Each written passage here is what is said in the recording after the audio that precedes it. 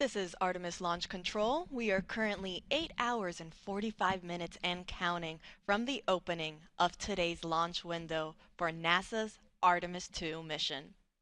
Now that launch window opens at 6:24 p.m. Eastern Time, and teams do have a 2-hour launch window, which means that they can try launching within those 2 hours if they are unable to hit it right at the start at 6:24. Now, the Artemis launch team is currently loading super cold or cryogenic liquid propellant onto the SLS or Space Launch System rocket. We're currently in our fast fill operations for the core stage liquid hydrogen and liquid oxygen tanks, and the teams just reported that they are also now starting their chill down operations for the liquid hydrogen tank on the upper stage, or that second stage of the SLS rocket. You can see a great view of it there on your screen. It sits right up on top of where you have the nose cone shape structure. That's orange. Up on top there is a portion of that upper stage, also known as the interim cryogenic propulsion stage. And then, if you're curious, the nose cone structure shape, that is called also the launch vehicle stage adapter. It is a part of the rocket, and it is enclosing also a portion of the interim cryogenic propulsion stage. This is done for protection, so you don't see the engine that's underneath that second stage, but it is underneath there, hidden behind the launch vehicle stage adapter. So again, we are now starting our chill down for the liquid hydrogen on our upper stage. Following that, we will then transition into fast fill for liquid hydrogen on the upper stage. Meanwhile, on the core stage, that is the first stage of the rocket, fast fill is already underway. There's a great profile shot. So right underneath that nose cone shape is then that cylinder orange structure. That is the core stage. It is one of the tallest first stages of a rocket that NASA has ever used for any mission. It's roughly 212 feet tall. In fact, in total, the SLS rocket and Orion spacecraft sit at roughly 322 feet tall.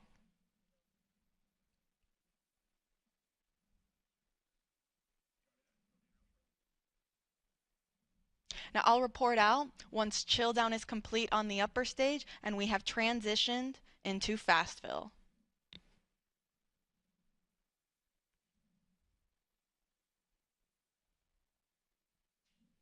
As a quick recap, Artemis II is scheduled to launch no earlier than 6:24 p.m.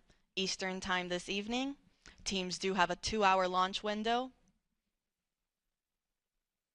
And this mission will be sending 4 astronauts around the moon and back. We'll be sending NASA astronauts Reed Wiseman, Victor Glover, Christina Cook, and Canadian Space Agency astronaut Jeremy Hansen on a 10-day mission.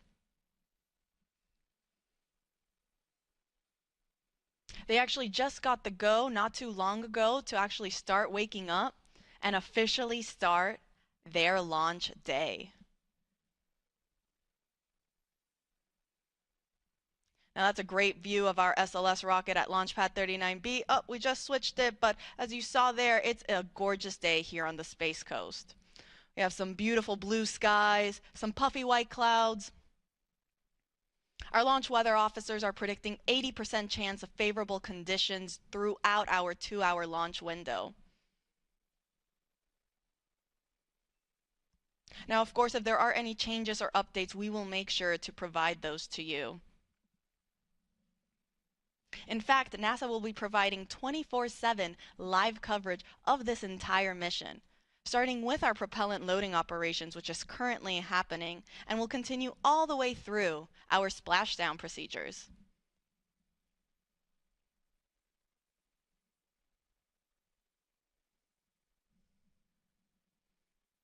You can see there on your screen how to watch.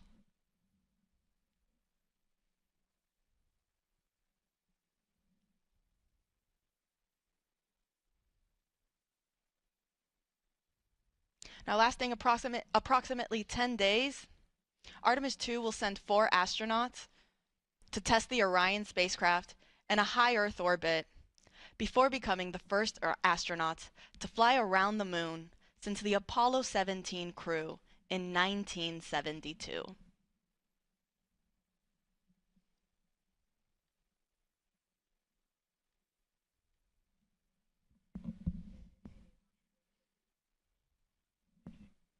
Again, we are in fast fill for core stage liquid hydrogen and liquid oxygen, and we are in chill down for the liquid hydrogen tank on our upper stage or interim cryogenic propulsion stage.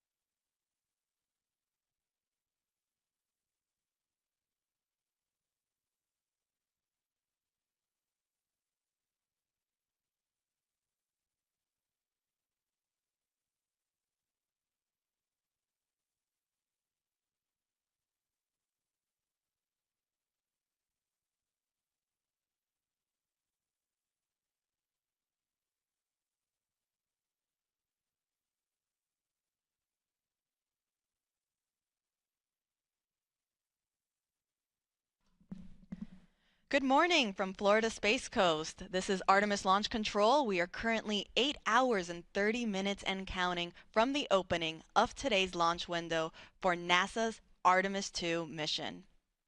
I'm Antonia Jaramillo in NASA Communications, and if you're just joining us, the Space Launch System, or SLS rocket, is in the process of cryogenic propellant loading.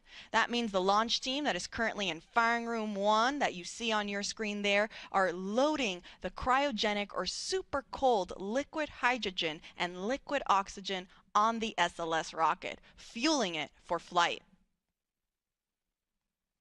Now, the team just reported that we have now started our fast fill operations on the liquid hydrogen tank on our upper stage of the SLS rocket.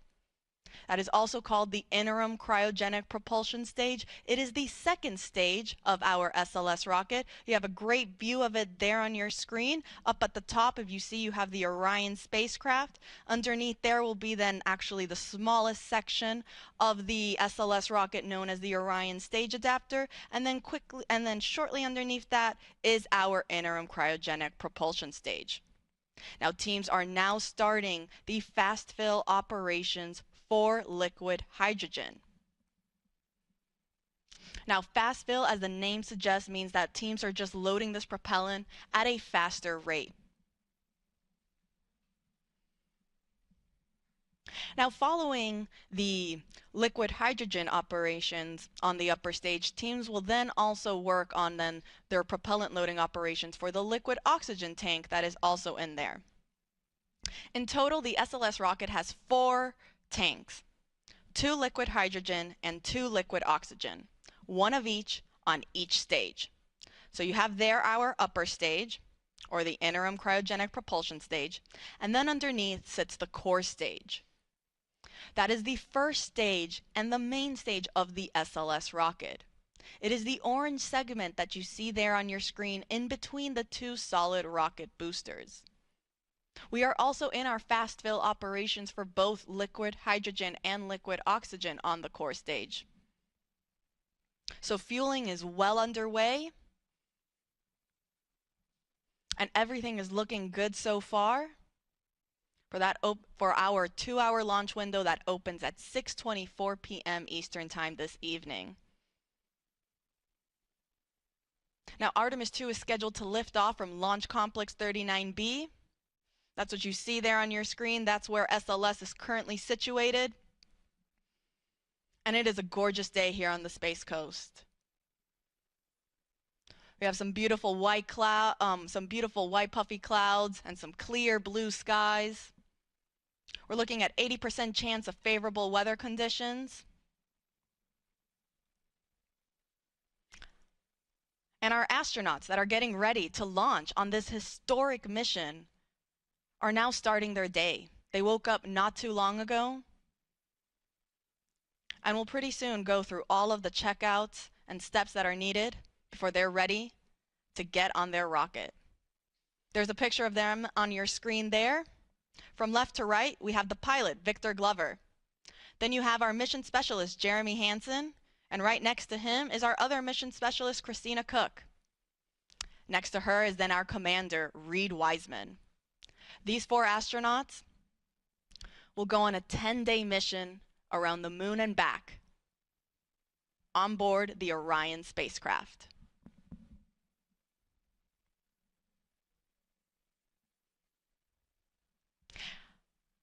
Now, fun fact, you see again there, we were talking a little bit about the different sections of the rocket, and we mentioned briefly the Orion stage adapter. Now, the Orion stage adapter is the last section of the SLS rocket. It's what sits in between the interim cryogenic propulsion stage and the Orion spacecraft. And it's also what houses our secondary payloads, or these shoebox-sized CubeSats, that will be providing and conducting scientific experiments.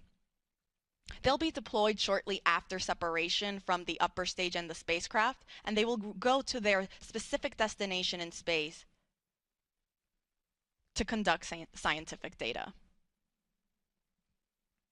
Now, inside the Orion stage adapter, fun fact, our astronauts, so Reed Wiseman, Victor Glover, Christina Cook, and Jeremy Hansen, They actually got the opportunity to sign the interior of the OSA, or that Orion stage adapter. So their names are on that rocket.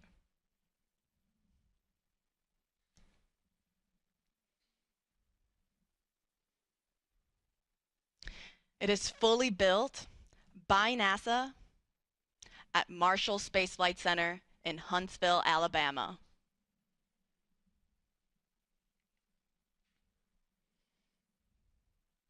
Now going back to the upper stage, that interim cryogenic propulsion stage, it holds roughly 24,000 gallons of liquid propellant. The liquid hydrogen tank is approximately 17,000 gallons, and the liquid oxygen is a roughly 6,000 gallons.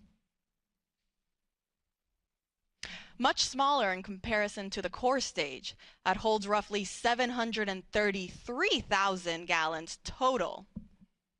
You have a 537,000 gallons of liquid hydrogen on the core stage tank, and then roughly 197,000 or 196,000 on the liquid oxygen tank.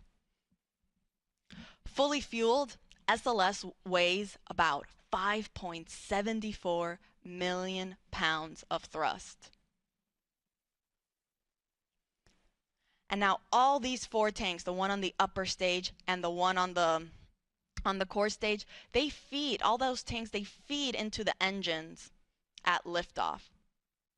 So the core stage will feed the four RS-25 engines that you see at the bottom of your screen there.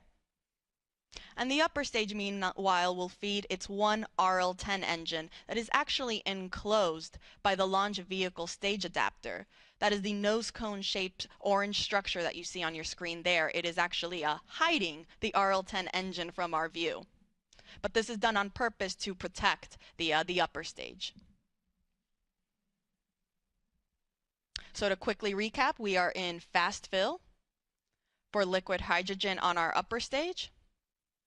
We have not started our propellant loading operations on the liquid oxygen tank yet. I'll report out once that operation is underway. And on the core stage, meanwhile, we are still in our fast fill operations for both tanks, for both liquid hydrogen and liquid oxygen.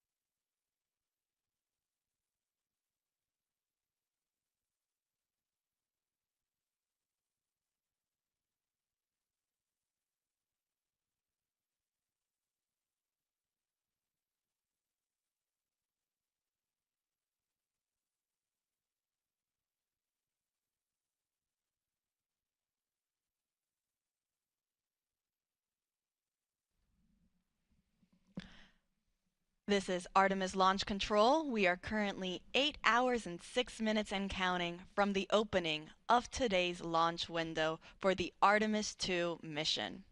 Now that launch window opens at 6:24 p.m. Eastern Time this evening.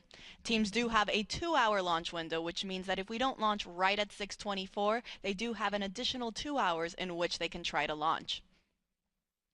Now the launch team, which we see here on our screen, they're currently in Firing Room 1 at NASA's Kennedy Space Center in Florida. They're in the process of loading liquid propellant onto the SLS rocket. Now it's not just the launch team that's here in the firing room that is helping and is on console for today's launch, but we also have supporting teams across the country that are tuning into this countdown. One of those teams is actually the Artemis Mission Management Team. They recently just got here on console. They have a separate section and room. If you actually look, it's to the right-hand side of our launch director and assistant launch director, Charlie Blackwell Thompson and Jeremy Graver, respectively. Over there on the right-hand side where you kind of see that glass enclosure structure, in there is where our Artemis Mission Management Team will sit for the duration of today's countdown. Now, they just recently arrived on console. And apart from the mission management team, we also have the mission control team at NASA's Johnson Space Center in Houston and the SLS Engineering and Support Center at NASA's Marshall Space Flight Center. And this doesn't include the other several contractor locations that are also around the country supporting this launch and this mission.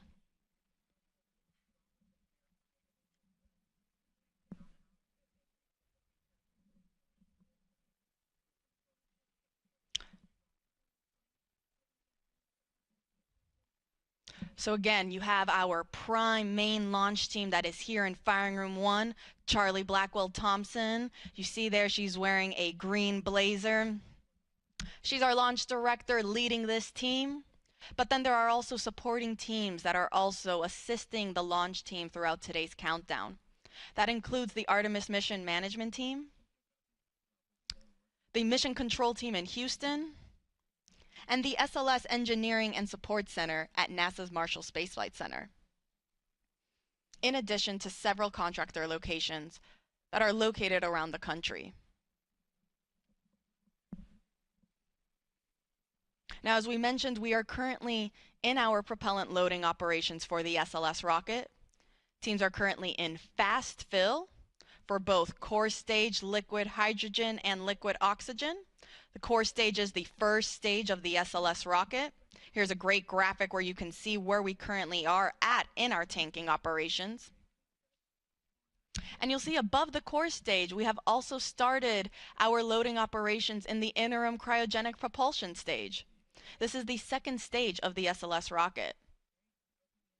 Now, we have not started loading liquid oxygen yet. I'll report out when that is underway.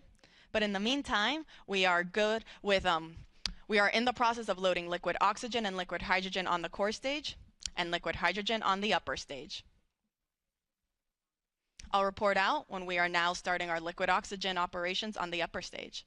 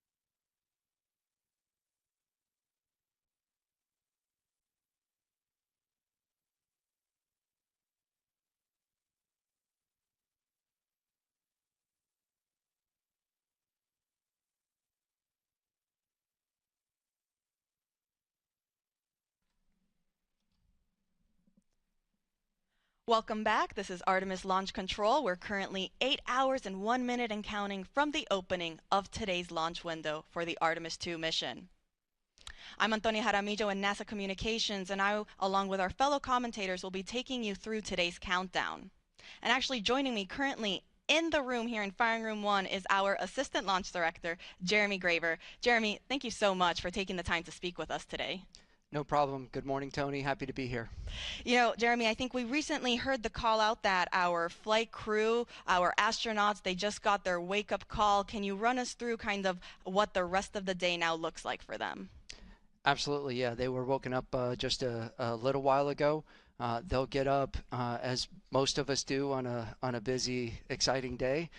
Get up, they'll get their breakfast. They'll kind of get into the groove of the day.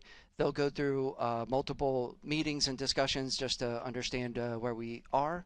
In a little while, the launch director and our flight director will provide a weather briefing for the flight crew to talk about all of the weather potentials that could play into today's launch opportunity. Once that's complete, they will then start getting suited up, and they'll head to the suit room, start doing all their preparations from a suit up perspective. As that's completed, they'll be checking with us to make sure that we're ready for them to come to the pad, and then they'll be on their way, headed out to the pad in the Astrovan, ready to get out to launch pad 39B, get up on top of the mobile launcher onto the 274-foot level, go across the crew access arm into the White Room, and enter the Orion spacecraft. So we're really excited for those events later today. It is. It's a very busy and exciting day, like you mentioned. I hope they got some good rest and didn't, wake up a bunch of times throughout the night. I know I certainly did, but just because of pure excitement, like you mentioned. Now let's shift focus back on the rocket. How's propellant loading going? Everything is going very well right now. As I stepped off console to come in here, the core stage LH2 tank was about 95% loaded. The upper stage is probably about halfway and moving towards their completion for LH2. The liquid oxygen side of the core stage is in fast fill as well, and proceeding well, and we will be getting into the upper stage LO2 loading in a little while. So all things moving per schedule, and working towards that plan for the day. That is great news. And actually, I think we just heard that they got the go for transitioning into that liquid hydrogen on the core stage 2 topping. So, like you said, we're getting very close. Absolutely. That is exciting, So, can you tell us a little bit then about those upcoming milestones once we finish that propellant loading on all 4 tanks? Yeah, so it's absolutely critical for us to get into what we call stable replenish on all stages. And what that means is the liquid oxygen and liquid hydrogen tanks on both the core stage and the interim cryopropulsion stage, or ICPS, are fully loaded, and we are just maintaining that level of loading. And that's a very quiescent configuration for us, and that's required for us to be in that configuration to then be allowed to send the flight crew, our closeout crew, which is there to assist the flight crew getting on board Orion. We need to be in that stable replenish configuration to be able to send those crews out to the launch pad. And as we send those crews out, that is really our press and our push to launch. We'll get the crew on board.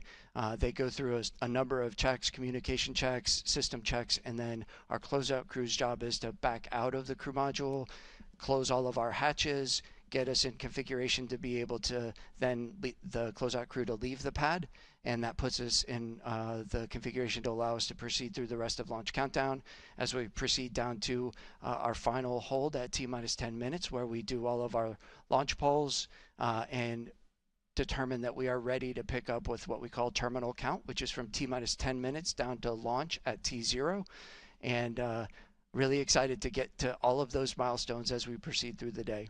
We are all very excited. We're rooting for you guys, watching along. And as you mentioned, the reason to get to all stages replenished first is because that's the point where we're at the safest configuration to send people back to the launch pad, correct? That is absolutely correct. It is a very stable configuration. It's the safe configuration that we require to ensure that we're ready to send those crews out to the pad. Jeremy Graver, thank you so much for taking the time to speak with us today. We're rooting for you, wishing you the best of luck, and we'll let you get back on console. Excellent. Thank you, Tony. Appreciate it. Go Artemis. Go Artemis. All right, and so just to quickly recap, we are now in our topping phase for liquid hydrogen on the core stage. We are still in fast fill on the liquid oxygen side for the core stage, and also fast fill for the upper stage liquid hydrogen tank. I'll report back once we have entered our topping phase for liquid oxygen on the core stage.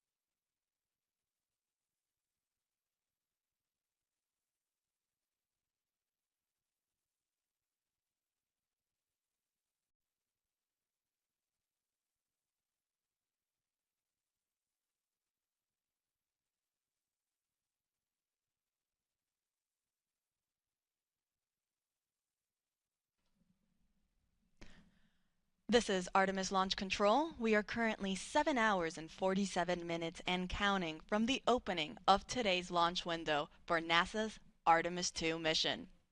That launch window opens at 6:24 p.m. Eastern Time this evening. Now the teams do have a 2-hour launch window, so that means if we can't launch right at 6:24, that's okay. They still have an additional 2 hours in which they can attempt to launch. Now currently the Artemis launch team, which you see on your screen there, they are in the process of loading cryogenic or super cold liquid propellant onto the SLS or the Space Launch System rocket. The teams actually just reported that we have completed loading liquid hydrogen onto the core stage of the rocket. Now the core stage is the first stage of that SLS rocket. There's a great graphic representation of where we currently are in our tanking operations. So as you see, we are at 100% level for the liquid hydrogen tank on the core stage. So that means we are now, the teams are just going to be constantly replenishing that tank as some of that as some of that liquid starts boiling off into a gas due to the temperatures as it starts warming up. So teams will therefore replenish it constantly to maintain this 100% flight level. Now, as you can see, right above the hydrogen tank sits our liquid oxygen tank. That's currently 70% of the way filled. And then on our upper stage, or the interim cryogenic propulsion stage, this is the rocket stage that sits on top of the core stage. We are currently in our fast fill operations for liquid hydrogen on that upper stage. Teams have not started liquid oxygen for the upper stage, and that is totally normal. That is part of the countdown. We aren't scheduled to start our upper stage liquid oxygen loading operations until we start getting into, so we get much further into our loading operations for the liquid oxygen tank on the core stage. So again, we are now in replenish for the core stage liquid hydrogen tank, and we are in fast fill for the liquid oxygen tank on the core stage and the liquid hydrogen tank on the upper stage. Now, a quick recap on how the whole tanking loading process goes. Teams will first start with what is called chill down. So prior to us actually starting to load the super cold propellant onto the rocket, they will first chill down all of the systems and lines. This is done to make sure that it is able to receive these super cold temperatures. In order for hydrogen to be in a liquid state, it needs to be negative 423 degrees Fahrenheit. Oxygen in a liquid state is negative 297 degrees Fahrenheit. So very, very cold temperatures. And as such, we want to make sure that we are conditioning all of the systems to be able to receive those cryogenic temperatures so that we aren't shocking the hardware and we're not causing any potential damage unnecessarily. Now, following chill down, we will transition into what is called into slow fill on the core stage. Now, slow fill, as the name suggests, refers to slowly starting to feed that propellant onto the rocket. This officially marks the start of our propellant loading.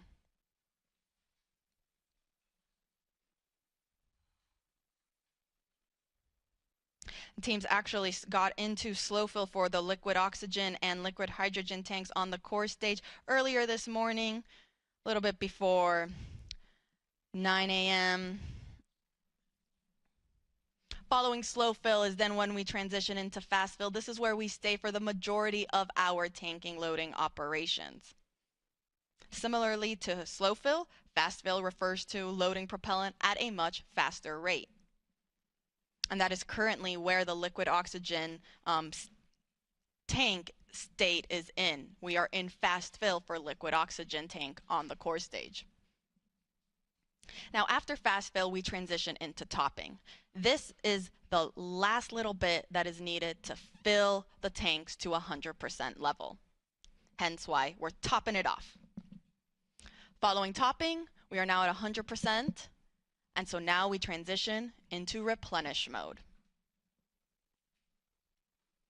Replenish just means we're going to be constantly replenishing these tanks so that we make sure we are again at 100% flight level.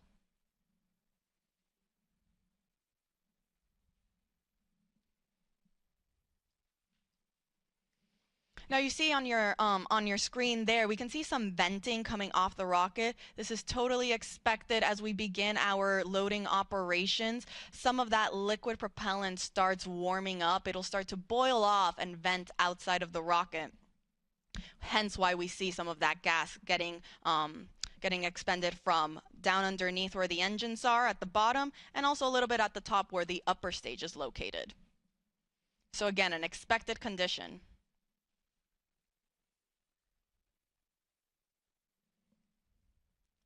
Now let's take you through the rocket a little bit. See up there on your screen, we have the Orion spacecraft. Underneath there is the Orion stage adapter. The Orion stage adapter is what houses our secondary payloads, or these scientific CubeSats. They're shoebox-sized scientific experiments that will go to space following separation from the upper stage and the spacecraft. It's also the smallest section of the SLS rocket at only 5 feet. Underneath the Orion stage adapter sits the interim cryogenic propulsion stage, or that second stage. Underneath there is our core stage, or the first stage of the rocket.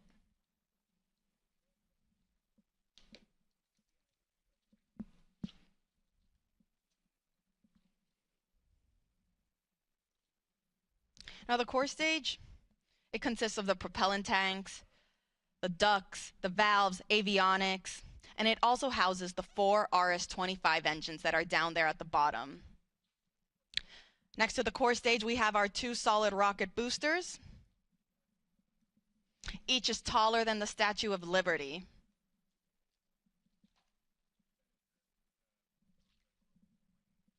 Now on those rocket boosters, you can see our NASA worm.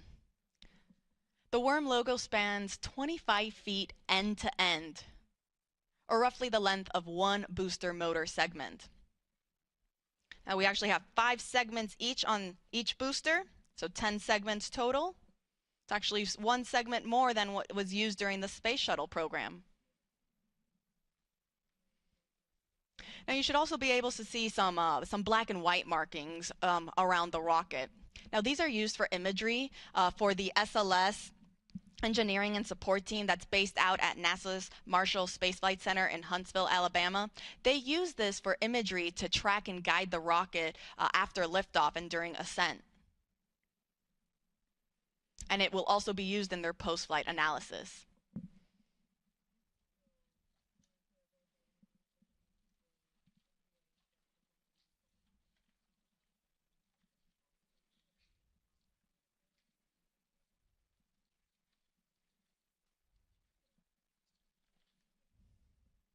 Now the orange color of the core stage is the thermal protection system, or that spray-on foam insulation. Now this provides the thermal protection for every part of the rocket.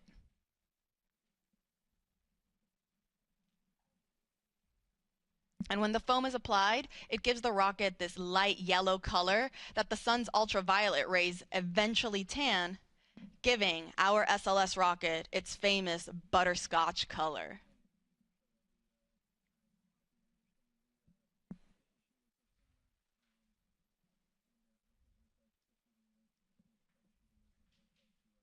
So again, to quickly recap, we are in replenish mode for the core stage liquid hydrogen tank. We are about 75% of the way filled on our liquid oxygen tank on the core stage. But we're still in fast fill. I'll let you know when we transition into topping for the core stage liquid oxygen tank. And then on the upper stage, teams are also in fast fill for liquid hydrogen. And they have not started the liquid oxygen operations on the upper stage yet.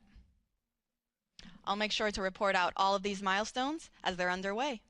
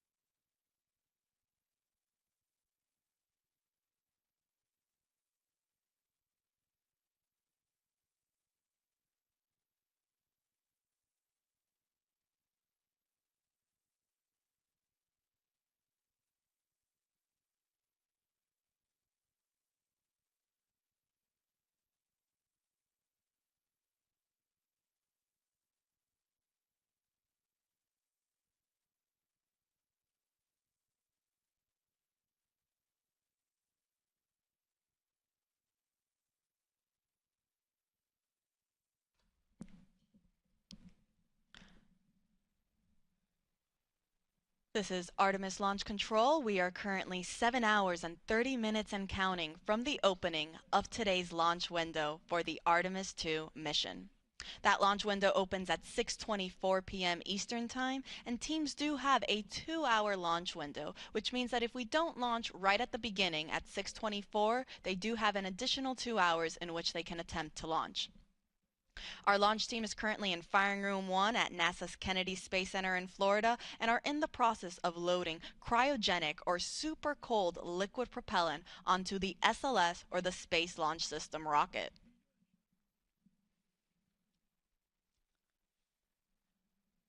Now, teams did just complete fast fill for the liquid hydrogen tank on the upper stage or our interim cryogenic propulsion stage.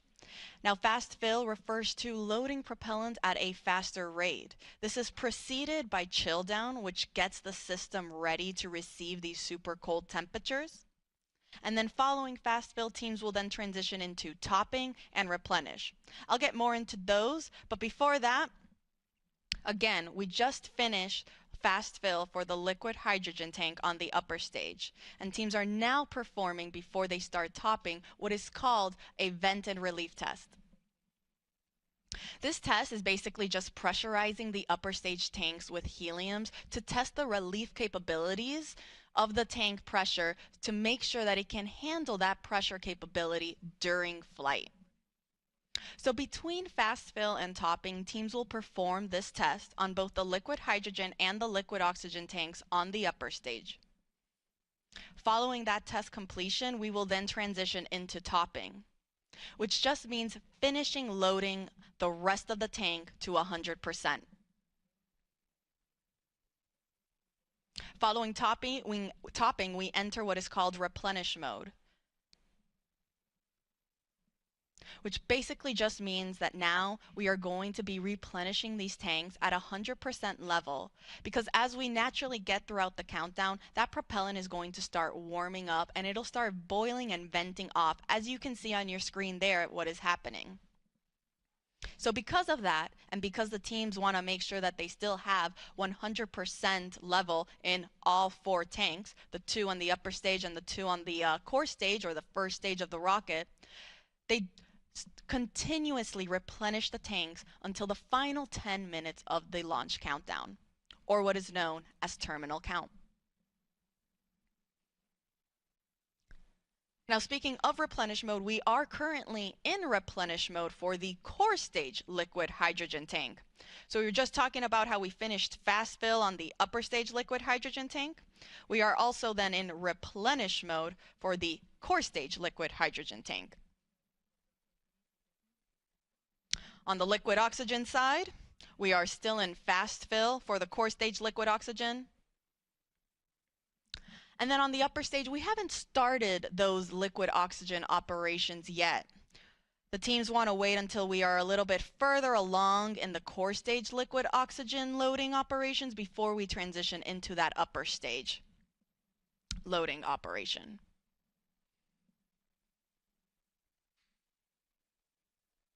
Now in total, the SLS and Orion rocket and Orion spacecraft are 322 feet tall. At liftoff, SLS produces 8.8 million pounds of thrust.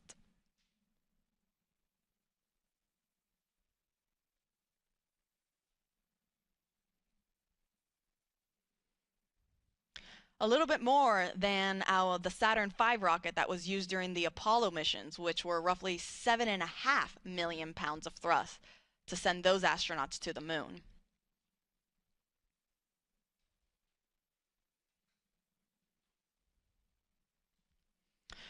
With our SLS rocket, though, you don't just have those liquid fuel tanks that are fueling the rocket, but you also have 2 solid rocket boosters that are attached on either side. You see there on your screen right there?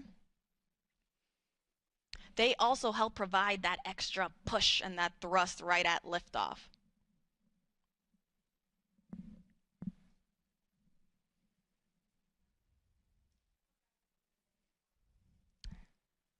Now, Let's go up a little bit on the rocket, go back to our upper or our second stage, our interim cryogenic propulsion stage. For those that have been following us along since Artemis 1, you might remember that the interim cryogenic propulsion stage for Artemis 1 provided the big push to send the Orion spacecraft on its way to the moon. For Artemis 2, however, it's going to be a little different. And the reason for that is because Artemis 2 is NASA's first crewed test flight, meaning we are sending astronauts on board this rocket for the first time. And because of that, we are going to have the capability to practice a bunch of different systems and tests and operations that we couldn't do if it were uncrewed. One of these operations is what is called the proximity operation demonstration. This involves the upper stage, or that interim cryogenic propulsion stage, and the Orion spacecraft practicing proximity maneuvers where the Orion spacecraft will practice approaching and getting away from the upper stage in a high Earth orbit. The reason teams want to practice this is in preparation for Artemis 3 and future Artemis missions for when Orion docks with our lunar landing systems. And so because of this, this means that the interim cryogenic propulsion stage will be separating from Orion much sooner. Meaning that following this demonstration, it will be Orion's European service module that will actually send the spacecraft on its trajectory to the moon. It will perform what is called the translunar injection burn.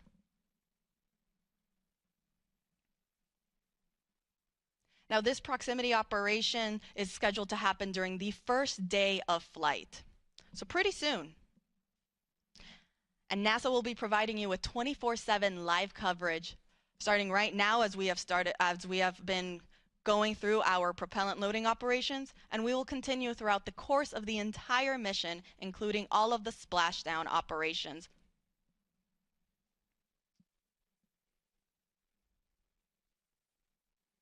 Artemis II will send NASA astronauts Reed Wiseman, Victor Glover, and Christina Cook, and Canadian Space Agency astronaut Jeremy Hansen on a 10-day mission around the moon and back. Orion is scheduled to splash down off the coast of San Diego in the Pacific Ocean.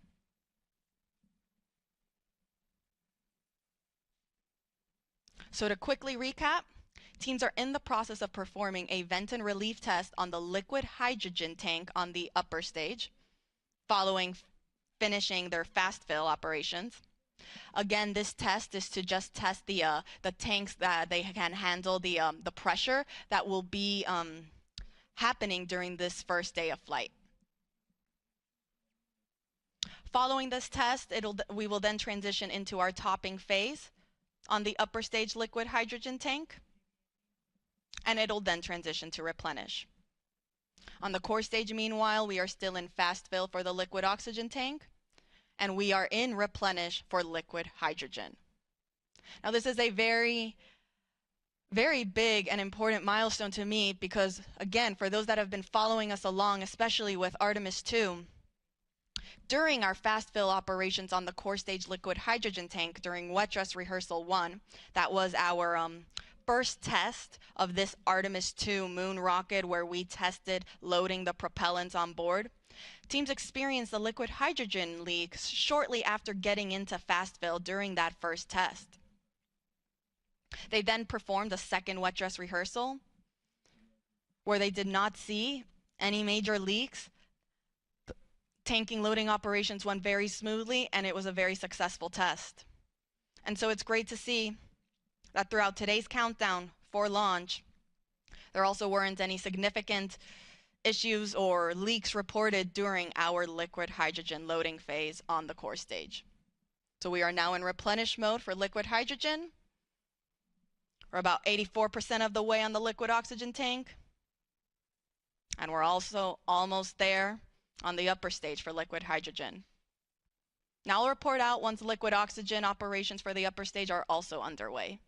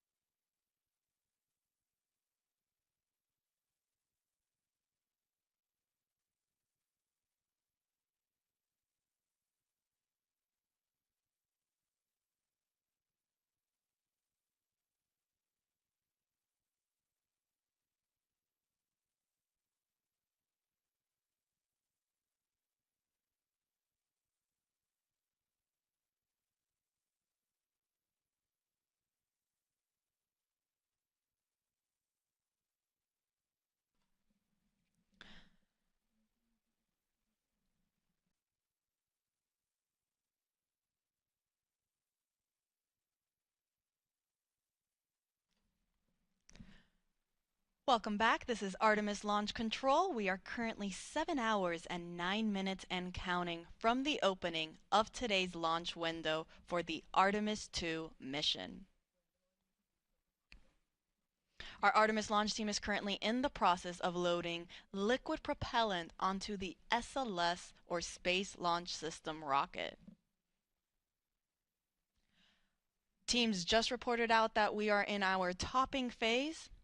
For the upper stage liquid hydrogen tank, this means we are almost at 100%, if not pretty much there on that upper stage tank.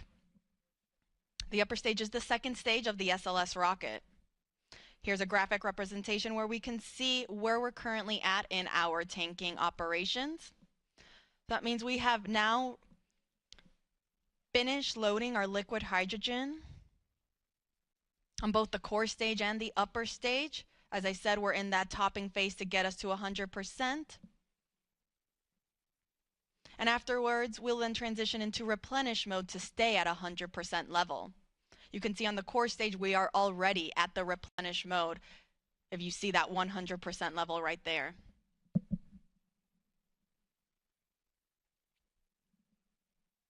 And we also just got confirmation that we are also in replenish for the upper stage liquid hydrogen tank. Now on the liquid oxygen side, we still have a little bit to go. We're almost there on the liquid oxygen tank for the core stage. You see roughly 92% of the way filled. And we haven't started our liquid oxygen propellant loading operations on the upper stage. Teams are getting ready to start chilling down that tank. Teams do this to make sure that all of the systems and lines are ready to receive these cryogenic temperatures.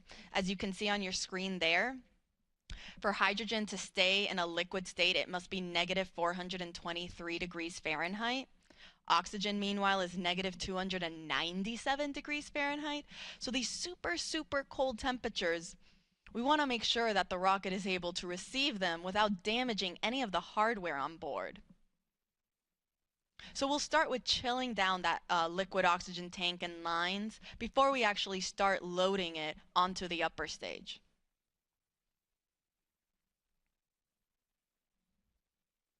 I'll report back once that step is underway.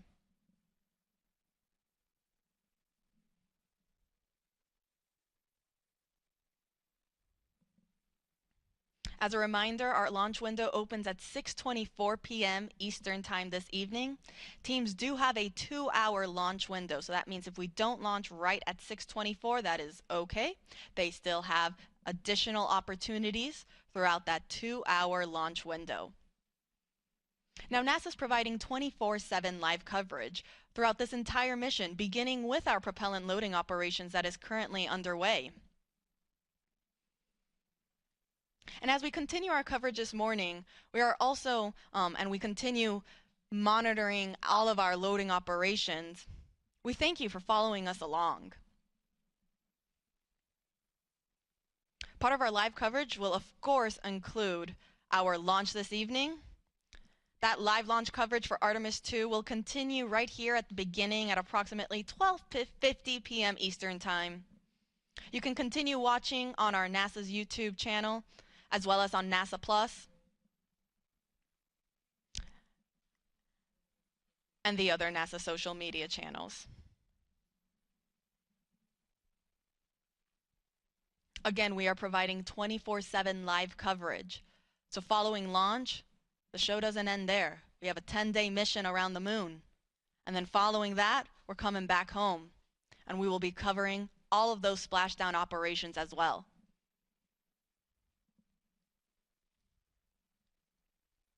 Artemis II is a test flight. It is NASA's first crewed Artemis mission. We will be sending NASA astronauts Reed Wiseman, who serves as the commander, Victor Glover, the pilot, and mission specialist Christina Cook. And then we're also sending Canadian Space Agency astronaut Jeremy Hansen, who serves as the other mission specialist for this mission.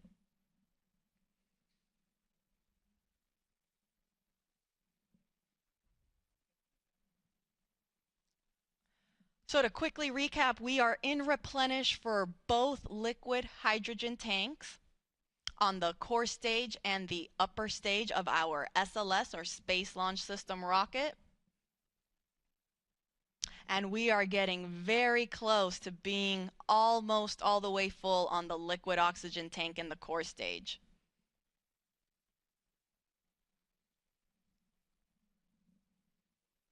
I'll make sure to report out once we start entering topping for the liquid oxygen tank in the core stage. Again, that refers to the last little bit that is needed to get us to 100%. And I'll also make sure to let folks know when our chill down operations are in work on the upper stage liquid oxygen tank.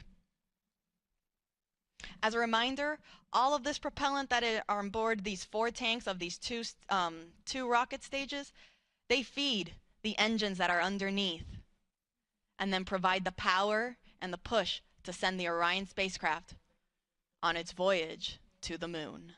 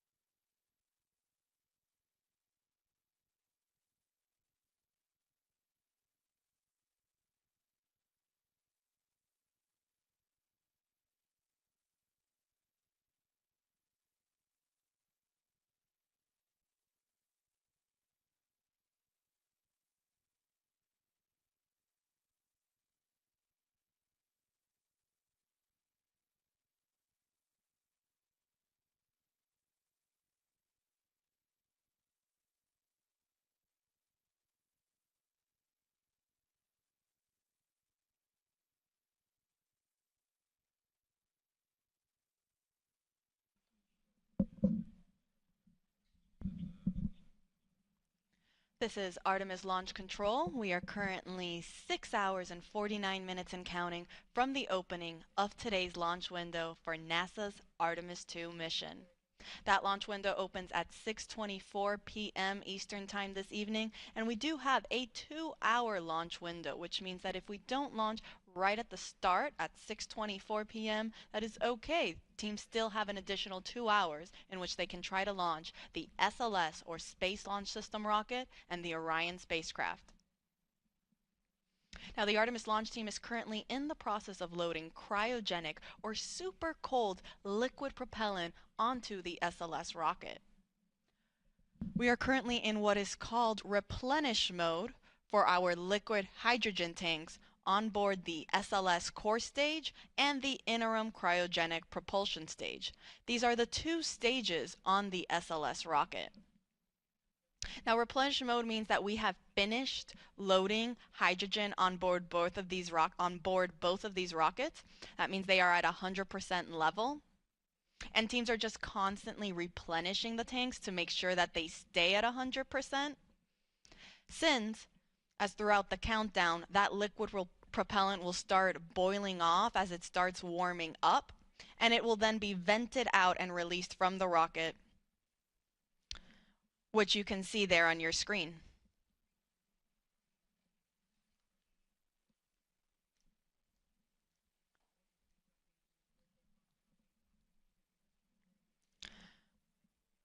Now, on the liquid oxygen side, teams are now in topping phase for the core stage liquid oxygen tank. Topping is the in-between state of fast fill and replenish mode. Fast fill is where we spend the most of the time loading propellants. We load it at a much faster rate. Then once we reach a certain point, we will transition into topping to finish loading the tank to 100%. That is now where we are currently at in the core stage liquid oxygen tank. And following topping, we then transition into replenish. So we're in core stage liquid oxygen topping. We're in topping for the core stage liquid oxygen tank. And we are in replenish mode for both tanks on the liquid hydrogen, on the core stage and the upper stage.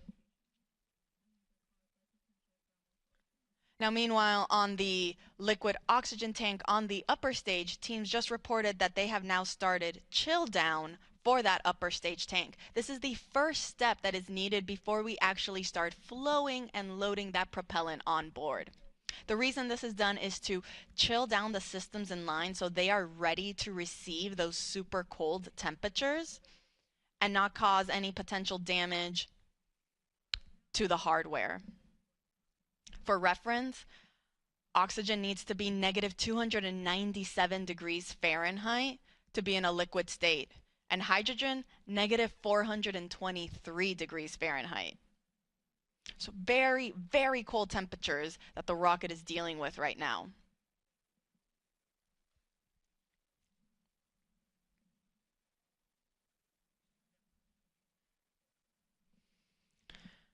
Now again, we are underway for the Artemis II mission. This is the second Artemis mission in NASA's Artemis program. Artemis 1 was an uncrewed test flight. Artemis 2 will be the first crewed test flight. This will be the first time we send astronauts on board our Orion spacecraft. We'll be sending our commander Reed Wiseman, our pilot Victor Glover, and mission specialists Christina Cook and Jeremy Hansen on a 10-day mission around the moon.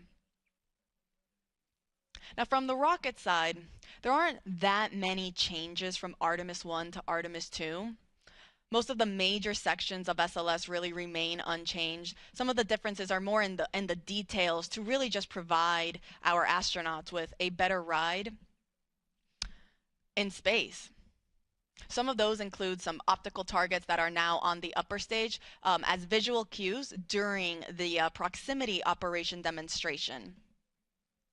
This will be a test for the astronauts to practice maneuvering Orion and practice approaching the upper stage while it's in a high Earth orbit.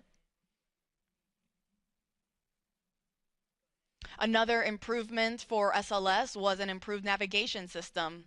Also, communications capability between the ground stations and the U.S. Space Force Space Launch Delta 45, which controls the eastern range. That is responsible for kind of helping dictate when we are allowed to launch here off the Space Coast in Florida.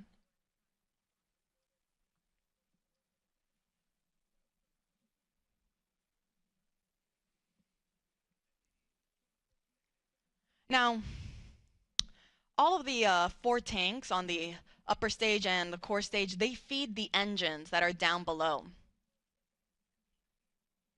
At liftoff, the four RS-25 engines will operate for the first 8 minutes during flight. The two solid rocket boosters that are on either side, those operate for only 2 minutes, and they provide 75% of the power at liftoff.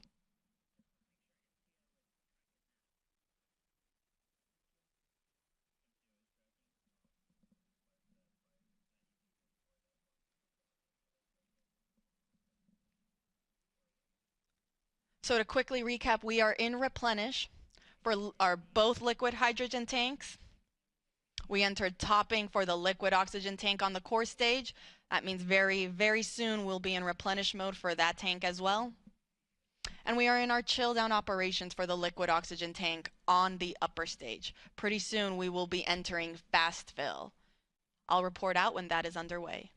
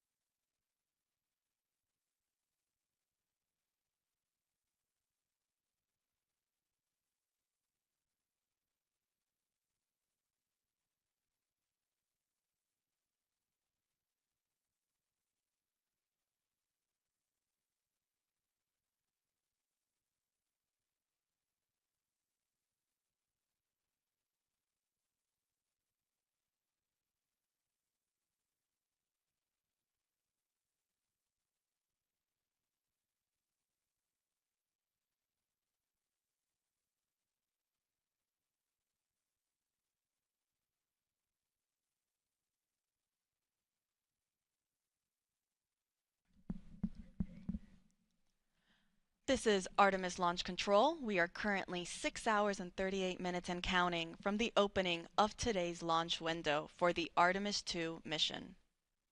That launch window opens at 6:24 p.m. Eastern Time this evening, and teams do have a 2-hour launch window in which they can attempt to launch the SLS or the Space Launch System rocket and Orion spacecraft.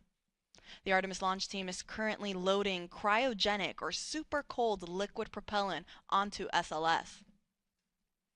We are currently in replenish mode for both liquid hydrogen tanks on the 2 stages of our SLS rocket.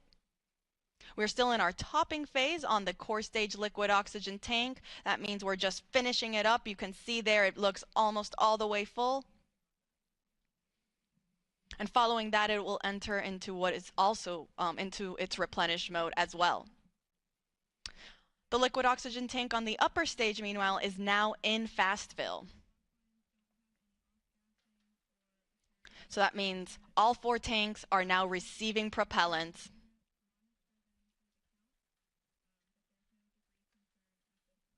Following fast fill on the liquid oxygen tank for the upper stage, teams will perform that vent and relief test that they also did for the liquid hydrogen side on the upper stage.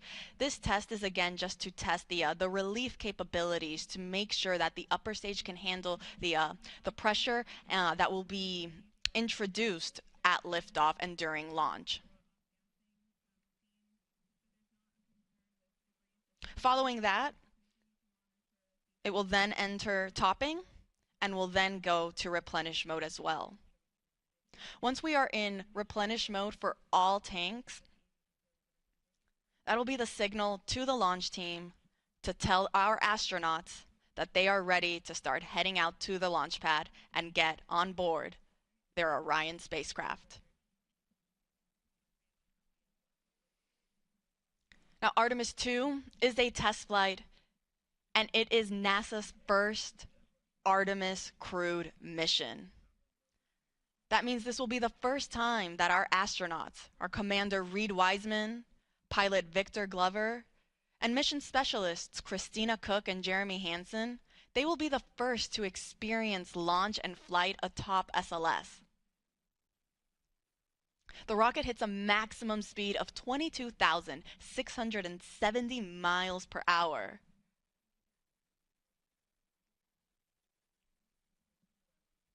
And our astronauts will get to experience the entire ride.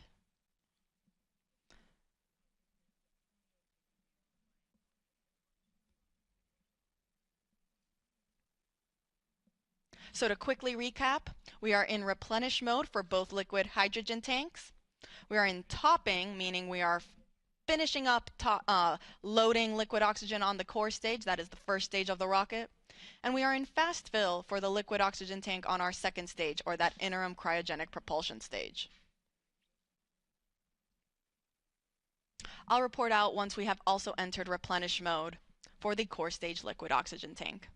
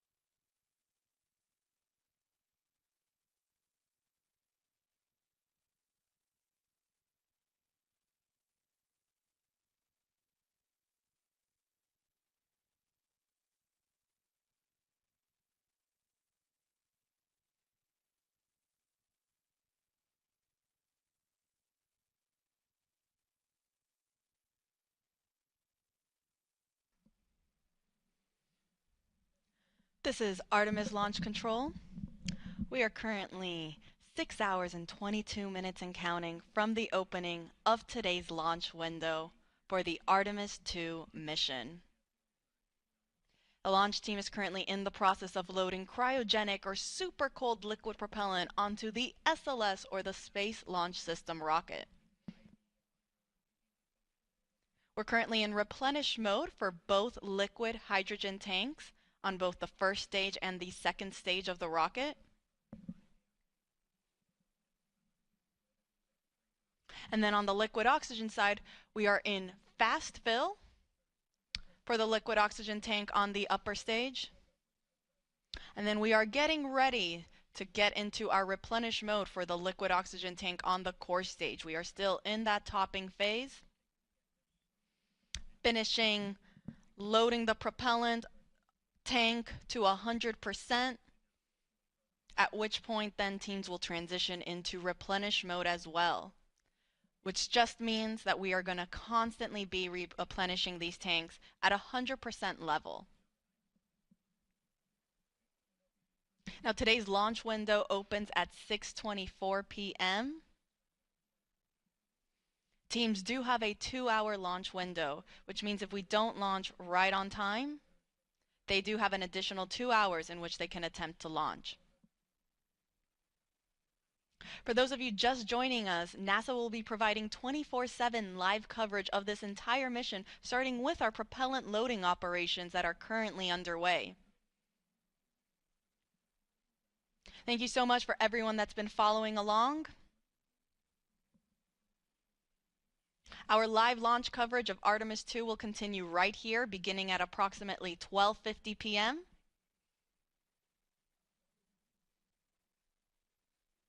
where the rest of my NASA commentators will be chiming in on how the rest of today's countdown goes. And we'll take you through the rest of the mission.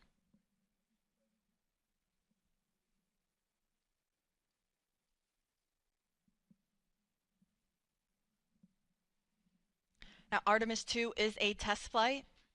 It will be the first mission that sends astronauts on board SLS and Orion. You can see a photo on your screen there of our Artemis II crew. We have our commander, Reed Wiseman, on the right-hand side. Then we have our 2 mission specialists in the middle, Christina Cook, and then Canadian Space Agency astronaut Jeremy Hansen. All the way on the left is our pilot, Victor Glover. All 4 of them woke up not too long ago at around 9:25 a.m. this morning. Not a terrible wake-up call. In that time, they've been getting ready, having breakfast, getting some briefings. And they'll get one more briefing. It's the flight crew weather brief, where they'll get a status on where we are in the countdown, what the current forecast looks like. Following that brief, they will then start their suit-up operations before they go out to the launch pad and board their spacecraft.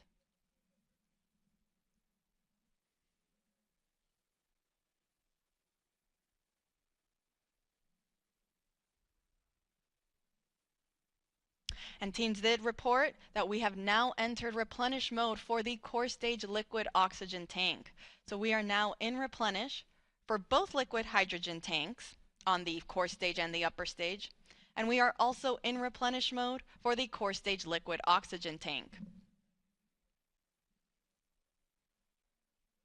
On the upper stage liquid oxygen tank, meanwhile, we are still in fast fill.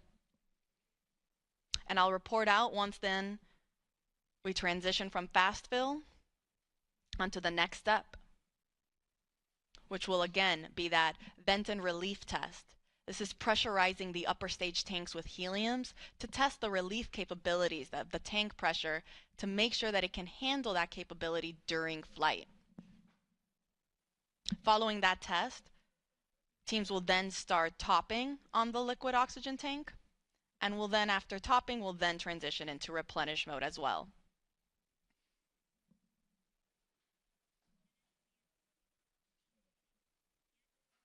I'll report out when that's underway.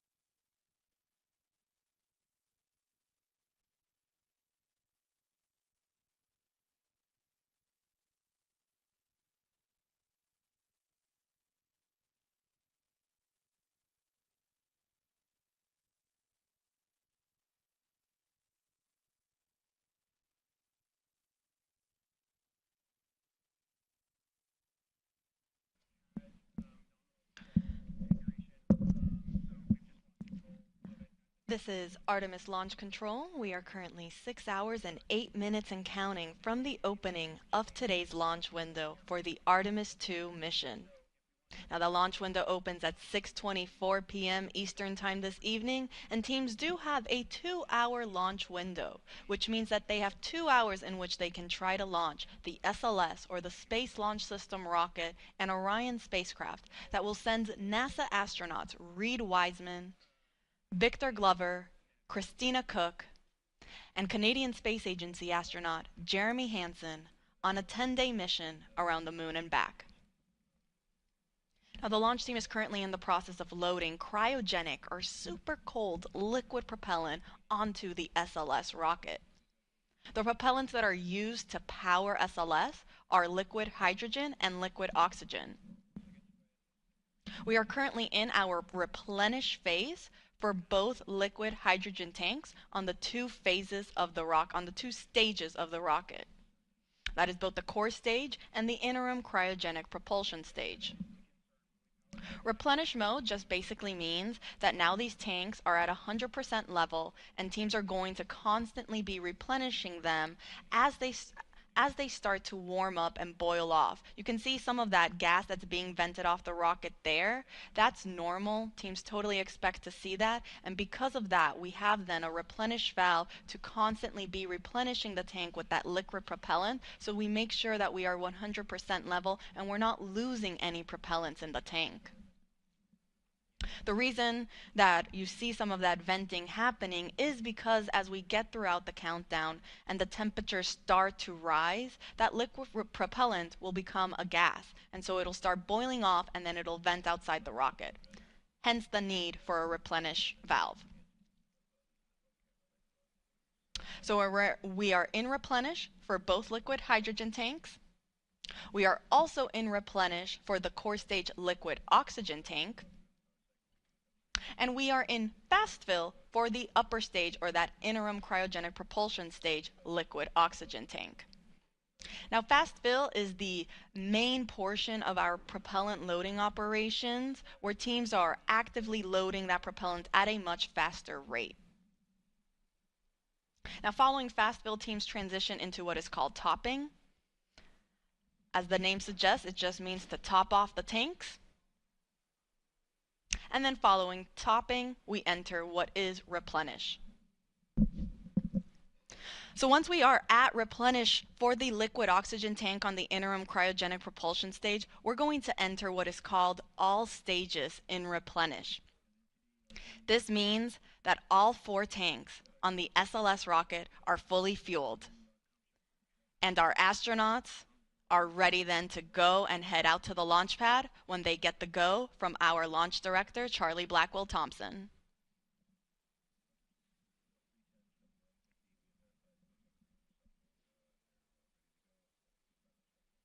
Now, coming up shortly, our astronauts will be joining in on a flight crew weather brief with our launch director, as well as with the flight director in Houston and the launch weather officer. They'll provide a quick status on how the forecast looks for the rest of today's countdown, as well as where we currently are in our countdown operations.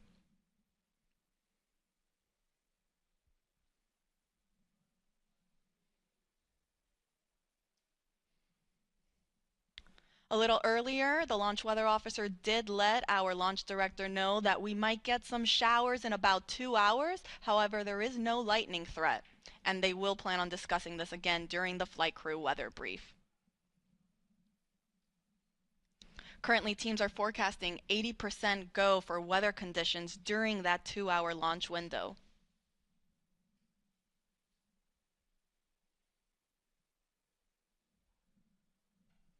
So again, to quickly recap, we are in replenish mode for both liquid hydrogen tanks. We are also in replenish mode on the liquid oxygen tank on the core stage. That is the first stage of the SLS rocket. And we're in fast fill for the liquid oxygen tank on the upper stage.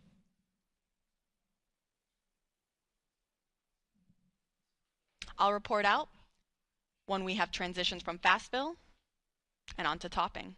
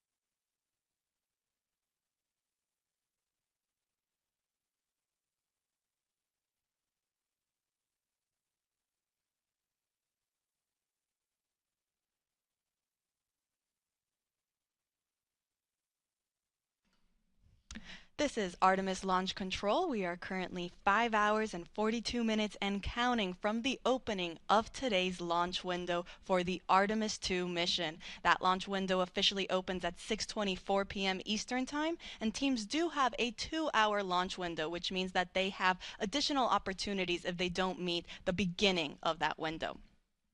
Now, joining me is Artemis Launch Director Charlie Blackwell Thompson. Charlie, thank you so much for taking the time to speak with us today. Oh, you're more than welcome. It's great to be here, Tony. It sure is. Now, we know that you just conducted a flight crew weather brief with our astronauts as well as teams and mission control and our launch weather officer. Do you mind providing us kind of how that went and what we can expect? Yes, the weather brief went really well. What we do during that weather brief is we give the flight crew a summary of where we are in our tanking, what's left, and of course we have our core stage and our upper stage fully loaded with LH2, and we're in Replenish, and we are just finishing up our LO2 or liquid oxygen load into the upper stage. So we provided that status along with any nonconformances that the crew might be interested in, and then we went through the weather. And so our weather from our launch weather officer remains at a 80% likelihood of go today and a 20% chance of violation. We are watching some precip that is making its way toward the pad, but we expect that that is going to dissipate as we get closer to the opening of our window. So really good to hear the crew's voices and to talk through a day of launch ops. You know, it's something that we simulate, but there's nothing like the real day. Absolutely. I can only imagine. And it's great news to hear that we are still 80% go. Those are very, very favorable conditions. Let's hope it stays that way.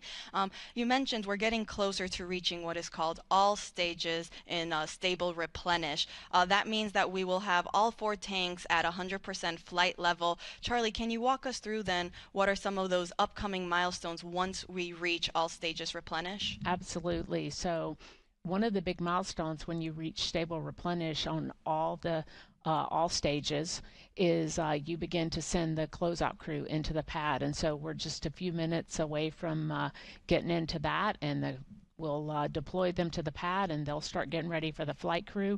And then, of course, shortly after that is the exciting milestone of seeing the crew walk out of the operations and checkout building and make their way to the pad. And that's certainly something that we've been waiting a very long time to see. It's going to be very exciting, I think, certainly for our team. It'll be exciting for our country, and it'll be exciting for people all over the world who are watching our crew head to the pad, knowing that we are just about 5 hours or so from launch. It You couldn't have said it any better. This is very exciting for the entire world. We cannot wait for that moment when we see our astronauts depart their crew quarters and head to the pad. Charlie, thank you so much for taking the chance to speak with us today. We are rooting for you. We're wishing you the best of luck in today's countdown, and we'll let you get back on console. All right. Thank you, Tony. Appreciate the opportunity to chat with you, and go Artemis. Go Artemis. All right, so to quickly recap, we are in replenish mode for both liquid hydrogen tanks, and we are getting ready to also hit replenish mode on the liquid oxygen tanks for both of those. We will report out when that is underway.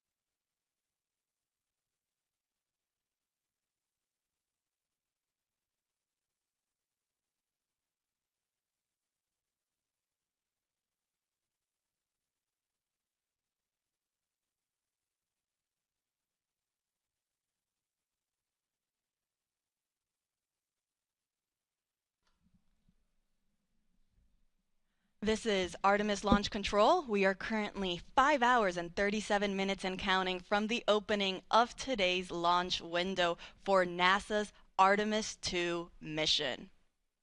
Now, the launch team is currently in the process of loading cryogenic or liquid propellant onto the SLS rocket. You see our launch team there in Firing Room 1, and you actually can see our NASA administrator, Jared Isaacman. He just joined the room to greet our launch director, Charlie Blackwell Thompson, and our assistant launch director, Jeremy Graver. Now, to quickly recap, we started our propellant loading operations at 8:35 a.m. Eastern Time. That was after we had chilled down the core stage systems lines, and after we had been given the go from our launch director to start our tanking operations. So after 8:35, we started again slow fill. A little bit after that, at 9:25, our astronauts got their scheduled wake-up call.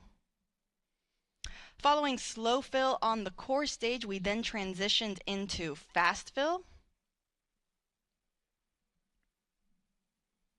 Once we were in fast fill for the core stage, we then started our upper stage loading operations. We started first with hydrogen. Started chilling down the liquid hydrogen tank on the upper stage at roughly 9:36 a.m. and then we got into fast fill at 9:51 a.m. Following that, we entered then our topping phase on the core stage liquid hydrogen tank. Topping refers to finishing up that last little bit to get to 100%, and then we transitioned into replenish. We did the same thing for the core stage liquid oxygen tank, as well as for the liquid hydrogen tank on the upper stage. Now all that's left is to enter replenish mode for the liquid oxygen tank on our upper stage, and we will enter what is called all stages replenish. This means that now all 4 tanks will be at 100% level. Once we reach this stage, this will be the signal for our launch team to let our astronauts know that they have the clear to enter the launch pad and go and enter their spacecraft. As a reminder, NASA is providing 24/7 live coverage of this mission. We started this morning at 7:45 a.m. and ran you through our tanking loading operations, and we will continue to do so throughout the rest of today's launch countdown. We will be beginning our live coverage in just a few minutes for that launch, and the rest of our commentators will make sure to take you along through today's countdown. You can see on your screen there how to watch.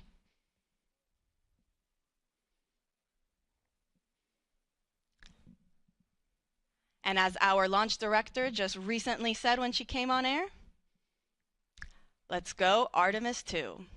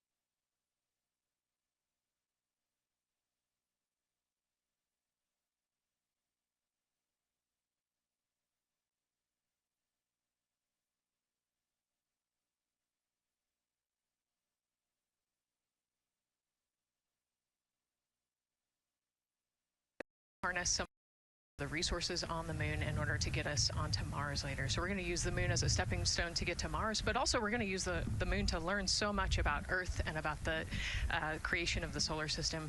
You know, the moon is this untouched witness mark for the Earth and the solar system. And what I really love is like all the things that we do to get us to explore our universe, all of that technology, all the jobs created to support that, it all benefits us here on Earth. Yes, definitely. I mean, getting this rocket into orbit takes, 8.8 million pounds of thrust, right? And it's the people on Earth who do that and who create that, the engineers, the scientists. There are so many people who make this mission happen.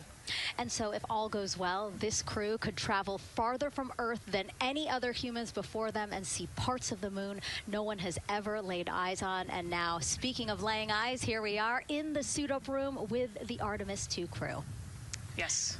Looks like the commander's getting his comm cap on, so the communication cap. Looks like Victor's already got his on and the helmet going. He's just stretching out his wrist a little bit, right? Yes. And in charge of liftoff today is Launch Director Charlie Blackwell Thompson. She and her team are just across the street from us inside of the Launch Control Center. They kicked off continuous around-the-clock operations just before 5 p.m. on Monday and started fueling the rocket about 4 hours ago.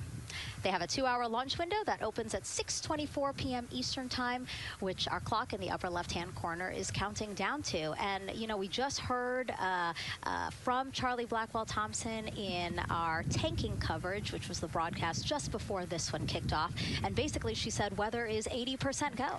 Yes, 80%, we will take that. It's a little windy. There's some clouds building, but we're going to keep an eye on it, and 80% is a good number to keep moving today. Yeah, and what she said was a wave of showers are moving west, but they should be well past the pad by the time we launch again. Hopefully at 6:24 p.m. today. Hopefully. All right, so again, let's head back into that suit-up room. We see Reed Wiseman. He is the commander of the Artemis II crew, and Nicole, he is putting on what you guys are calling the communications cap, the comm cap. Yes, so it's a little bit for protection of his, of his head there, but also you can see the mic booms, and he's got ear cups there so he can hear, the rocket's loud. So you're going to wear hearing protection, but then we also want to be able to talk to Earth and talk to each other. So they're getting that settled, and then he will put the helmet on over that comm cap. That comm cap will also connect into the suit, which then eventually connects into the capsule. Through an umbilical there, so there's a lot of cords and wires. You can see them tuck in that cord under his chin right now. And so the suits they're wearing, they're called the Orion Crew Survival Suits, or OX suits. And so they're worn for launch and reentry or during high-risk or emergency situations. And I think a lot of people, especially if they're have been following NASA for all these decades now, they're kind of thinking, hey, these look like the suits that our shuttle astronauts used to wear. There is a lot of resemblance here. That's true. Yeah, they are very similar. NASA does a great job of leveraging the lessons that we learned from previous missions. So dating all the way back to Apollo, some of our first spaceflight missions, we learned lessons about the suits and how to make them better, and we just continued to carry that through all the way into the Artemis mission. Time now to introduce you to some of our teams today. We have Gary Jordan at NASA's Johnson Space Center in Houston. He's going to be inside with the mission control teams, which will take over from Kennedy's launch control team right at liftoff. And then back here at Florida, there's Megan Carter inside Kennedy Space Center's visitor complex, Jasmine Hopkins at a launch viewing location, and then finally Daryl Nail inside the Launch Control Center with the launch team. Now each is going to provide a very unique experience today, starting first with Daryl, who has been closely monitoring the launch countdown for us. Yeah, and welcome into Firing Room 1, a historic firing room here at the Kennedy Space Center in Florida. It's a pleasure and an honor to be here reporting what's happening as we lead up to countdown and liftoff of Artemis II. So far, looking pretty good. You see the rocket out there on the pad. It is launch day, and we just got that crew weather brief that you were talking about from Launch Director Charlie Blackwell Thompson to the crew. It looks like a countdown at this point is in good shape, and that's great news. Fueling continues to track well. We just reached all stages replenish. And while we're talking about the fueling, let's talk about that tanking. Pull up the tanking graphic if we could now. that will give us an indication of where we are with tanking. And I can just tell you, as you see from this board right here, we are all stages replenish. So all tanks on board the SLS, the 2 liquid hydrogen, lower stage and upper stage, and 2 liquid oxygen, lower stage and upper stage, are at 100%, and that's exactly where we want to be. This kicked off at 7:30 this morning with a go for cryo load, and here we are roughly about 5 hours later, and we're fully tanked and now in replenish. The amount of propellant on board, roughly 733,000 gallons. That's about an Olympic-sized pool and a half. Huge amount of propellant. It's all flowed in there. The great news there, no leaks, no issues, and we're looking good at this point. So let's talk weather now. The weather, while it is favorable overall, it's not totally clean, and that was hinted at earlier when we talked about the storms. There is, of course, some onshore flow. Currently, our overall attempt percentage stands at 80% chance of acceptable weather conditions at the time of liftoff, which is going to be within our launch window. That's tonight from 6:24 p.m. Eastern Time until 8:24 p.m. Eastern Time. Winds are good. The lightning risk is low. But scattered showers still remain possible around the Cape and including near the pad. So the expectation is that there'll be some more active weather coming our way, but we're expecting it to push to the west. So the watch item is really any isolated shower that could briefly move through the area and trigger a constraint, especially for flight through precipitation. Well, you're looking now inside the astronaut suit-up room, and of course we got the 4 astronauts there.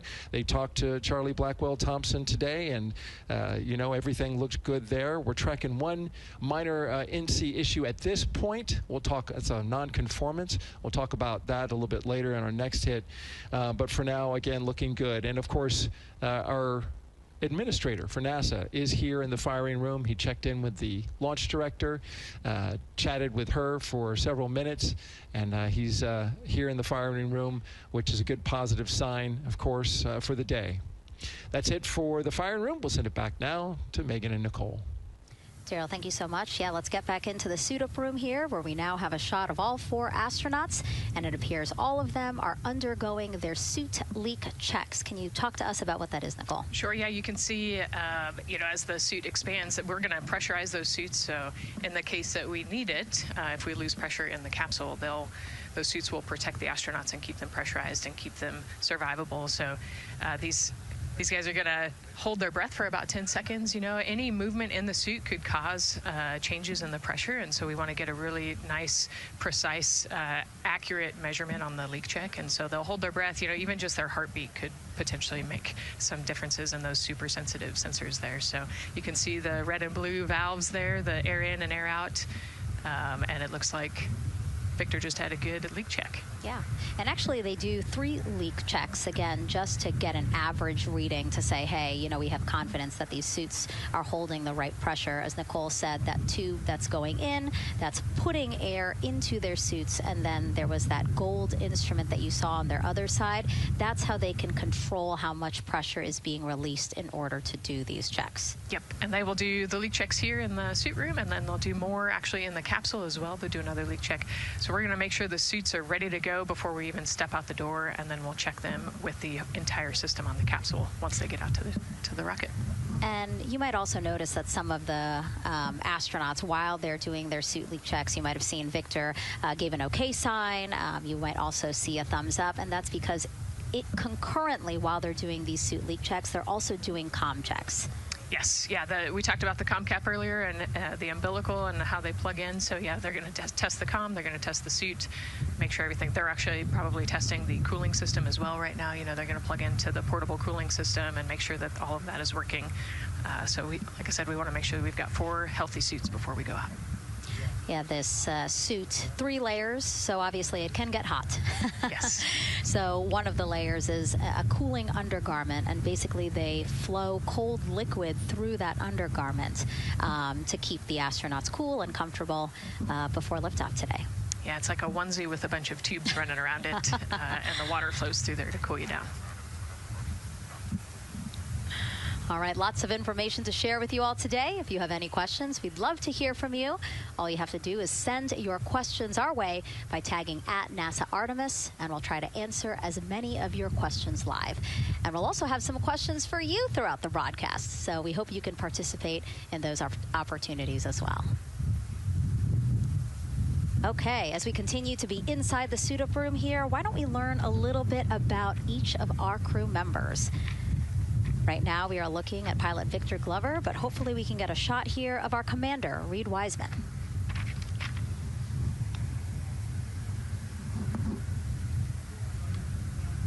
Now, Reed Wiseman is a Baltimore native.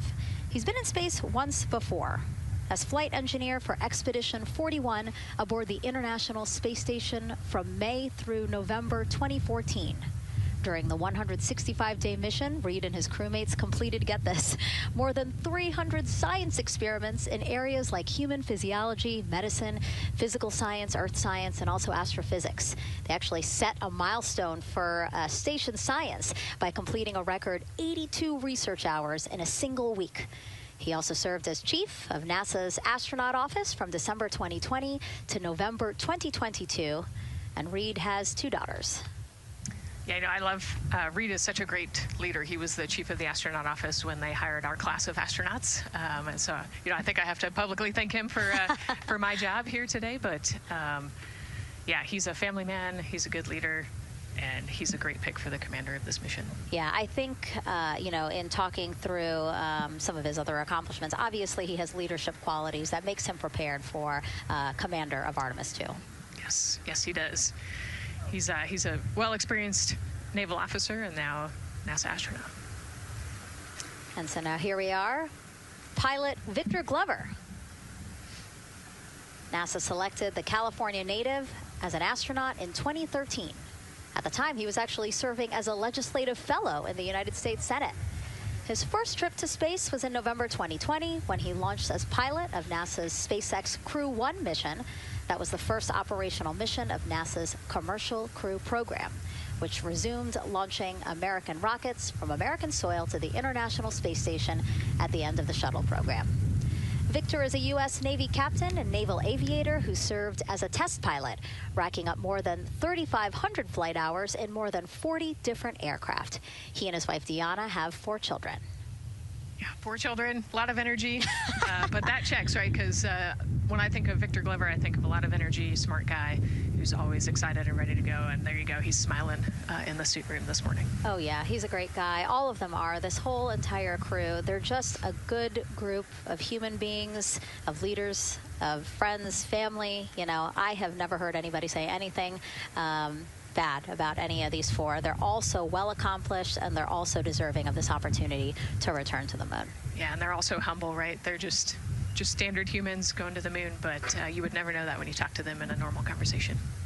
And so it looks like Christina here has completed her suit leak checks as well, her communication checks too. Yep, they've already got her gloves off. They're getting ready to kind of hang out and relax a little bit, I think, before they walk out. She is a mission specialist for this mission, native of Grand Rapids, Michigan, was selected to the Astronaut Corps in 2013, so actually same class as Victor. She served as flight engineer on the International Space Station from March 2019 to February 2020. And during that time, Cook set a record for the longest single space flight by a woman with a total of 328 consecutive days in space. She also participated in the first ever all-female spacewalk. And before becoming an astronaut, Christina helped build space science instruments and led scientific field work in some of the most remote environments on the planet. Her hobbies include surfing, rock climbing, community service, yoga, travel, and photography. Again, so much. When does she find the time?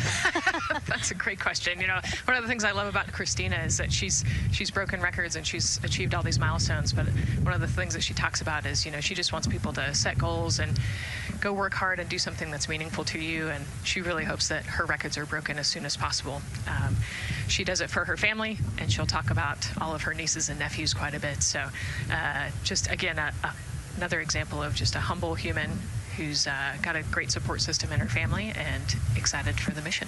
Yeah, she's always saying that she just wants the opportunity to push people farther, to push humanity farther, see what we can accomplish together. So, yeah.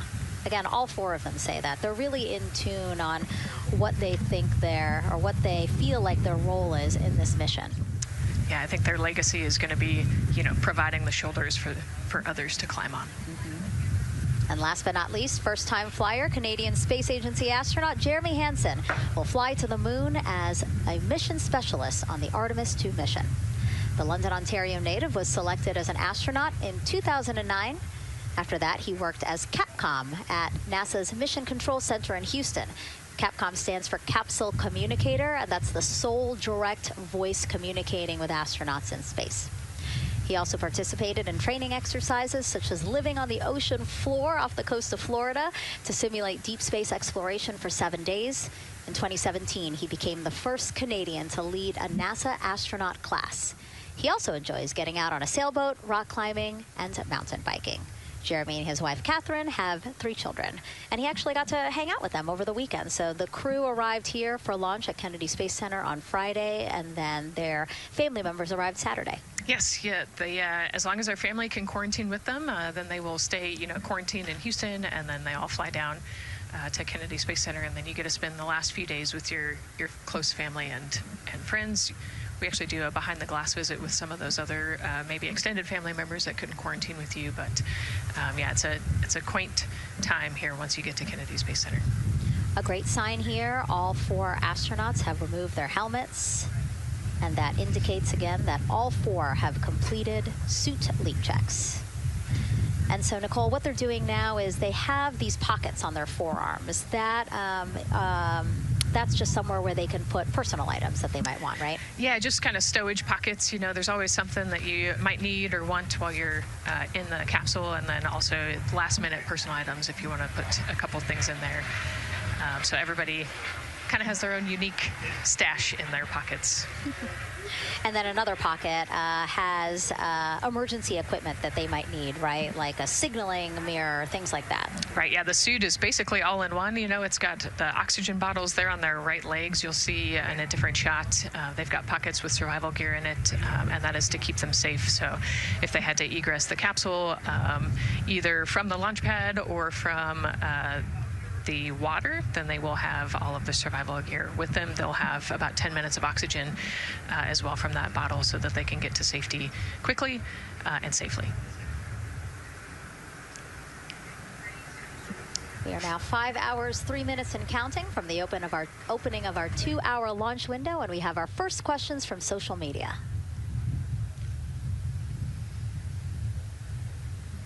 Question here from X. So to be clear, this is not a mission to land, but to orbit the moon. Thank you, and thank our astronauts. Nicole. Yeah, this is a great question. I think it's important to highlight the mission of Artemis II, where we are going to go around the moon. We're going to see the far side of the moon. We're going to see parts of the far side of the moon that human eyes have never seen before.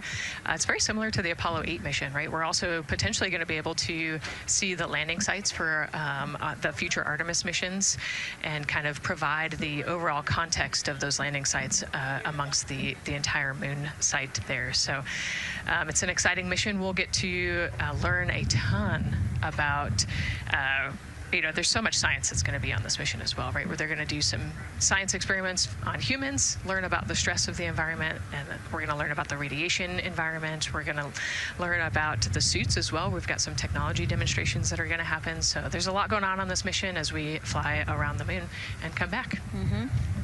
We always say it's about increments, right? Like we're making that next giant leap to Mars, but in order to do that safely and to do that thoroughly, incremental steps. Exactly. And, like we said, this is the first time that we've put crew on this rocket. And so actually before we even head to the moon, right, we're going to stay close to the Earth, and we're going to check out all of the systems on Orion, make sure that it can handle 4 humans, make sure it can handle people sleeping, people exercising, all of the environmental control systems are working. So we want to make sure that the capsule is safe for the crew before we send them, almost 250,000 miles away. Yeah, that was a great question. And we actually have another one that we'll pull up on screen here.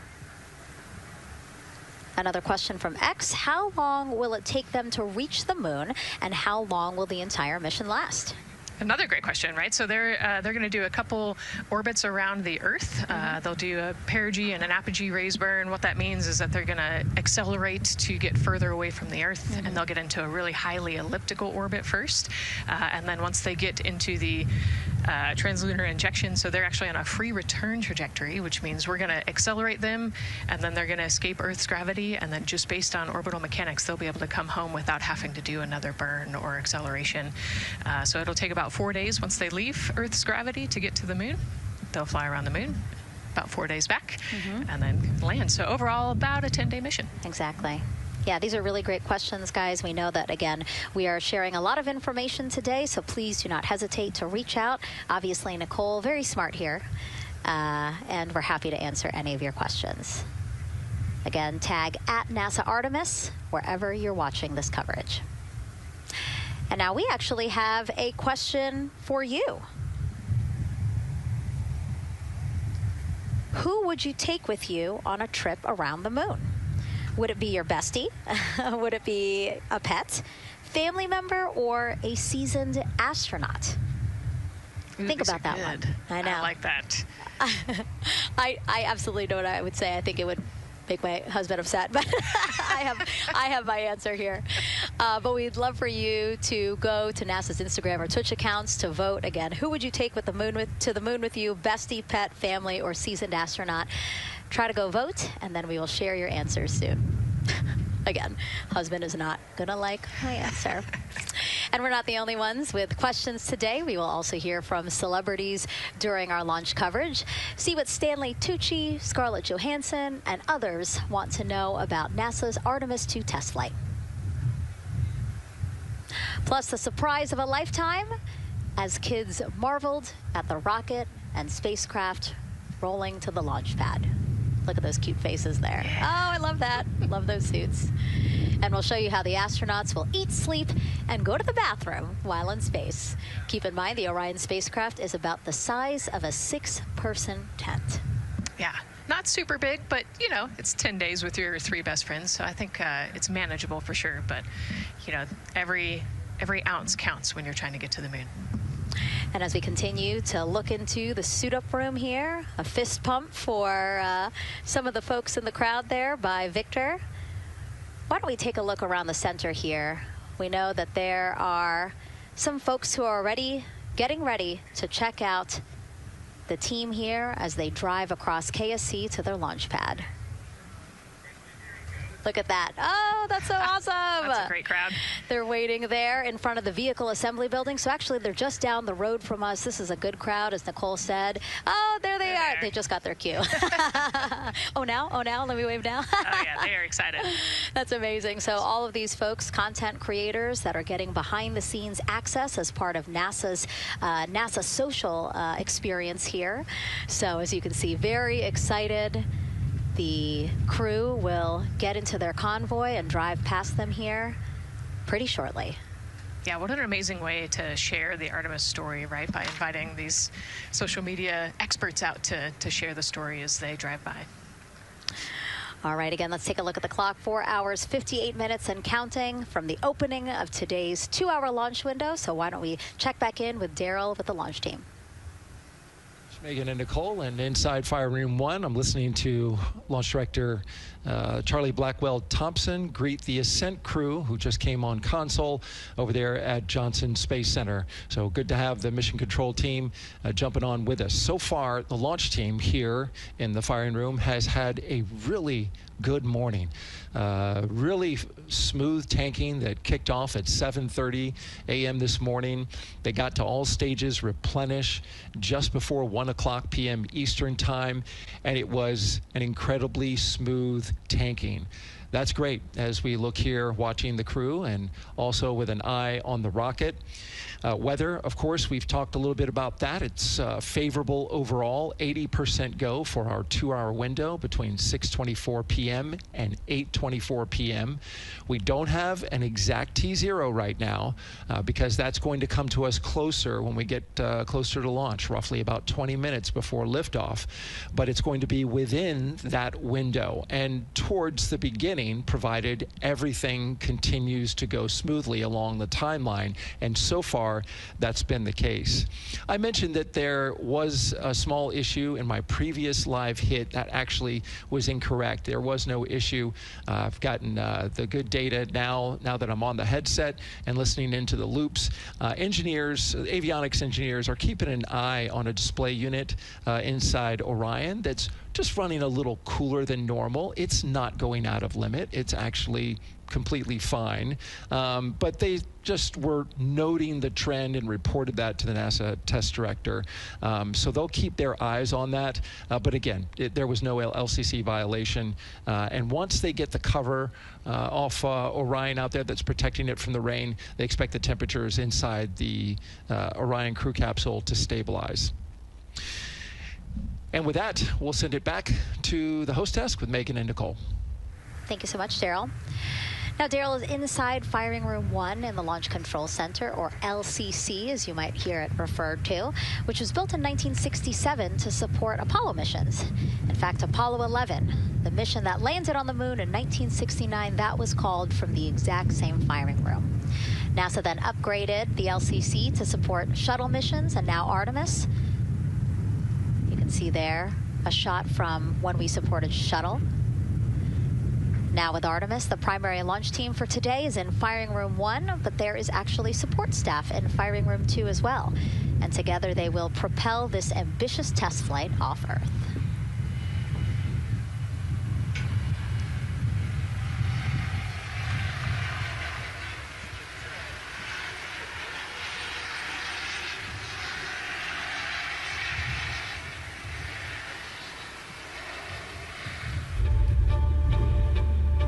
We're going back to the moon because it's the next step in our journey to Mars. We need to go explore the moon. There's vast regions of unexplored areas with the coldest, darkest places in our solar system. This is a test mission, and when we get off the planet, we might come right back home. We might spend 3 or 4 days around Earth. We might go to the moon. That's where we want to go, but it is a test mission, and we are ready for every scenario as we ride this amazing space launch system in the Orion spacecraft. But another reason we're going back to the moon is to fulfill NASA's mission, which is to explore the unknown in air and space, to innovate for the benefit of humanity, and to inspire the world through discovery. And when we succeed and when we accomplish the things that we set out to accomplish, that inspiration not only can set up new things to happen, but it also is a reminder in tough times that we're capable of doing great things when we work together. The thing I love about the moon is that it's not just a beacon for exploration and this platform of possibilities for incredible missions like this, but it has benefits. That's actually why we're racing towards it. Those benefits are really wide in nature. You have everything from innovation, technology development, not only for future missions going deeper into the solar system, but technologies that come back to Earth. You have inspiration, a whole generation of people starting this pipeline of STEM workers and manufacturers and operators that are excited to see what you can do when you work hard and you come together as a team. When I think about the 4 of us flying around the far side of the moon, seeing that Earth rise, taking images and video and sending them back to you, the feeling that I have inside is hope. We know that Artemis II is not the solution for humanity on planet Earth, but it is a contribution in the positive column. We hope that just for a moment that people will pause and say, wow, it's extraordinary when you look back upon the Earth with over 8 billion people, and you see this concrete example of what humanity can do, this extraordinary thing when we set big goals and we work together to achieve them. Now, Kennedy's launch control team takes us to liftoff, but then mission control at NASA's Johnson Space Center in Houston takes over. That's where we have our Gary Jordan embedded with that team. Hey, Gary. Hey, Megan and Nicole, it's great to be joining you from here in Houston, Texas. I'm in NASA's Mission Control Center, where the Artemis II Ascent flight control teams, led by Flight Director Judd Freeling, recently started their shift to monitor the Orion spacecraft integrity, the Space Launch System, and the crew to make sure all criteria is met to commit to today's launch and the mission ahead. The team you see here in this room today has been training extensively to prepare for the highly dynamic phase of flight that begins shortly after engine ignition. Teams here will be monitoring the flight of the Space Launch System, Orion, and of course the Artemis II crew on board as they make their way from the Kennedy Space Center into Earth orbit. The lead console positions will be in this room called the White Flight Control Room, a room which traces its legacy to the Space Shuttle program, with the first shift supporting STS-70 in 1995, more than 30 years ago. Each console represents an expert in a particular discipline, whether it be communications, propulsion, crew health, life support systems, or trajectory. And each of these individuals has a support team in other rooms, each ensuring that no data point is left unchecked, no procedure is missed, and combining efforts as one Artemis team to ensure crew safety and mission success. After liftoff, Mission Control Houston will be staffed around the clock over the next 10 days until the spacecraft is safed for the recovery teams and the crew is extracted from integrity and brought aboard the recovery vessel. The roar of a powerful Space Launch System liftoff is just the beginning. The mission is, of course, a test mission, and the first with humans on board Orion and in deep space. The crew's job is to put the systems and capabilities of Orion to the test, taking us closer to a sustained presence on the lunar surface. It's great to see the crew gathered around the table. Megan, with that, we'll toss it back to you as we continue to monitor from here in Mission Control Houston. Back to you. Thank you so much, Gary. Yes, a pre-flight tradition that we have seen with our crewed flights and our astronauts, the card game, Nicole. Yeah, you know, this is a fun time for the crew. Kind of relax a little bit, play a card game with the chief. You can see Scott Tingle there is the dealer today. Looks like they're playing high card wins. So Victor won, he's out, now Jeremy's out. You know, there are two schools of thought on this game. Either you want to get rid of all your bad luck or go out on a high note. So it looks like the crew chose we're going out on a high note. And, you know, I think one of my favorite parts when I talked to Reed about this is he was just excited to play a game with his old boss from Naval Test Pilot School. So once again, his boss today. Yeah, and I love this part of the tradition because this is when, again, you usually see them like, yeah, laughing, but very focused still. But when they get to this table, laughs, high fives, smiles, just really a brief moment of levity in what can be and will be a very long day for them. Yes, you know, it's a long day. There's a lot of preparation that goes in today, and so they're just, I think, at least for us, it was a nice brief moment of some relaxation, a couple laughs, you know, a moment to take a few deep breaths and reflect on the mission ahead, and then, you know, get some high fives as well. And so with their bad luck dispelled, some good luck from Scott Tingle, it seemed like there, right? Yes, definitely. It's actually a really fun tradition. You know, I think that card game is more steeped in tradition than anything else. Every crew has played that same card game. As you said, Nicole, the primary reason for why they're there to suit up, to do communications checks, to do pressure checks, all done. And now it seems like Reed had some words for the team in that room. Yeah, you know, this day can't happen without thousands of people, right? And so the suit room is a great example of that. You've got all of the suit techs, and you've got your support team there, everyone who has made this day possible. You know, they've been working with the suit team for years at this point, getting ready. So some fist bumps to the group. Again, the suit team are the folks dressed up in those white, very snazzy outfits. Special outfits that we can talk a little bit more about later, but each crew member was assigned their own suit technician. So as you said, working very closely with the same person to make sure that the crew felt comfortable and ready in these suits as they lift off from Kennedy Space Center. Right, and you know, each suit is slightly different, each person is slightly different, and so these suit techs know each individual super well. They know exactly how they like to get into the suit, exactly where things might get caught, or, you know, small adjustments that might need to be made. So they know their suit techs well, and their suit techs know them very well. And so as we take a couple of pictures here, we really hope that you are learning a lot about the suits and the process of checking them out for a mission. But imagine the opportunity to get a hands-on demonstration from people who helped design these suits. Take a look.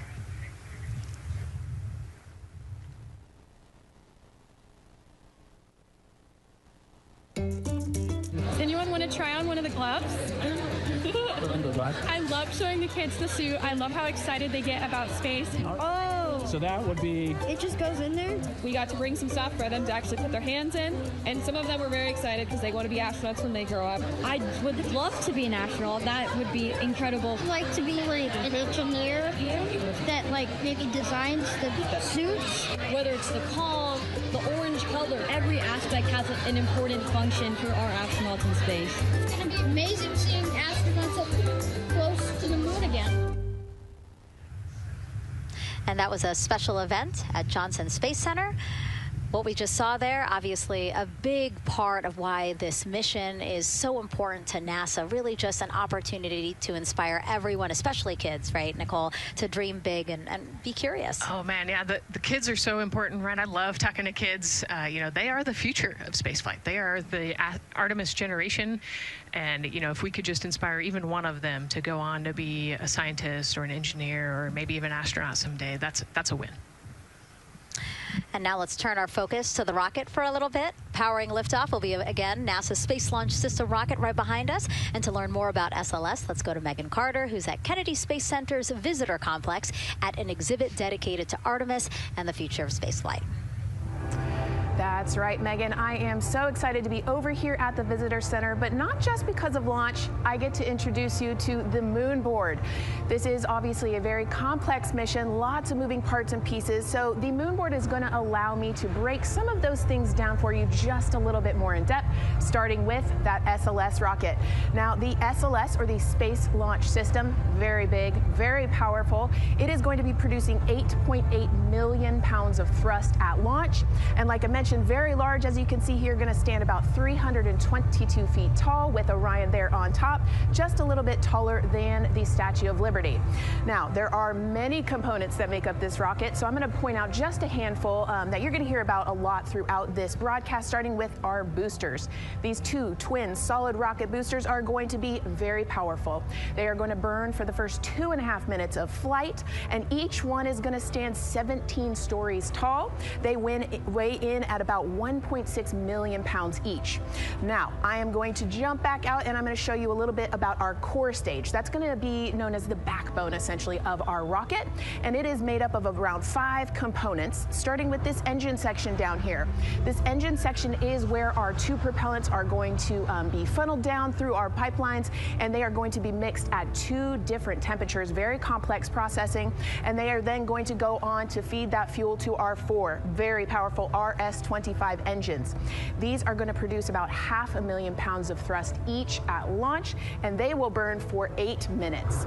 All right, now jumping up here, we are going to take a look, because I just mentioned those propellants. Obviously, we do need fuel, and that is why we have around 535,000 gallons of that liquid hydrogen. That's approximately about the same amount that you could fill an Olympic-sized pool, just to give you an idea. And then we're also going to have that liquid oxygen, and like I mentioned, there's going to be about 200,000 gallons for that one, and they are going to be funneled down through those lines that you see here on the side.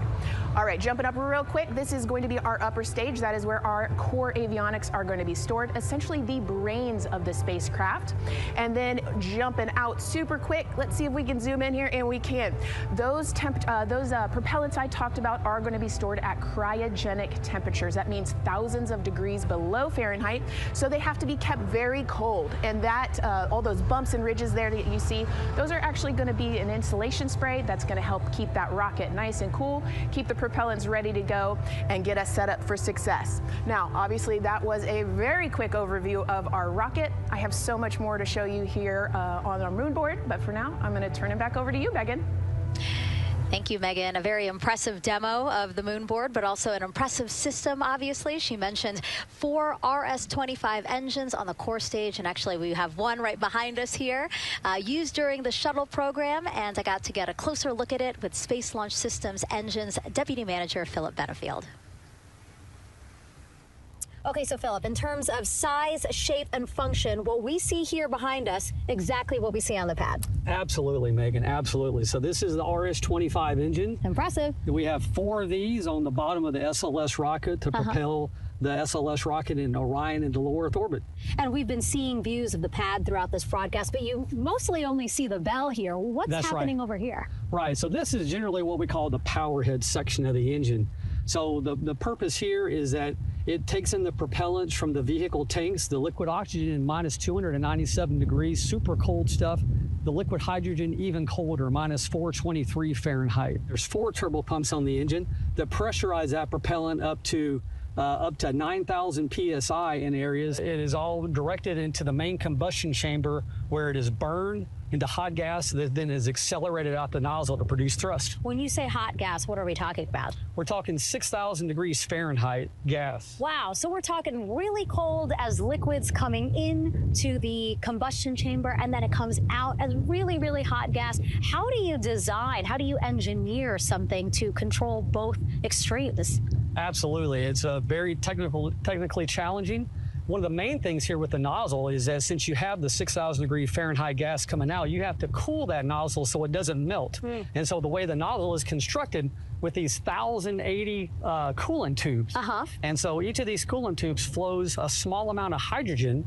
It keeps it cold, and so it doesn't melt during operation. Wow. I mean, all of the science that you're talking about, it is truly amazing that you guys designed this for shuttle, and yet you've reconfigured it, retooled it to be able to now support Artemis. What do you think about that? Yeah, I think that's really amazing, the fact that we were able to use the heritage hardware on the Space Launch System. The engine itself, developed through the Space Shuttle program, many upgrades to make it more reliable and improve the thrust as well. Perfect. Philip, thank you so much. I can't wait to see all 4 function. Same here. Thanks, Megan. Enjoyed it. And again, another idea and way that we are learning from what we've built upon and figured out all into this moment. Yes, with so much more thrust and capability, like we said, we learn all those lessons from previous missions, and we get to involve them here today. And here we are, the closeout crew in the White Room, getting ready for the astronauts who have just left crew suit up and are now walking down a hallway to greet some family and friends downstairs. Commander Reed Weissman, pilot Victor Glover, mission specialist Christina Cook, and Jeremy Hansen. Looking excited, ready. Now in that elevator to take them 3 floors down. Thumbs up, one more photo, one more photo. Oh, nope, a couple more people in that elevator. Those are important folks. They're going with them to the pad. Yeah, Bye, Reed. This is a fun elevator ride. Yeah. And you know, actually you couldn't see them because they're off camera, but the support crew that's actually in crew quarters with us is right there waving goodbye and saying goodbye to you. So it's a really special moment to say thank you and say goodbye to the support crew at crew quarters. That's amazing. And so again, they will ride down 3 floors. And then soon we'll walk out the doors that you see underneath the banner there that says their names. These doors, the same doors that astronauts who have launched from Kennedy Space Center have walked out of since the Apollo program. Yes, and you can see another tradition is putting your patch on that archway as well. So I'm sure they did that over the last couple days. They did. It's actually it's so hard to see because there's so many of them, which is also great, but it's on the door frame on the right-hand side, the very, very bottom. Awesome. Great crowd here. A shot now of everyone who is waiting to greet the crew as they walk out of the operations and checkout building here at Kennedy Space Center and will board their ride to the launch pad.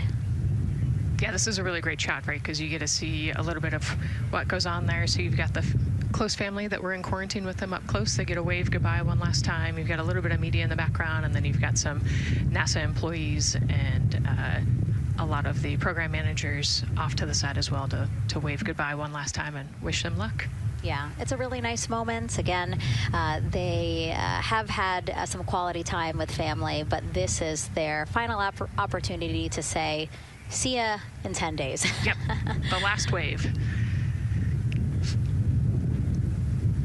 And so there are different pens of people, again, as Nicole was alluding to, specific to the quarantine rules that you followed in order to be able to have that access, have that closeness with the crew. And then on the bottom left-hand side of your screen, the Astrovan. And that is going to be the crew's ride out to the launch pad. This modified Airstream motorhome can seat up to 8 people inside. It has a TV and sound system, and we know they plan to watch a video during their trip out, right, Nicole? Yes. So I think Top Gun is on the menu, yes. And then also Point Break, because Christina surfs. So I think they've got a pretty decent entertainment planned. So I love that. It gets them in the headspace, the right headspace to really just enjoy the ride to space. NASA's history with Airstream dates back to the 60s when the company created a crew quarantine vehicle for when astronauts returned from the moon. This picture here, President Nixon talking to the Apollo 11 astronauts inside said quarantine vehicle. Then during the shuttle program, Airstream created the first generation Astrovan, a 27-foot motorhome that transported astronauts across KSC to their launch pad. And again, that is what we're going to see today. A very similar picture. Again, the orange suits, the Astrovan, very reminiscent of what we have done before and how we got to where we are now. Yeah, and it's a pretty cool ride. You get about 20 minutes to get out to the launch pad and watch a movie, listen to some music. It's kind of an interesting, and then along the whole way here at KSC, all of the employees from Kennedy Space Center come out. You can see in the background of the shot you're looking at right now, all of those employees and everybody lining the streets, waving and wishing them luck. I think this is an emotional moment for a lot of people because this is the last time where a lot of people will be with the crew, because once they get to the pad, there's only a handful of folks with them before launch. Yeah, definitely. This can be emotional for the crew, can be emotional for the families, of course. I mean, I got to wave goodbye one last time to my sister, and when we walked out those doors, and yeah, it's surreal. It starts to become much more real the closer and closer you get to the launch pad. 20 seconds now from when we expect the crew to walk out those doors. It must be really hard for them to patiently wait for these very specific milestones. You've got a whole group back there that's telling jokes and keeping it light. So.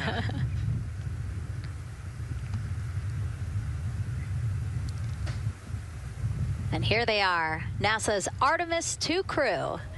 Commander Reed Weissman, pilot Victor Glover, and mission specialist Christina Cook and Jeremy Hansen taking their first steps outside for their historic test flight. To a wonderful applause from the crowd. They're looking really excited. Some and big really smiles. Ready. I love that. It's a great day for us. It's a great day for this team. A few words from Reed. Great day for us, the team, he said. Thumbs up, more thumbs up. Of course, a lot of pictures. We hear some camera shutter clicks back there. I love the energy of this crowd. Let's go. And so now the crew walking over to each of their pens.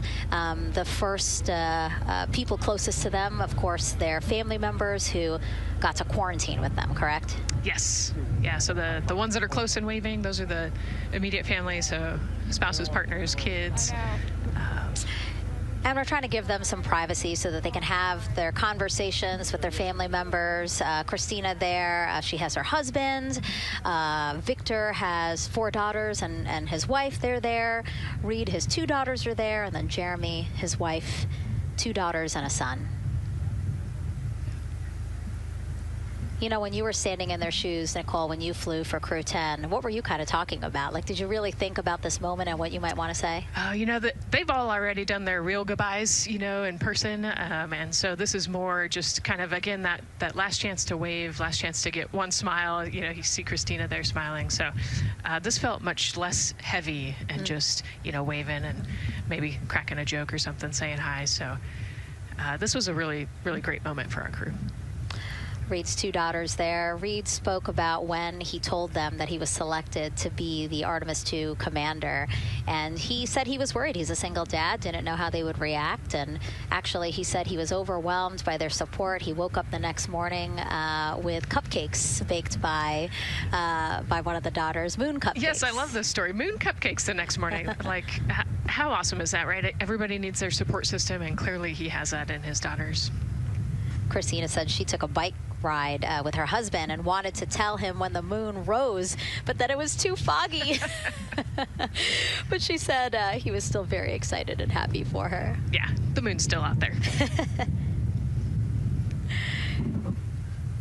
A close-up now of, again, Commander Reed Wiseman and Mission Specialist Christina Cook. To the right of your screen, as we pan left, we have pilot Victor Glover. Victor told his wife, and they told their 4 kids together, and he said that one of them just started yelling, "Let's go!" Yes, I love that. Again, the support from the family is awesome. And Jeremy said his wife and 3 children, super excited. He felt very supported.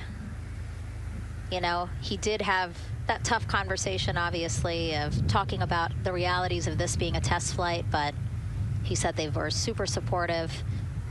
And now as he walks away, some kisses from Victor Glover to his family, hearts to Christina. Jeremy being a gentleman, pausing so that Christina can take a nice photo without him. Hearts too from Reed there.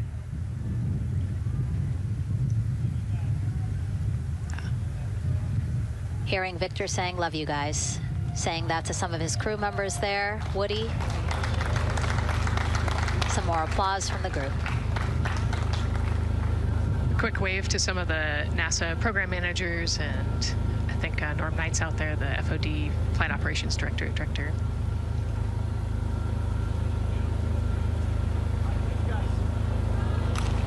You heard Reed there saying, "Thank you guys," as the crowd picks up again with their applause, and the 4 of them step into their Astrovan.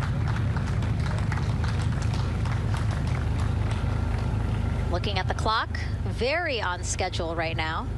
Again, according to the very detailed timeline of launch today, they are expected to drive off in about 20 seconds.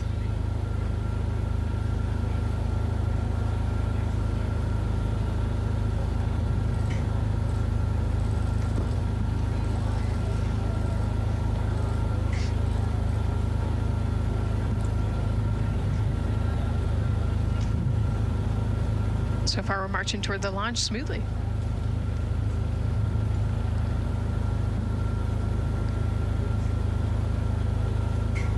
Do you think they're queuing up the video? Definitely. And that's why they haven't left yet? They're like, we can't go without Gotta get our your point snacks and break. movie ready. And yeah. Where's the popcorn?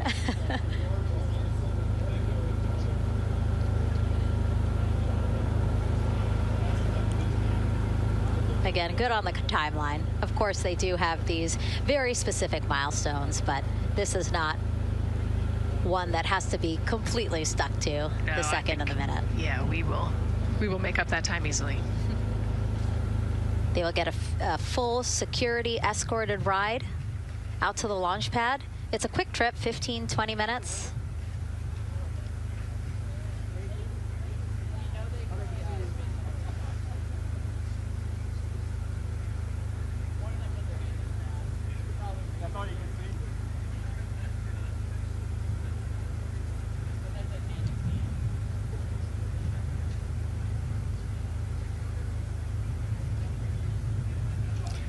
The closeout crew at the pad still just getting everything ready for their arrival. Configuring Orion, right, Nicole? Yes, so they're probably laying out the seat restraints and getting all of the umbilicals set and ready to go so that when the crew gets there, they can ingress and start getting strapped in and connected to the capsule. And in our smaller box there, we have a shot of our administrator, Jared Isaacman. Bouncing around quite a lot today, was in the firing room right after the crew weather brief, saying to the crew that they are good for them to start suiting up, and now here to wish them well as they drive out to the pad. Yes, he's so invested in this mission. I love it. You know, he's been an active participant today, and exciting to see him there at the walkout.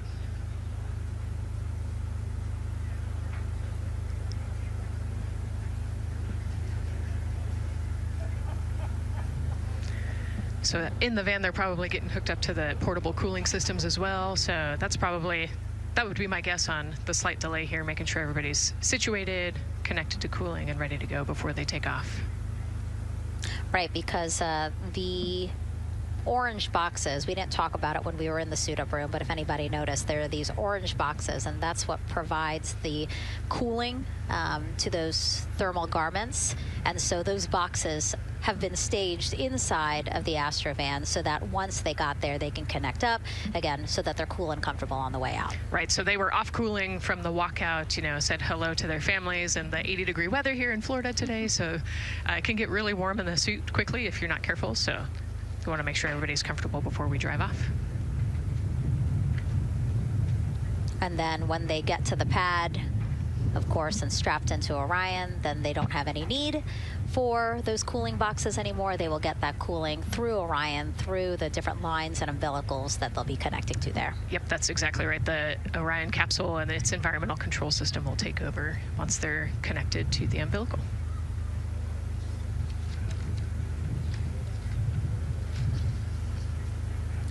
And so when we were watching them get into the elevator, I said, oh, there's a couple more people going in there. And they were, again, those folks in the white suits that we saw. Again, suit technicians. Yep.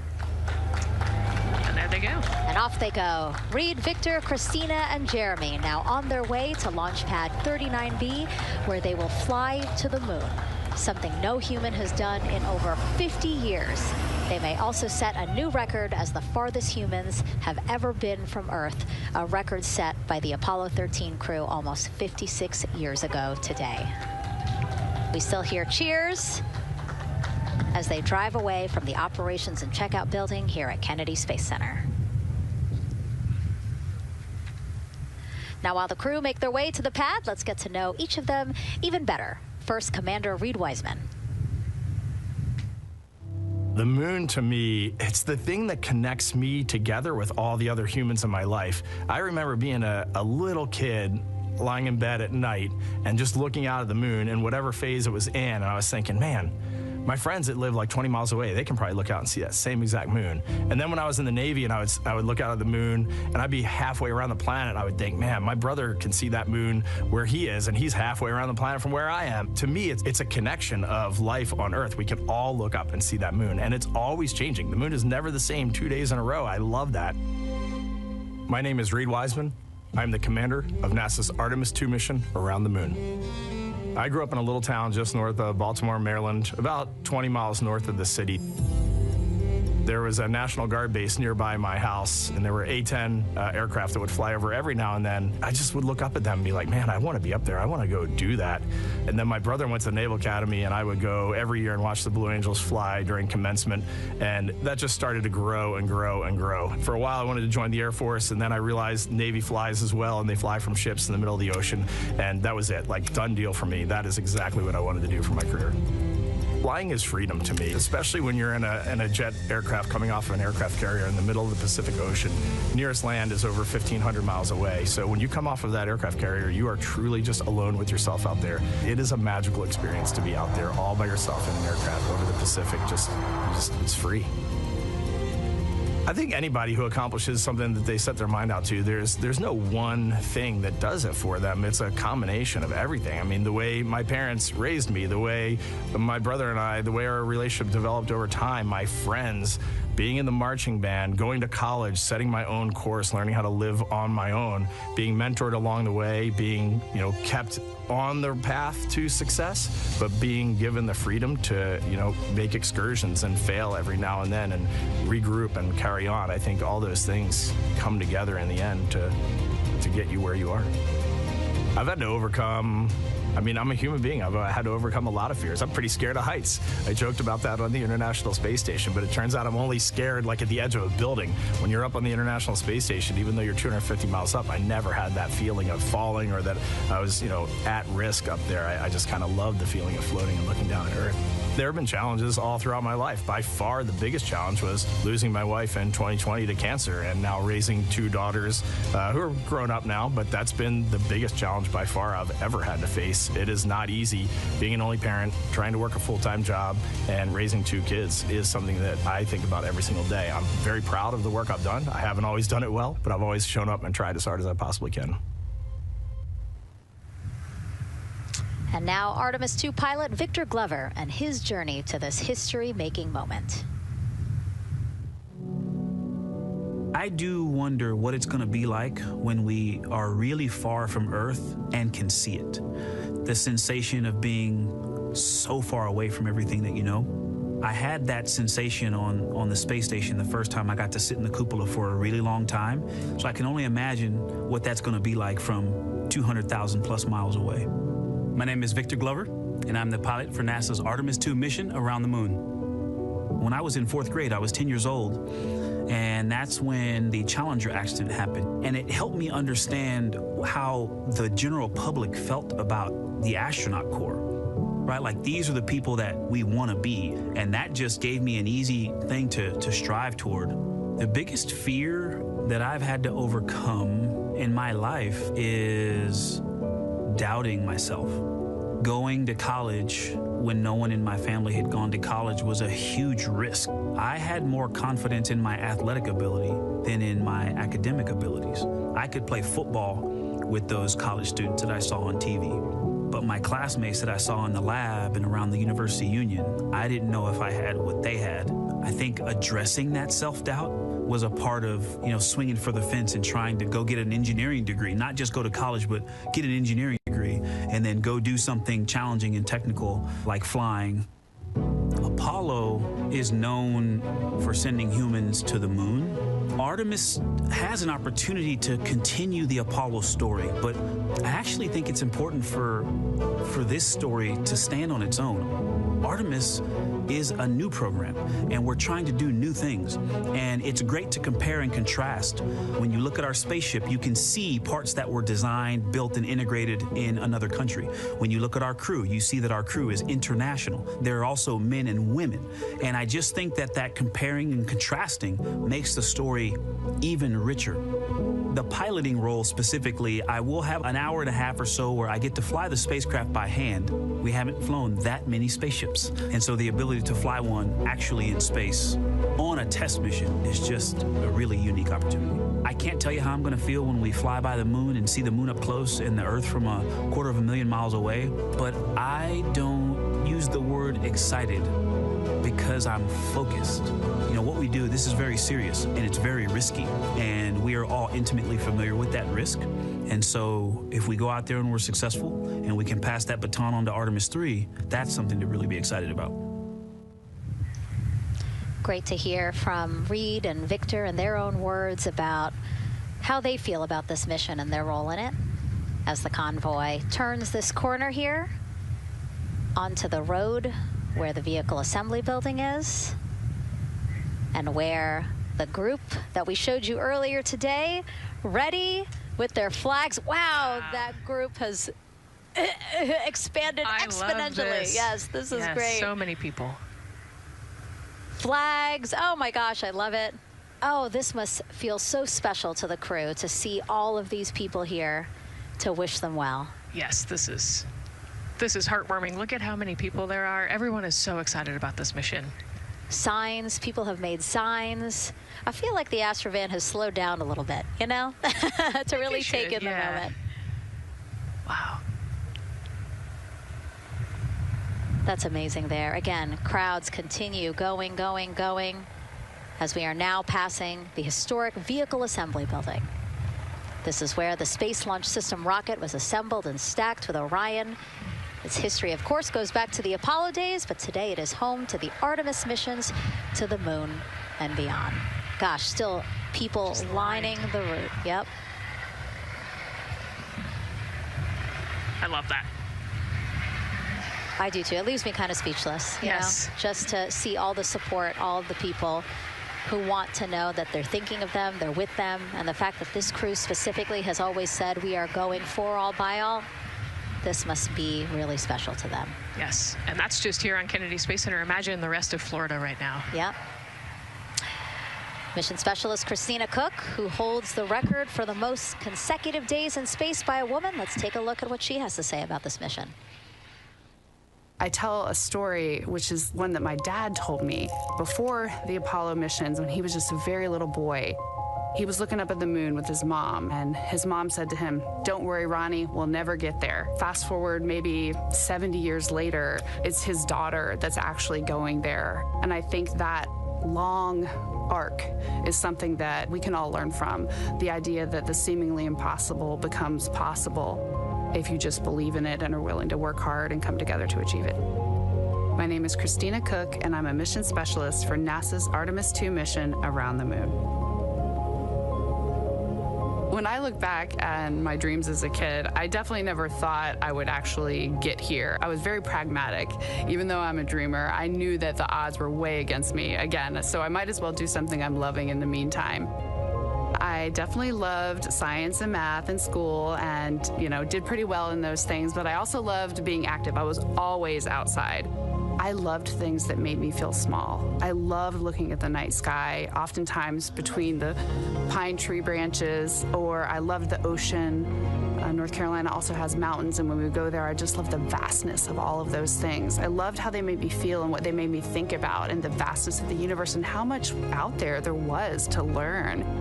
I'm drawn to exploring. I'm drawn to challenges that involve both mental and physical, and I'd much rather be solving problems wearing a whole lot of equipment and in a harsh environment, and that's just something I've carried with me ever since I was a kid.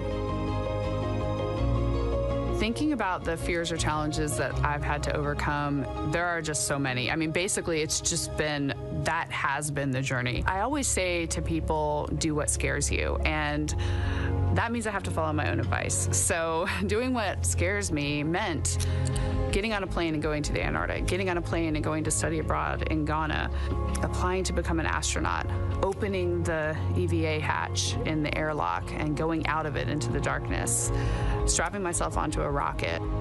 And so for me, I think that no matter what the challenge, recognizing that if people believe in you and you believe they believe in you, the challenges seem always a little bit easier. To me, the moon, it represents history. It is a witness plate. Everything that's ever happened to the moon is still written on the moon. Every single person has looked at the moon their entire lives. We see the same moon. That's something really special. It's just the epitome of a symbol of something that's in each of our hearts, but that's also represents exploration and reaching. And as we continue to watch the convoy, almost at the pad, mission specialist and first-time flyer, Canadian astronaut Jeremy Hansen.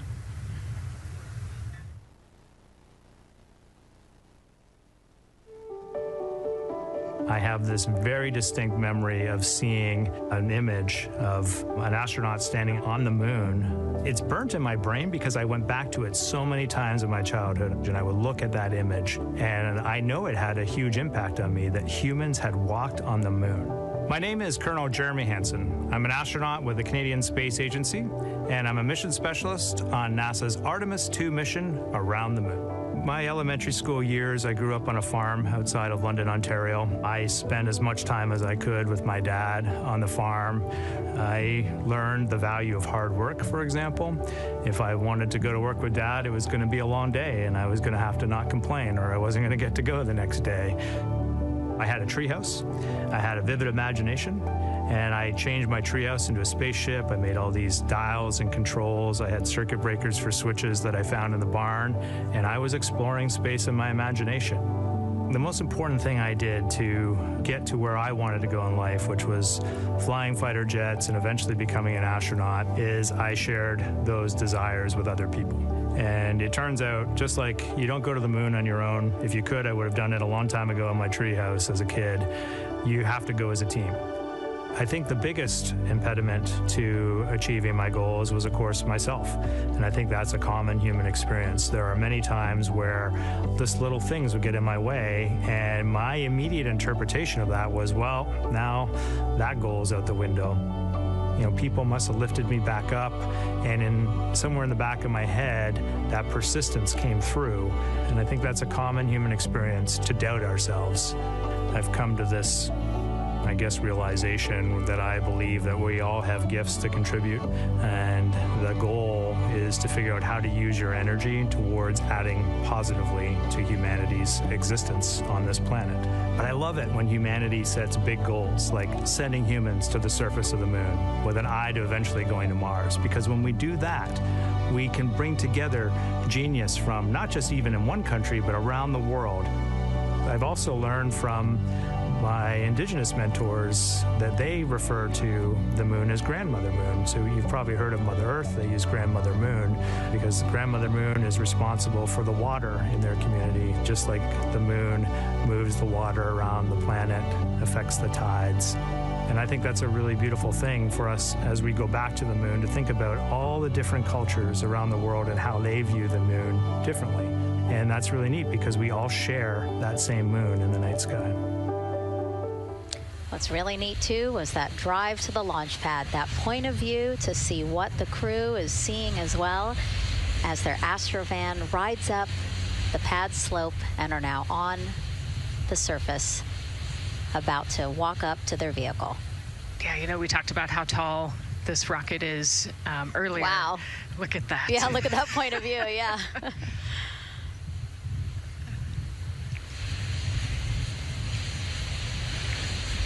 Pad 39B, another historic place here at Kennedy Space Center. Construction began in 1964, finished 3 years later.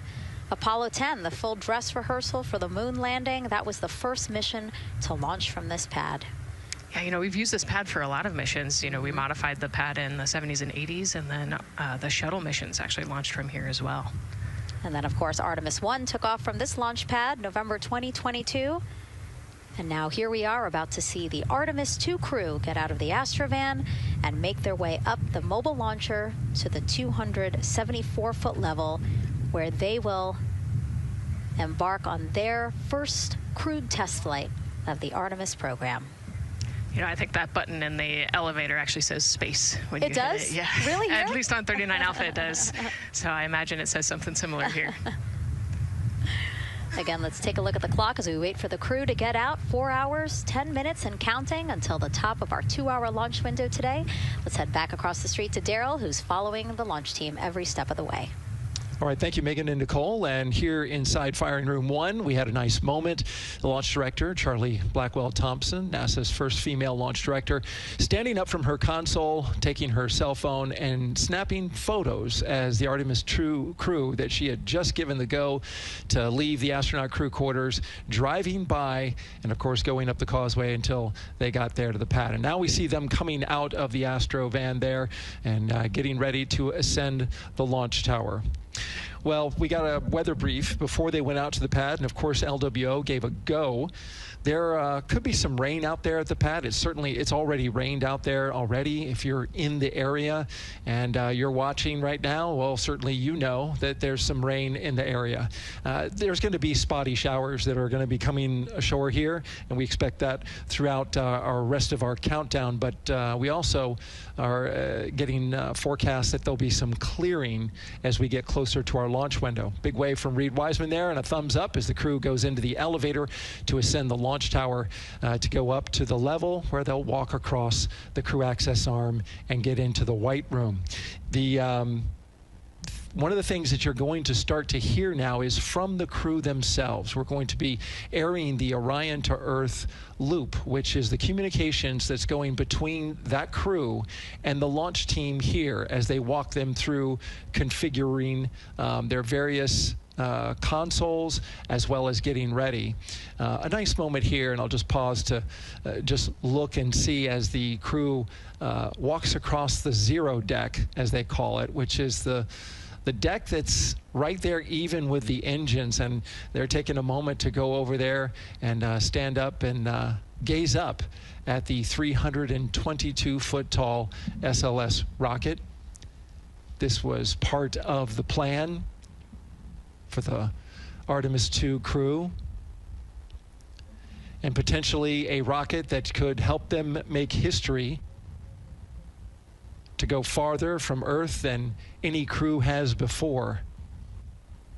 The farthest distance from Earth when they launch will be roughly around 248,000 statute miles.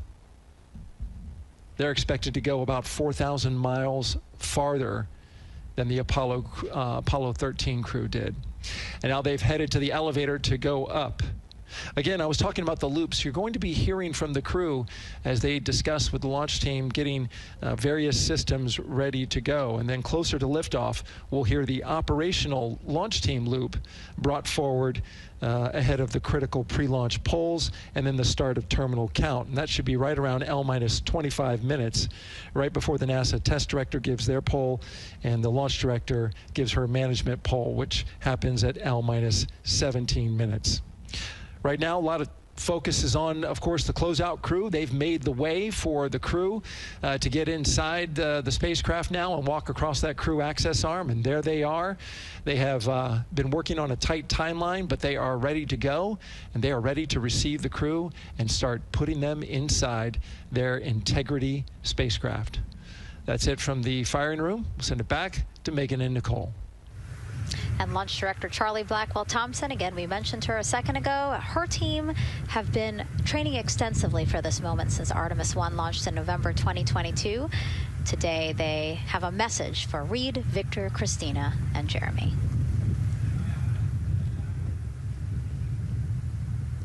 Today, you carry the work of thousands and the hopes of millions. Every test, every simulation, every long day and night have led to this moment. This team is ready. The vehicle is ready, and you are ready. From the ground to the moon, Godspeed, Artemis II! I love that. I just love seeing all of the people who have contributed to this mission and the fact that this is what they've been working for, and now it's culminating today. Yeah, thousands of people have worked on this mission, and we saw there from the launch team, but human spaceflight is like the ultimate team sport, is what I like to say, and that's just a great example of our team wishing our astronauts good luck.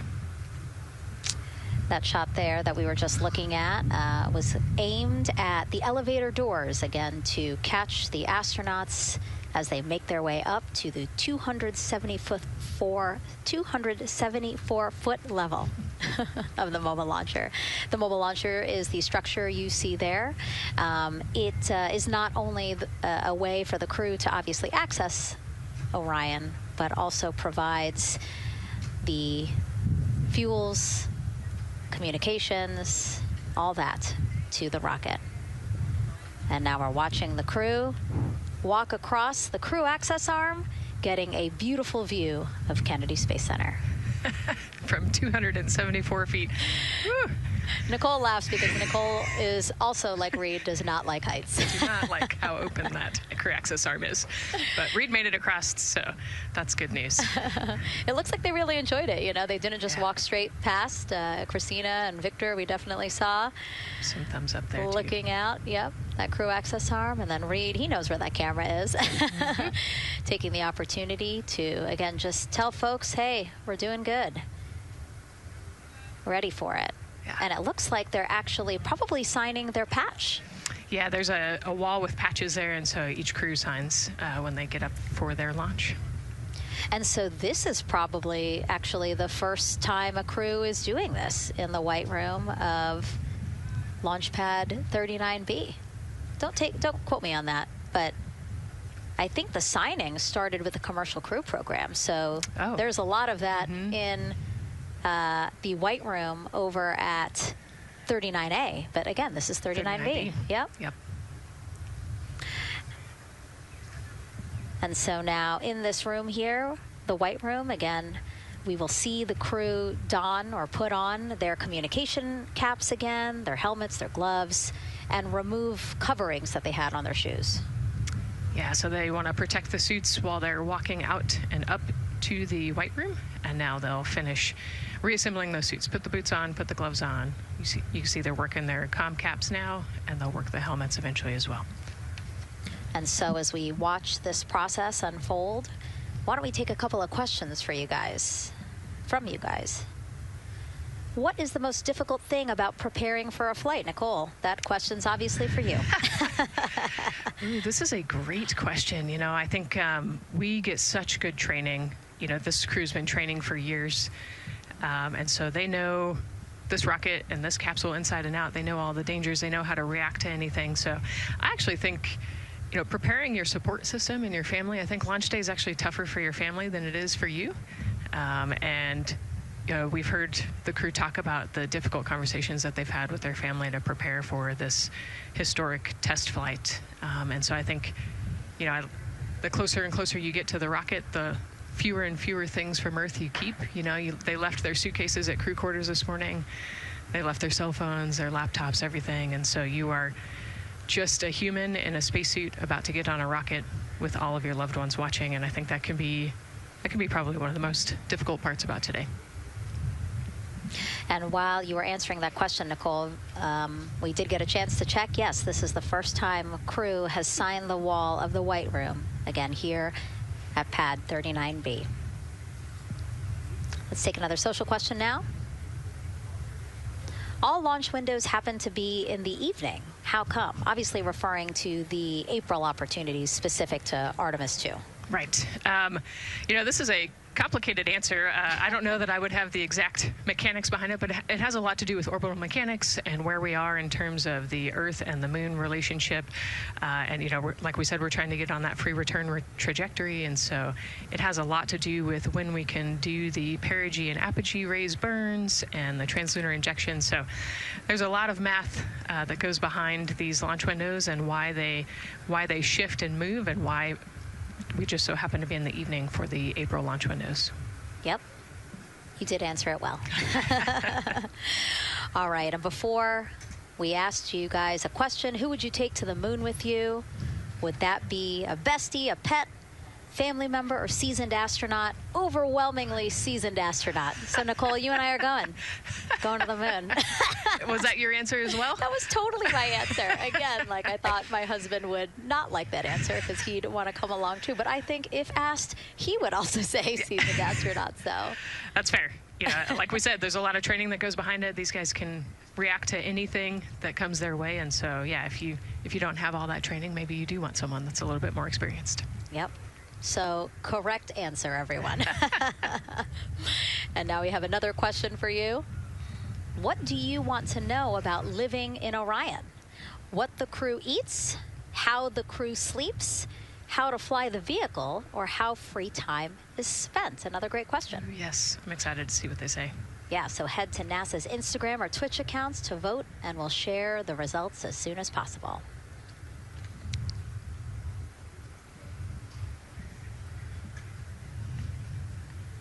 And while you're doing that, remember to also sign up to be a virtual guest for this mission. Just go to the link we'll pull up on your screen.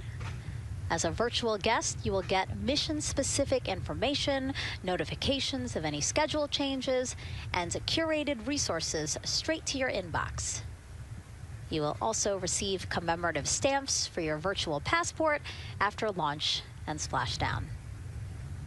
Again, we really, really want you guys to engage with us, engage with this mission, come along with us for the ride. So yeah, take advantage of these opportunities to be a part of it. Yes, it's a mission for all. And so back in the suit, no, not the suit-up room, the White Room. Well, they're suiting up. You can see why I might have slipped that up. So they are continuing to put on gloves. Reed and Jeremy look like they've been checked. Again, they've put on their gloves, their helmets. They've taken off those coverings on their shoes now that they're about to get into Orion. And then suit technicians are also helping Christina and Victor. And they're in this particular order, actually, because this is the order in which they're going to ingress into Orion. Again, we have Reed, Jeremy, then Victor, last Christina. Yeah, and that just has to do, like you said, with the seat orientation. So as the astronauts sit down and lay back in the capsule, the left side will be Reed, and then below him will be Jeremy. So that's why they're going to get in first, to create space for then Victor and Christina to get in. And let's talk a little bit now about the closeout team. We saw a few of these folks also in the suit-up room. Suit technicians were in there, again, to make sure that they get into the suits properly. And then a couple of them came out to the pad here to, again, do the same thing. Hey, are you comfortable in these suits? Is everything is as you expected? And then these folks here will help them get into Orion, buckle up.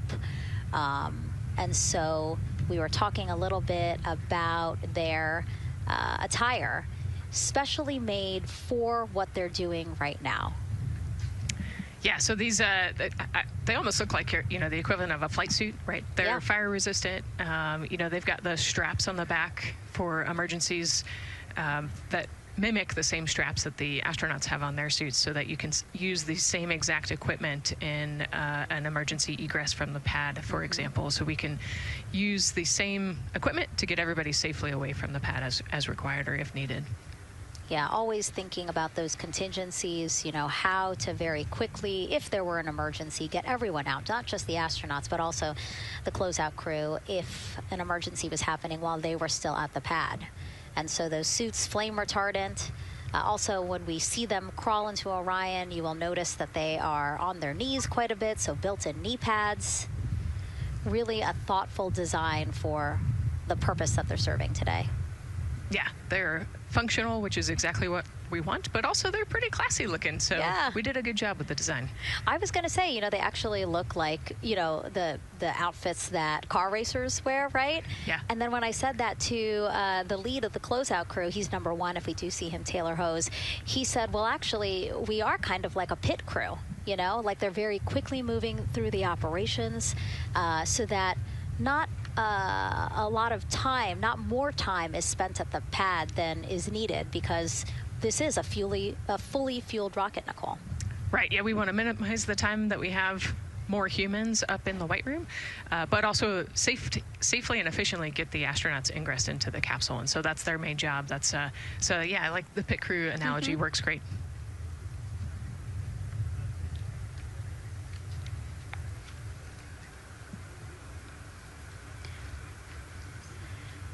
And so, Nicole, as we get ready to see them ingress, I know you'll be, again, an invaluable source as we talk through this part of the launch countdown, because you've been inside a mock-up of the Orion spacecraft. And I know that because you texted me a photo that you took, this selfie in the mock-up, and little did you know I was going to put it in this broadcast. Yeah, this was actually a really wonderful opportunity. Last week, our flight control team at Johnson Space Center hosted an open house of the Orion mock-up there in the space vehicle mock-up facility. And so I got to spend some time in the capsule with some of the flight controllers who are actually sitting on console right now and talk to them about everything inside the mock-up. So you can see I've got a bump cap on. It's like a small hard hat. There are a lot of, you know, metal corners and things, and we are still squishy humans at the end of the day. And so they want you to be careful while you're moving around in there. But I got to see, you know, how the crew will ingress. I got to look at the umbilical and the seat straps, and I got to see, you know, the emergency equipment and the stowage and the toilet. I got to see it all. Got to talk about everything. It was pretty cool. It was a really great time. You know, Michael and Bruce were great with me. They answered all of my questions. Yeah, because it's really good to be able to give that perspective, because, and as you guys will see, yes, we do have cameras inside Orion and we'll of course take you in, but it doesn't give you a true feeling or idea of how big the space is, you know, how things are configured. Again, like when we see them go in, they're actually on their backs. Yep. So again, it's just hard to really get a sense of the inside there, but Nicole is going to really help walk us through that. Yeah, you said they're on their backs, and you know you have to somehow get there, and so they're actually going to almost barrel roll onto their shoulder to get onto their backs and their feet up on those leg rests. Actually, Andre's holding onto right there. You can see Andre number 2's inside getting everything ready for them. And actually, those leg rests for the pilot and commander seat will come off once they get into orbit to create some more space for them. And it looks like we're getting ready to ingress here. Yep, thumbs up from Reed. Everybody configured with their suits, and so in we go. They actually get inside by walking backwards. That's the easiest way to get in, right, Nicole? Yeah, so he will step down right over the flywheel or the exercise equipment that they've got in there. We'll talk to that in a second. And then you actually step down right on top of the toilet area backwards. You can see him going now. Oh, and he's already turned around and walking in. You can see Dre's protecting his helmet and his visor there from all that metal. Yeah. It's a tight squeeze, but they've done this a lot, so Reed's already all the way across the capsule. Yeah, that was fast. Impressive, Reed. Impressive. That's why you're the commander. Oh, a heart there from Jeremy again. Yep, Canada. Yeah. Canada is about to get into Orion. And so you mentioned Dre. Why don't we talk a little bit about him? So that was NASA astronaut Andre Douglas. And he is actually one of the backup crew members for the Artemis II mission. He trained alongside the primary crew and will step in and if any of the 3 astronauts are unable to fly. Yeah, Dre's actually a classmate of mine, so fellow fly. Oh, yeah.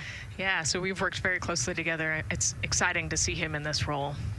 Yeah, Virginia native, selected as an astronaut candidate in December 2021. He completed his training in March 2024 and was subsequently named as the Artemis II backup crew member just months later in July. Before joining NASA, Andre worked at the Johns Hopkins University Applied Physics Laboratory, where he specialized in spacecraft systems engineering. His work focused on the systems that help spacecraft know where they are and how to get where they need to go. So obviously critical for missions to the moon. Yeah, he's a wicked smart guy. He's got like 15 degrees, I think, or something. Oh, my. So. And so now here we are back inside Orion, where the closeout crew, each one with either Reed or Jeremy. So it looks like Andre is with Reed. And this is a camera shot of behind Reed's head. So Reed, while Andre is buckling him in, that's a 5-point harness, Reed was configuring his control panel. Yeah, the displays. We're getting the displays ready so that they can monitor all of the systems and monitor the launch as they go. Christina there signing the wall.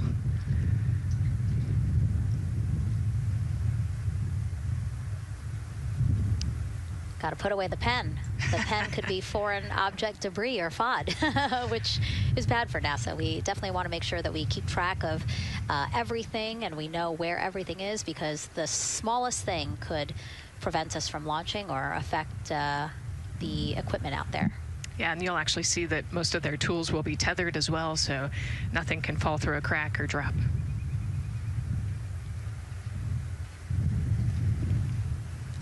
And so as soon as Jeremy and Reed are good to go in their seats and connected to their communication umbilicals, as Daryl had said before, we will start hearing the loops, the audio mission loops, specifically Orion to Earth 1, which is the communication loop that the crew communicate on to the different teams supporting launch today.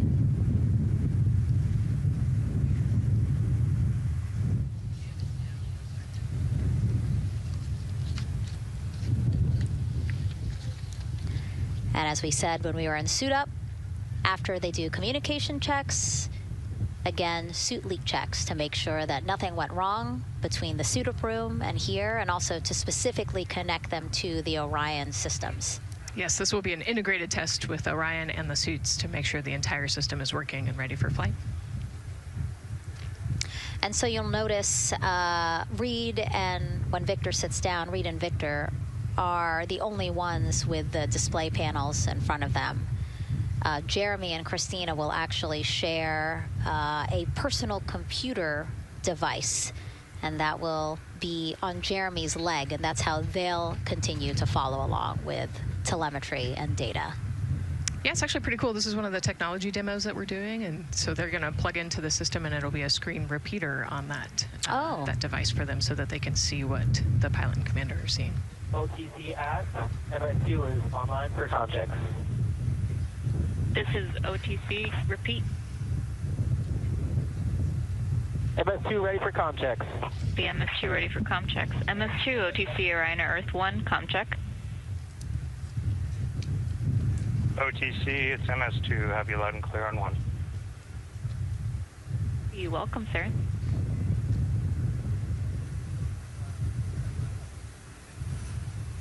And so that was the Orion test conductor speaking with Jeremy Hansen, again, mission specialist 2 for this mission. So his communication check over, you heard him say 1, Orion to Earth 1, has been completed, a successful test.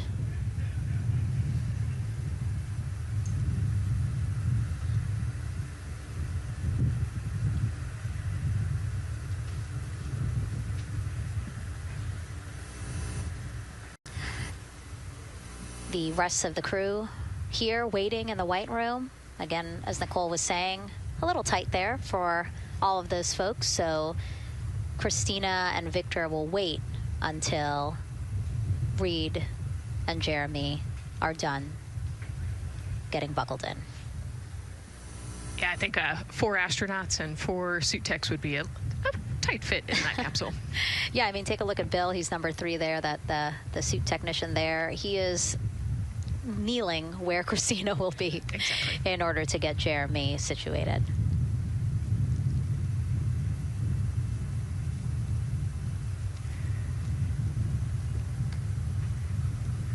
OTC ask, commander's ready for comm checks. OTC copies. Commander. NTD, Misco 212, comm check. NTD, have you loud and clear here as well. I'll catch FTS on 194, thank you. Commander, OTC Orion Earth 1. OTC, CDR has you loud and clear. Good comm. Welcome, sir. And there you have it, a successful comm check with Commander Reed Wiseman. And so... And CDR, NTD on Orion Earth 1 for comm check. CDR, I got you loud and clear, NTD. And good to have you on board. Good luck today.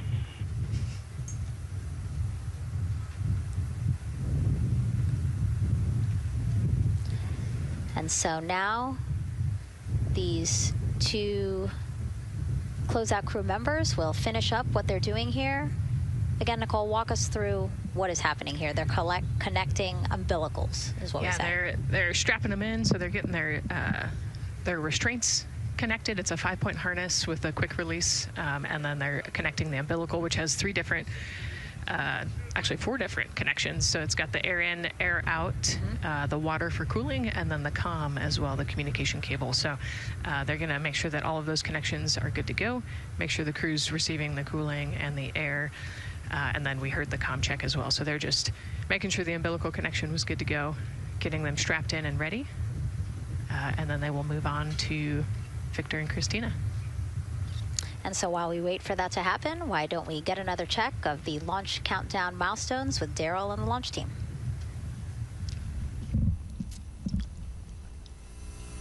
All right, welcome back into the firing room 1 here, where some of the launch team is having some pizza that was brought by the administrator. That was nice of Administrator Jared Isaacman to bring that by for the launch team to enjoy. We're L-3 hours and 44 minutes and counting as you can see the crew ingressing into the spacecraft. There are a number of things that are happening on the timeline. Of course, the closeout crew, they liken themselves to like an F1 pit crew, working quickly, methodically, carefully, as they go through their procedures to get the astronauts ingressed. Overall, there's a little bit of timeline pressure, right? There's only a certain amount of time as you see the astronauts going into Orion, only a certain amount of time that they can spend on their backs. They will be there for a few hours, right? So we're sitting at 2:40 p.m. Eastern time, and the window opens at 6:24 p.m. Eastern time and runs until 8:24 p.m. Eastern time. So 4 or 5 hours or more on their backs, and then they'll hopefully lift off for a launch. So of course, the crew is mindful at the time. They don't want to slip into the window if they don't have to. And so they're keeping a tight lock on the margin, the amount of time that they're working there. And there's a heart from Christina Cook. Great to see that as she gets ready to get into the Orion spacecraft, one that they named Integrity. It certainly fits this crew from what I've observed. Now, right now, the rocket's tanks, they're in what's called replenish mode. So another factor for this closeout crew is, and the crew themselves, this is a fully tanked, almost ready to go rocket. It's got all the propellant it needs to go to the moon. It's just a matter of getting the astronauts in, getting them configured, and getting all the systems, the high energy systems, bringing them all online in order to launch this rocket. As they sit there, there is propellant boil off that's happening. All tanks are at 100%, but the propellant, which is liquid oxygen and liquid hydrogen, those two propellants are minus 423 for hydrogen and minus 297 for the liquid oxygen. They are boiling right now. They've been boiling the entire time they've been in the tank. And that is vented out, as you can see. When we look to a wider shot of the rocket, you can see the venting and the little wisp of clouds that are coming out from the top of the rocket and the middle part of the rocket. And that is because just like you boil water on your stove, those propellants are boiling. Of course, their boiling point is much lower than water, and so it doesn't take much for them to boil. But just as if you were to leave your pot of water on the stove and just leave it there, what would happen? Well, it would completely boil off, and all the water would be gone. Basically turned into water vapor inside your house. Well, it's the same case here. So we are continually replenishing the rocket with propellant, liquid hydrogen and oxygen, running from those propellant lines that you see there going into the rocket. So that continues to go well. Overall look from the launch team here, this has been a very smooth countdown so far. The cryo tanking went exceptionally well, and the launch team is really in a good mood right now. Cautiously optimistic, understanding that with a system this complex, you can have something unexpected happen. But to this point, the firing room is really encouraged by what they've seen so far, and are especially excited to see these astronauts getting inside the spacecraft. L-minus 3 hours and 40 minutes and counting until we open up that window for launch. For now, we'll send it back to Megan and Nicole.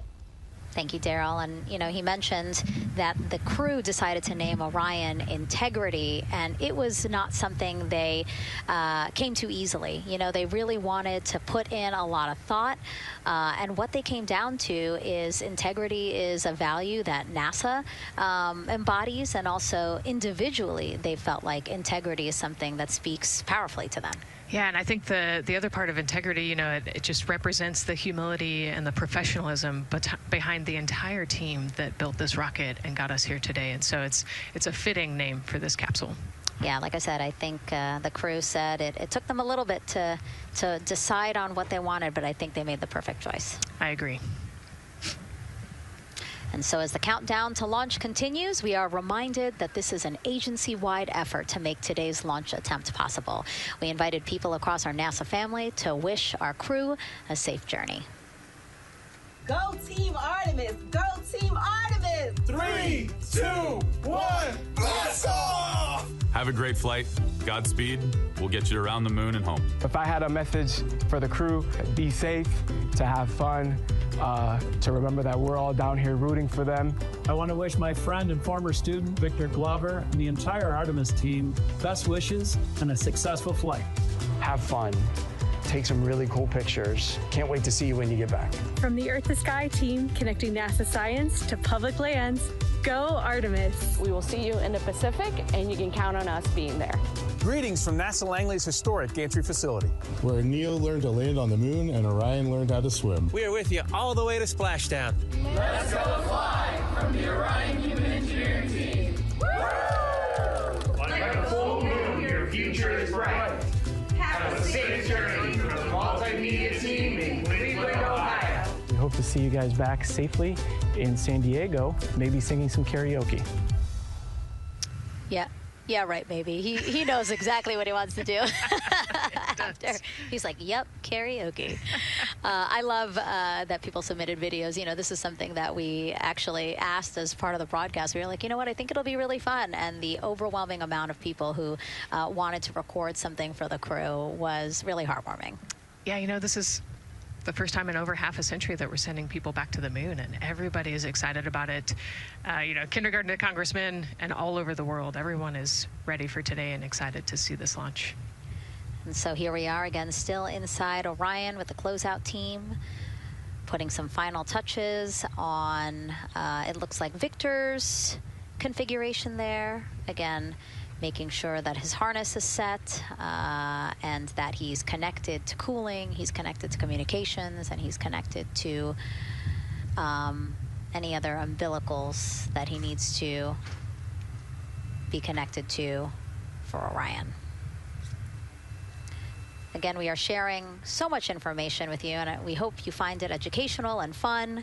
But we do know you guys still have some questions, so why don't we take another one now? Tell us what the moon is like! So cute. That wasn't a question. That was a demand. Nicole, you tell her what the moon is like. Oh, man, that was so cute. Oh, man, the moon is really cool, right? So it's a lot of like gray and white and kind of shades of gray. It is something that doesn't have wind or rain or rivers or an atmosphere. And so we like to say it's the, Christina said it earlier, it's the witness plate to the universe. And, you know, it has all these impact craters because it's not protected. Things hit it all the time. Meteoroids, asteroids, all sorts of things hit the moon and create these impact craters. That's part of what we want to go and look at and learn about on the moon. It can tell us a lot about the age of the universe and the age of the moon. You know, it's 4.5 billion years old, and we can learn a lot from just looking at the regolith or the dirt that is on the moon. Well, thank you for that question, and thank you for that answer. She was cuter, Nicole. I agree. And then earlier today, we wanted to ask you, what do you want to know about living in Orion? And we told you to pick between what the crew eats, how they sleep, how they fly the vehicle, and how free time is spent. And the winner, most of you wanted to know how to fly the vehicle. And we are going to be doing that. Yes, we are. You know, that's a great question, and actually part of what we're going to go do. So the rocket is fairly automated, right? There's a countdown, and the whole system knows when it needs to ignite the engines. But we are going to do some manual piloting throughout this mission. Once they launch and they separate from the ICPS, they're actually going to do a rendezvous and proximity operations demonstration. So what does that mean? They're going to take that portion of the rocket and they're going to try to fly closely to it. And so they will actually take manual control of the Orion spacecraft and try to get nice and close to the other portion of the rocket that had just separated. And so you can see actually a little bit in the view that you have right now. So on for Reed, the left-hand person, his right hand, there's a kind of a joystick, if you will, on the right side.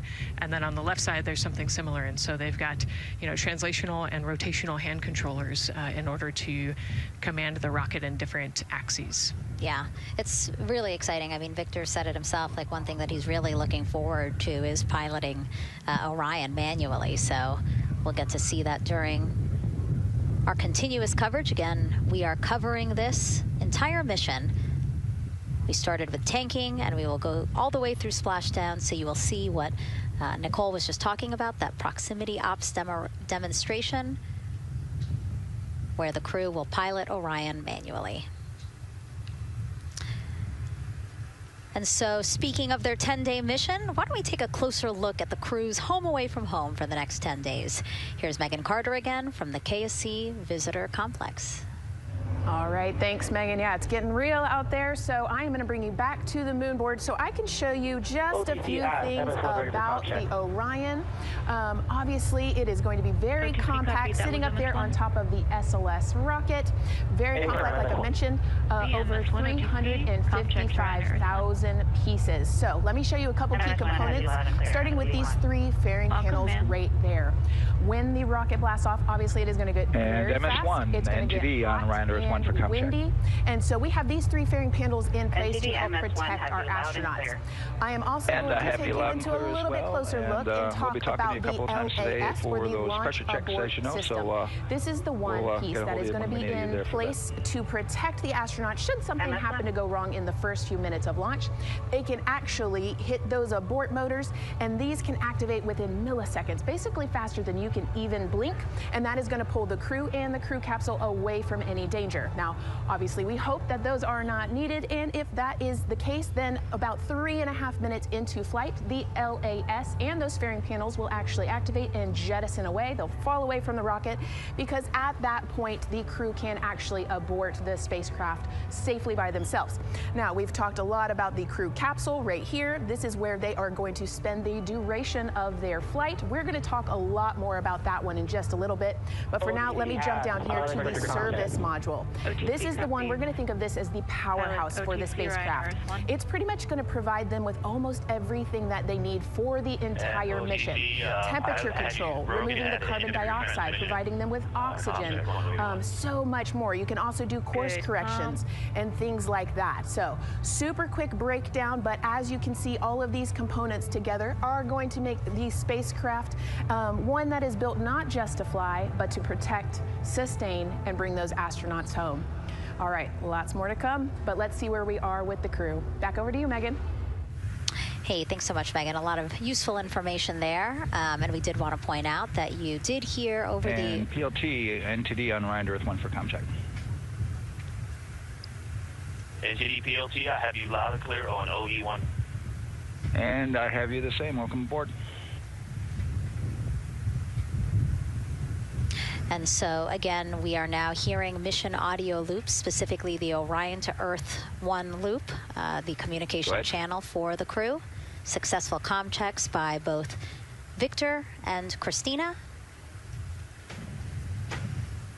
CDR, OTC Orion to Earth 1. CDR. Yes, sir. Configure ARS to shoot mode per EPROC 10.1.1. Crew ingress and vehicle pre-launch config, step 1. 10.1.1 crew ingress and vehicle pre-launch config, step 1. Going in work now.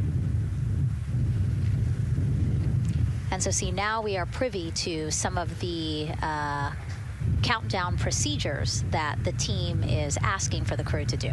Yeah, so they're going to work through some of these procedures and finish the ingress portion, as you heard in that procedure. So this is where the crew is going to start building their nest, if you will, running some procedures, getting the capsule ready for humans to be on board.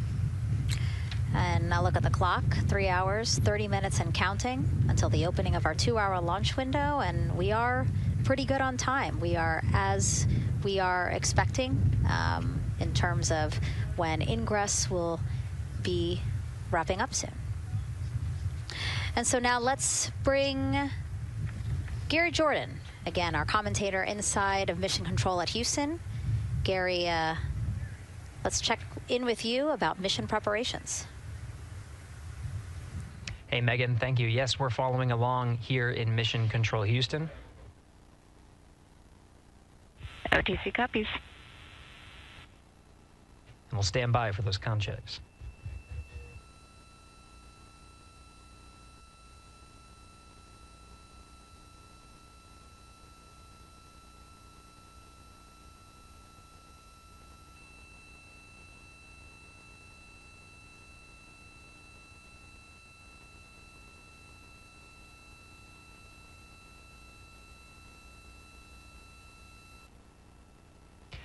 And again, we're waiting for those comm checks.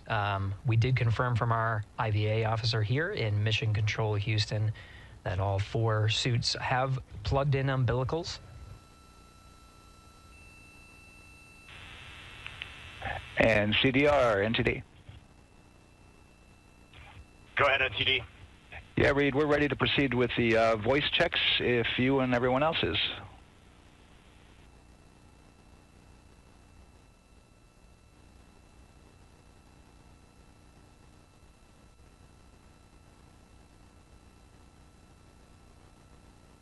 NTD, Integrity Crew is ready for voice checks.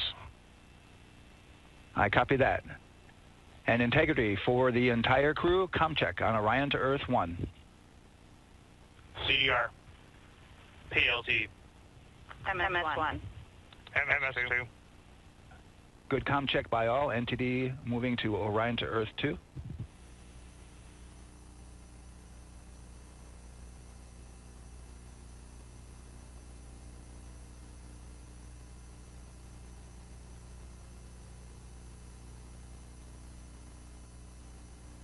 CDR. PLT. MS1. MMS2.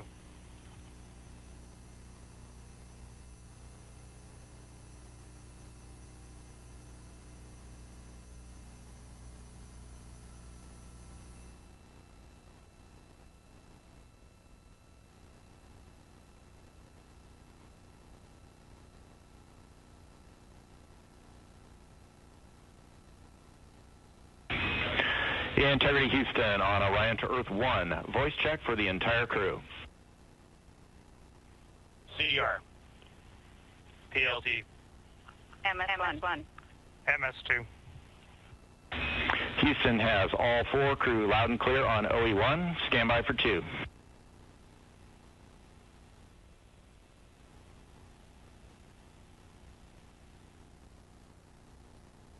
Your initial word was broken.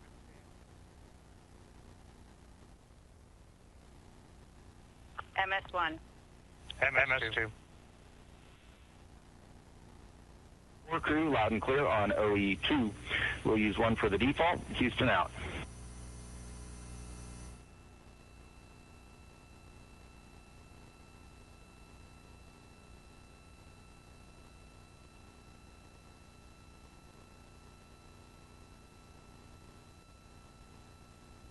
And CDR, NTD? CDR. Yeah, we're going to go ahead and we're going to clear a couple of those messages on your screen here. Just want to give you a heads up that you'll see that. Copy all.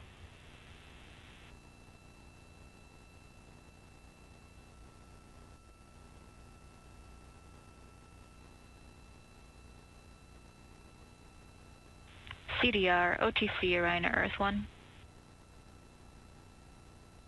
CDR.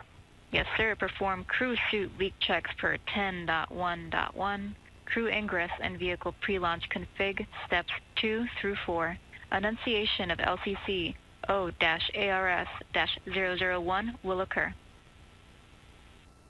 10.1.1 crew ingress and vehicle pre-launch config steps 2 through 4 going in work now.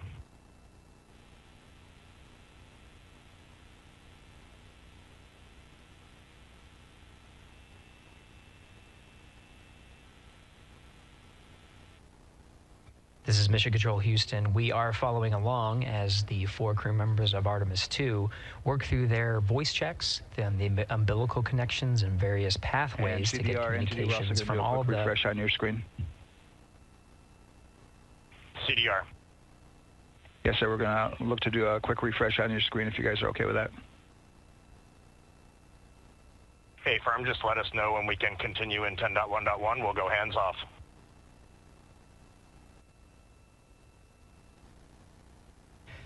.1.1 referring to the procedures that they have through the various phases of ingress and some of the checkouts needed to prepare for today's launch. Here in Mission Control Houston, the IVA or Intravehicular Activity Officer will be confirming the leak check status and watching as the suits pressurize to once again confirm that the suits are in a good configuration ahead of launch. Of course, for the teams here in Houston, launch is just the beginning. The first flight day is jam-packed with activities. Shortly after main engine cutoff, Integrity will enter into a coast phase while still attached to the interim cryogenic propulsion stage, or ICPS, and prepare to deploy the solar arrays. With power being generated, Integrity prepares. Go ahead, MTD. With that refresh, and you got to go to proceed with your 10.1.1. Picking up 10.1.1, step 2.3 through 4.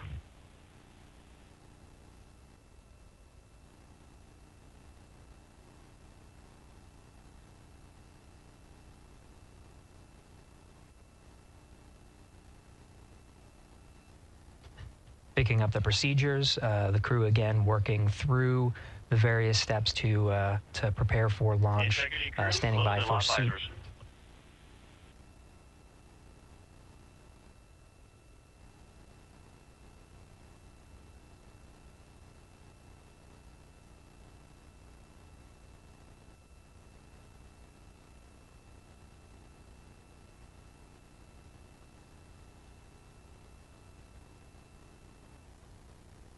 This is Mission Control Houston with visors closed. The pressurization tests can commence. We'll stand by for word of a good leak check on all 4 of the crew member suits for the Artemis II mission. Again, this is the very beginning of a very busy flight day for our 4 crew members. After launch, they have a series of burns to prepare for. The first major burn being the perigee raise maneuver that allows them to continue in low Earth orbit, and the next being the apogee raise burn that puts them in a high Earth orbit. This is an orbit that takes them around the Earth for nearly a day, 23.5 hours to be precise, and allows the teams, including the astronauts and the flight control teams, to check out critical systems ahead of committing to the next day's translunar injection. But before they even call it a day, Integrity will separate from the ICPS, and the crew will command.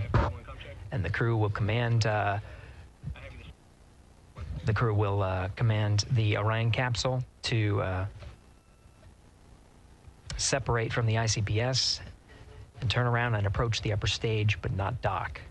This is to test Orion's in-space maneuvering capabilities and provide further confidence in docking to another lunar space vehicle like the Human Landing System that will be part of the Artemis III mission ahead of future moon landings.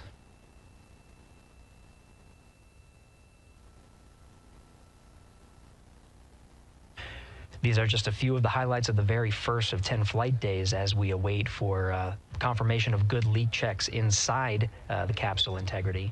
And there's a lot more to this mission. A reminder that this is, of course, a test flight. The purpose here is to demonstrate procedures, systems, and life inside Orion on a mission around the moon for the first time, and give further confidence in the capabilities that are charting a return to the lunar surface.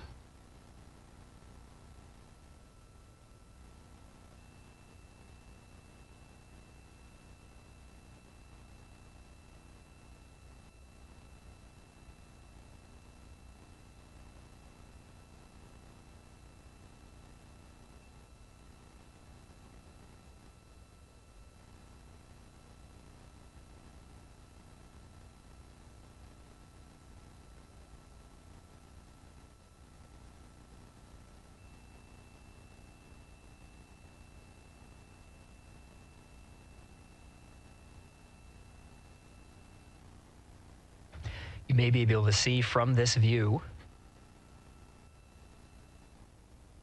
the suits themselves inflating. This is, again, a pressure check. Verifying that the suits are leak-free ahead of the Ascent portion of today's flight. How you see the crew now with visors down will be the configuration of their Ascent all the way through core stage separation, about a little more than 8 minutes after booster ignition.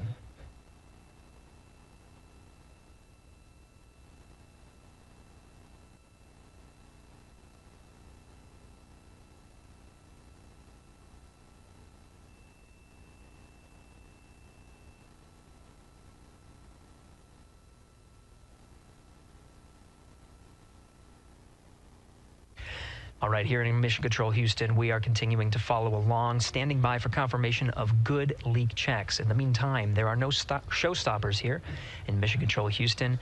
We continue to monitor the countdown to launch. Megan, we'll send it back to you over at the Space Coast. Hey, Gary, thank you so much. Yeah, as we wait for confirmation of a successful leak check for all 4 astronauts, why don't we go back to Daryl again, who has been following along with the launch countdown as we inch closer to the opening of our 2-hour launch window. All right, thank you, Megan. And yes, getting some good communication. It's great to hear from the crew inside, even though it is as simple as a comm check. It's really good to hear their voices as they move through those various comm checks and then get ready for their suit leak checks. Fantastic views inside Orion that you're looking at now. Give you an update on the weather outside. We're still 80% go for our 2-hour launch window, which starts at 6:24 p.m. Eastern Time and closes at 8:24 p.m. Eastern Time. That's the good news.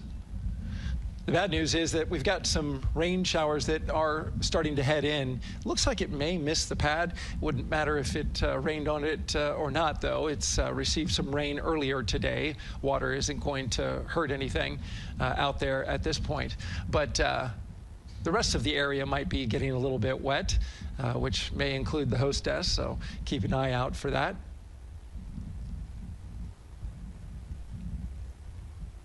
As we're watching with the astronauts inside the Orion Integrity spacecraft, you'll be hearing more and more from them, especially Christina Cook, who is mission specialist number 1. She not only is going to be making history. All crew, visors open, suit loop leak check complete. OTC.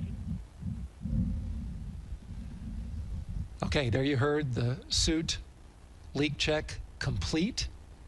They check those suits for leaks in astronaut crew quarters. They check them again inside the spacecraft.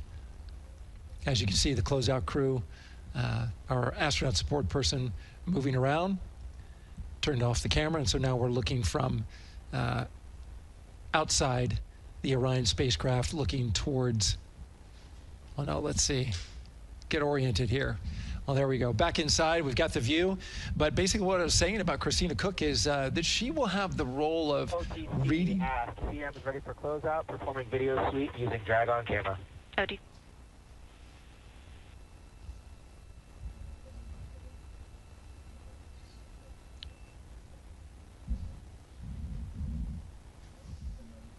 She will have the role of reading out a pressure reading that tells the team that and CDR or NTD? Go ahead, NTD. Yeah, we're going to do another cleanup on those suit leak check messages that we got from since we're done with that now. Integrity copies. Yeah.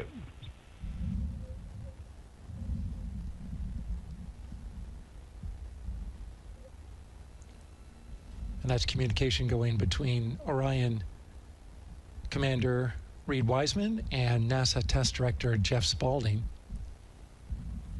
As I was saying, Christina Cook will be reading measurements from the counterbalance assist arm. So you're going to hear her be asked by the NASA Test Director to read that. That CBA, counterbalance assist arm, it's mechanically latched by the closeout crew using tools, but there's a hydraulic assist. It's pneumatically opened and closed, rather, with a pressure assist that helps open it up. Not only that hatch, but also the last hatch. There's 2 hatches there that we'll see that will be closed, but this is in case of an emergency out there at the pad. If the crew, for some reason, needed to exit quickly, then they would exit the spacecraft by pulling that lever, which would open both hatches. Those hatches are heavy. The Orion hatch is hundreds of pounds. ATC cameras 1 and 2 both set to record. OTC copies.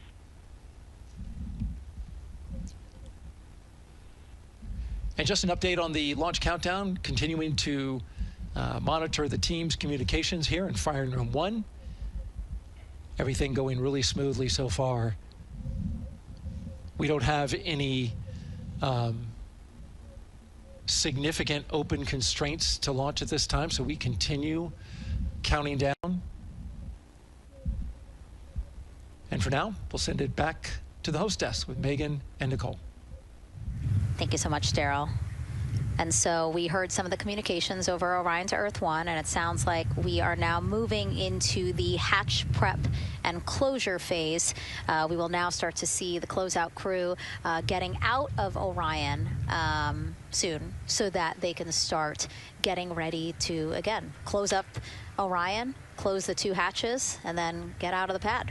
Yeah, the closeout team will take the hatch seals off, and they'll inspect the seals, make sure everything's ready to go, and then do a few last-minute configurations before they close that hatch. And then, like Daryl talked about, then Christina will have a role in looking at the CBA there. So. Yeah, you might have heard them say over the loops again that drag-on camera. So basically, it's a camera that they can move around, and you might have seen it in a couple of our shots already. But they will take that camera and literally go and inspect the seal that. There's 2 seals, actually, 2 seals that go around the entire area of the hatch just to make sure that everything looks good. And that camera feed is being directly shown to NASA teams who need to monitor that. Yeah, they want to make sure there's not a single hair or piece of dust on those, make sure that there's no damage and everything's ready to go so that the seal, they will do a leak check on this hatch seal as well. Make sure it passes. Yeah, and we'll know they're doing that because we will actually see one of the closeout crew members with a hand pump, and they will pressurize again just the seals, and they have to see if it will hold pressure for just a minute. And if it does, then they will go ahead to pressurize the entire Orion spacecraft, and then that again is to make sure that the spacecraft is holding the right amount of pressure. And that one's a lot longer. It'll take them like 8 minutes. Like it takes time to pressurize it, then they have to hold pressure, and then it takes time to depressurize it. Right, and they want to measure the difference in pressures at the beginning and end of that and make sure that it holds the right amount of pressure so that when they get to the vacuum of space, obviously the capsule holds its pressure. Yep. Okay. Well, again, as we continue to watch operations that are happening at the pad inside of Orion, why don't we go over to Banana Creek? It's one of our viewing locations here at Kennedy Space Center. They will have a spectacular view, and we actually have NASA's Leah Martin there chatting with a big group of people surrounded by a lot of folks on bleachers there.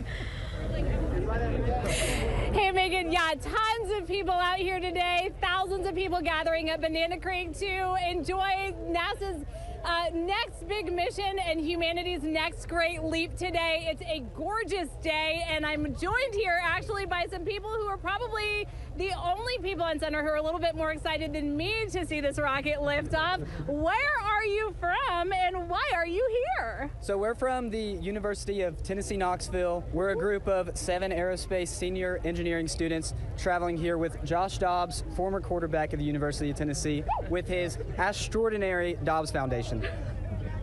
Now, you were actually telling me a little bit earlier, you're here local, you're from Orlando. What's it like being an aerospace engineer and then having the opportunity to come back here to the Space Coast and see this mission lift off today? It is absolutely amazing. I feel like the little 9-year-old girl inside me is so excited. Like, I'm from around here. I grew up watching launches in my backyard, and so this seems like such a full circle happy moment for me. Now, you are an aerospace engineer looking hopefully to join the workforce in the future. How does it feel to be here and see firsthand what that work does? It's just so cool to see what I've been working for the last 4 years and then 12 years before that just actually be physically happening in front of me. It's something I never dreamed of as a kid. And I'm actually joined here by the pastronaut himself, Mr. Josh Dobbs. Now, you have a history with NASA as well. You did an externship here. And how did that kind of play into your passion for aerospace and then the foundation that actually provided this opportunity for these students today? 100%. So I spent a month here around the Artemis I mission, which was a tremendous opportunity to learn about the space program and also what's next. And so to be back here for Artemis II, and unfortunately, Artemis I went in the middle of the season, so it's surreal to be here for Artemis II. And with my foundation, like, the goal is to be able to take advantage of the opportunities that I've had and pass them along to the future of the industry and give them the opportunity to see what all their hard work can accumulate into. So it's an honor to be here. We're really appreciative of all the engineers and all the hard work that's gone into this moment, and we're excited to watch history happen today. Absolutely, and as a group, I think if you guys had one well wish for the team today, what would you say? I think we can all join together, maybe say, go Artemis? Go Artemis. That was a fun interview, and again, just so neat to see all the people who are here. I mean, still hours before liftoff. Not even hours before liftoff, but hours before a 2-hour launch window. So people just really committed to being here and seeing it in person. Yeah, you can see the Banana Creek is already buzzing. Yeah. There behind Leah. You could hear the chatter in the background. It's an exciting time. Yeah, you could tell that it's a lot louder than we noticed because we just have very good mics. But, you know, she's obviously yelling over a huge crowd there. So super fun, super exciting. And yes, I hope that we all get to see liftoff here shortly. Okay, so as we know, Victor, Reed, Christina, and Jeremy will have their hands full during their mission. So for some of their test flight objectives, let's go back to Megan Carter at the moon board. All right, as we have seen from those camera views, their capsule is very compact, obviously. So let me show you a few cool things about this piece. The Orion capsule is going to only be about 16.8 feet in diameter and a whopping 10.5 in height. Think of it about the same cubic feet as 2 minivans. So obviously every piece of that capsule has been planned with purpose. And a really great example of that is going to be these seats that we have seen that live view of. Now these seats are going to be out for launch, re-entry, and splashdown, but in between they are stored in between to give them more room for daily activities and things like that. While they are on board, obviously they are going to have a lot of things to do. One of those is going to be to manually fly Orion, as we've discussed, but they also have several other objectives as well. And they are going to be doing lots of system checkouts, checking out the service module, making sure everything is working correctly. They're also, like I said, going to have a chance to manually fly. Now this was taken during one of their training simulations, but as you can see here, they will have advanced flight displays, hand controllers, touchscreen interfaces, so much to work with and practice with as well. Now, while on board, they will also have the ability to eat those shelf-stable meals that are designed specifically for microgravity. I think I saw somewhere that one of their meals is going to be mac and cheese and brisket, so that makes the Southern me very happy. All right, but they are going to have also some time to look at some things like power and propulsion. They will have 3 key propulsion systems that are going to help power Orion as well. And speaking of power, I want to bring you back to the service module real quick because I wanted to point out these 4 solar panels. These are going to take about 18 minutes to unfold like giant wings, and they're going to stretch 62 feet from end to end, and these are going to help power the service module and in turn provide what the crew needs for their journey. So as you can see, spacecraft is built specifically for what we need and to guide them and get them home safely. All right, back over to you, Megan. Thank you so much, Megan. You know, it's taken thousands of people many years to get to us to where we are today. Let's meet some of the people of Artemis who've made this flight test possible.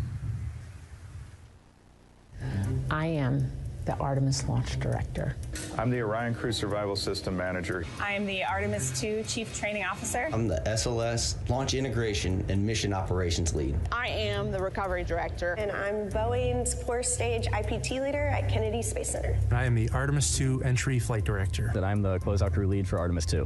Our job is to design the spacesuits that the crew will wear for the Artemis II mission. The team here at Johnson Space Center and the Orion Crew Survival Systems Lab does pretty much everything involved with processing the suits, designing the suits, qualifying the suits, testing them for the Orion mission. The role of the Chief Training Officer is to manage both the planning and the development of how we are going to train our astronauts and run our simulations for our flight control team for the mission, and then go implement that plan. Recovery team is responsible for 3 things. So recovery is what we call our nominal recovery situation, where we go recover the crew and the capsule at their designated landing site. Rescue is in case we do need to rescue the crew or they landed somewhere else that we did not plan. And then the retrieval is us getting the capsule if they did land somewhere where we did not expect them to. My job on SLS is to manage the operations architecture on the SLS program. One of the specific things that we do is support launch operations. It means a lot to be a part of this Artemis team, to show the next generation and seeing what may come. I am responsible for our core stage processing at Kennedy Space Center. My team is responsible for that core stage, and it's our responsibility to make sure that core stage is safe, built correctly, and there's going to be 4 of our astronauts, and it's going to get them to their ride around the moon. I've been a flight director for over 10 years now. I worked on the Artemis I mission, and after that mission completed, I was assigned as the entry flight director for Artemis II. I can't wait to see the hatch open after splashdown. That's when we know that our mission will be complete and the crew will have safely returned to the moon and back to Earth. Closeout crew is responsible for getting the astronauts up to the white room, getting their helmets and gloves on, getting them into the vehicle safely, connecting all their umbilicals, making sure they're ready to go for launch, and then closing the crew module hatch. The reason we do this is to expand mankind's knowledge. If I can be a part of that, doing anything, I want to do that. The launch director role really is to step back and kind of take that big picture view of launch. How are we doing on any NCs? How are we doing on our timelines, our procedures? Artemis II is a beginning. It's going to inspire a new generation. It's going to uncover science. It's going to serve as a pathway to places that we have never been before. And to meet more people of Artemis, you can head to the link we're going to put up on your screen there. Just, again, really nice to see all the faces that have put in the work, the time, the hours, the dedication to get us to today. Yeah, so many professionals that worked so hard on this mission. And what was really fun to see is, you know, we interviewed Taylor Hose, closeout crew lead, as he said, and that's who we are now seeing inside of the White Room as they are getting ready to close out Orion and close one of two hatches. We have the side hatch of the crew module as well as the launch abort system hatch, correct? Yeah, the astronauts are in the capsule. They're ready to go, and now the White Room is very busy as they're getting ready to close both of those hatches. That's a great shot right there where you can see them. Almost looks like they're doing that hatch seal inspection that we talked about.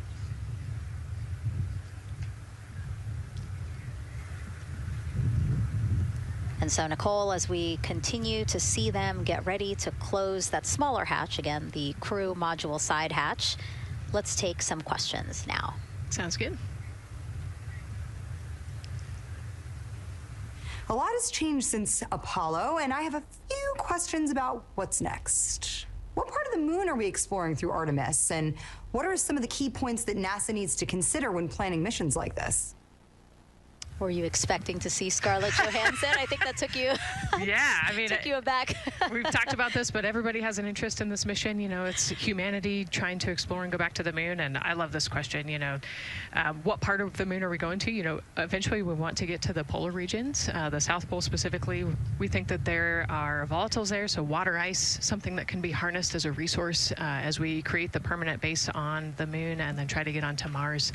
But getting to the moon is a tricky mission. You know, we're going further than we have in a long time, and you know, on the International Space Station we're 250 miles from the Earth, and so we're pretty close. We resupply that spacecraft pretty often with cargo missions, but the further and further you get away from Earth, the more you have to think about the lack of cargo, the comm delay. You know, there's a communication delay the further away you get, and so there are different and unique problems as we continue to explore further and further out into the solar system. And there is so much to learn about the moon, so it's no surprise that yes, even though our goal is to have a moon base at the lunar South Pole, the lunar South Pole is not the main focus of this lunar flyby. So instead, the crew is going to be focused on observing the far side of the moon. So this is actually an animation of what teams expect the moon to look like if the crew launches today. So this is, of course, the side that faces the moon, and this is the far side of the moon, which when, again, the crew does their lunar flyby on flight day 6, we are expecting this will be their view. What an amazing view and an opportunity. Yeah, you know, there's so much to learn from this particular mission, because obviously we're not landing with this mission, and so they actually potentially could see the South Pole and kind of scope out what our landing regions look like in the context of the entire moon.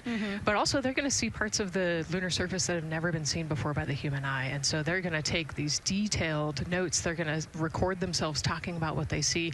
You know, we do a ton of geology training as astronauts, especially this Artemis II crew. They did a ton of geology training working with scientists to learn how to pick out the unique portions that we want to go study. You know, what is the context of the moon? What parts of the moon look interesting and look different? You know, the impact craters that we talked about earlier. So really trying to take all the pictures, take all the observations, write down, talk about their observations, and record as much data as we possibly can for the researchers back here on Earth.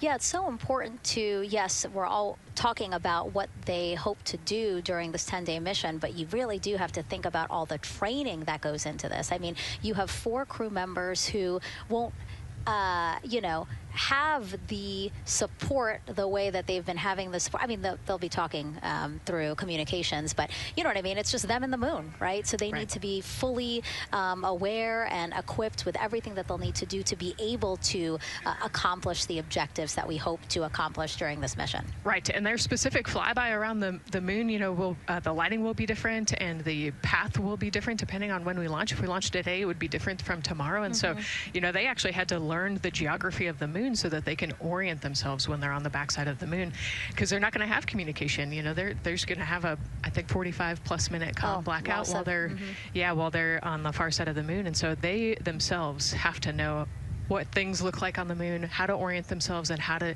get the data that we're looking for. Yeah, really ambitious mission. Excited to be here at the start of it. All right, so another check of the clock, 2 hours, 57 minutes and counting to the opening of our 2-hour launch window for Artemis II. This pivotal test flight comes 250 years after America began its journey as a nation. As we celebrate that milestone, a special live performance now of our national anthem by singer Ann Wilson.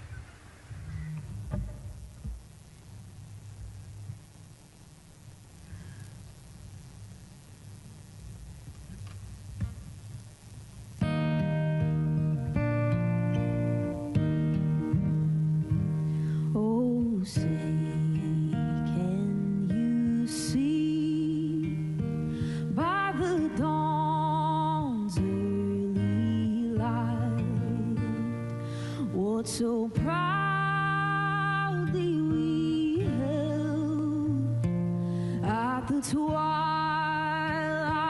last gleaming, whose broad stripes and bright stars through the perilous fight, o'er the ramparts we watched, were so gallantly streaming, and the rocket's red glare, the bombs bursting in air, gave proof through the night that our flag was still there. Oh, say does that star-spangled banner yet wave o'er the land of the free and the home of the brave?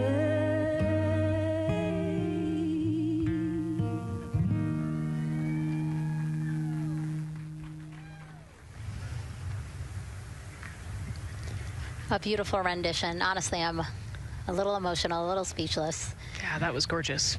Yeah.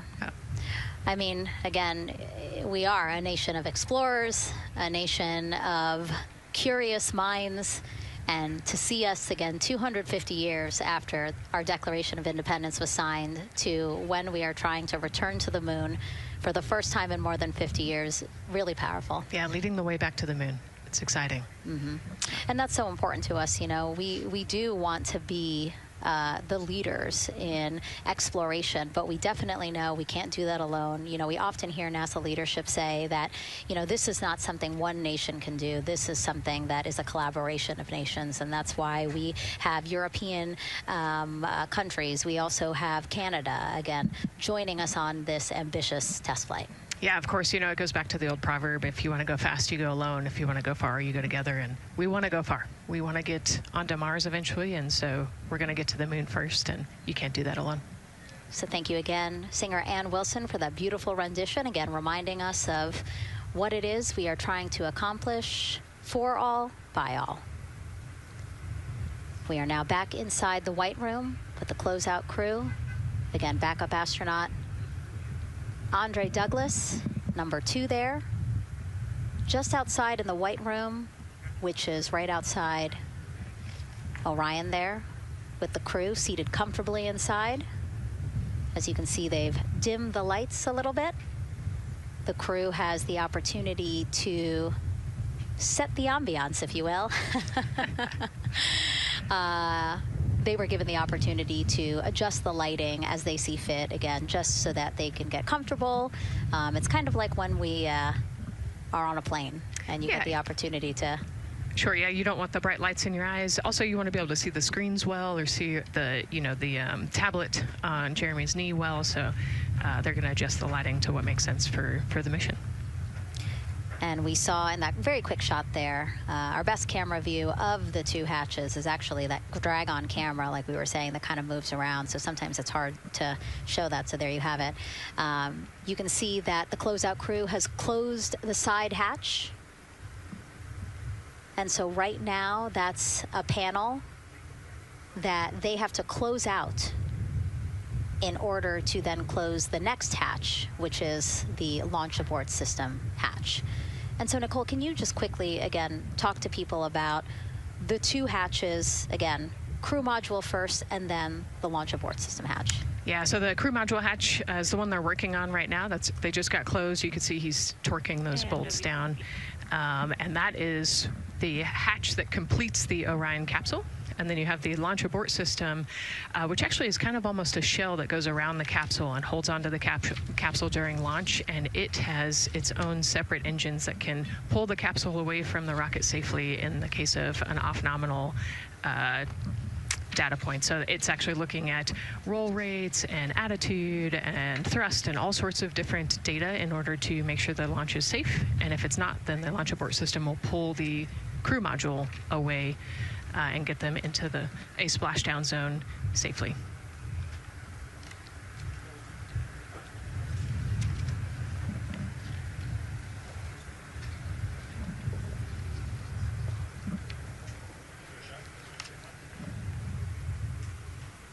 And as we wait for the crew to complete closing that side hatch of the crew module, let's head over back to Banana Creek, where we have Leah Martin standing by with the person who designed this mission's zero gravity indicator, named RISE. It was second grader Lucas Yee from California. Hey, Leah. Hey, Megan. Yes, of the many special guests we have with us today, I think one of our most exciting guests is Lucas, who's joining us, like you said, all the way from California. He and his family actually worked this as a group project to design the zero gravity indicator. Lucas, can you tell us a little bit about your design? Yeah. So you named him RISE. Can you tell me why you picked that name? It was very remote, representing the Artemis II launch and Earthrise. And yeah, that's pretty much it. So were you really excited to find out that you won the competition and that your zero gravity indicator would be going to space? Yeah. So how does it feel? We're actually just across the river right now from Artemis. We can see it from where we're standing. How does it feel to know that design you created is actually currently on that rocket just a couple hours away from going to space? Really, really, really, really, really, really, really surprised and very happy. And very happy. Now, Mom, you were telling me on the way over here that it was kind of hitting you what was happening. Tell me a little bit about that. It's definitely very surreal to be here in person. It's definitely very surreal to be here in person. That Commander Weissman said that it's for all and by all, that we couldn't have said it better. We're just very grateful to be here. Super, super excited. And we're so excited to have you here too. Now, Oliver, this is your first launch too, is that right? Yeah, that's right. And how does it feel to be here just a little bit away from watching the first group of astronauts in your lifetime on their way to the moon? It feels like very, very happy and surprised. So if you had one word of encouragement or something to say to the crew who's sitting on that rocket right now, what would you say?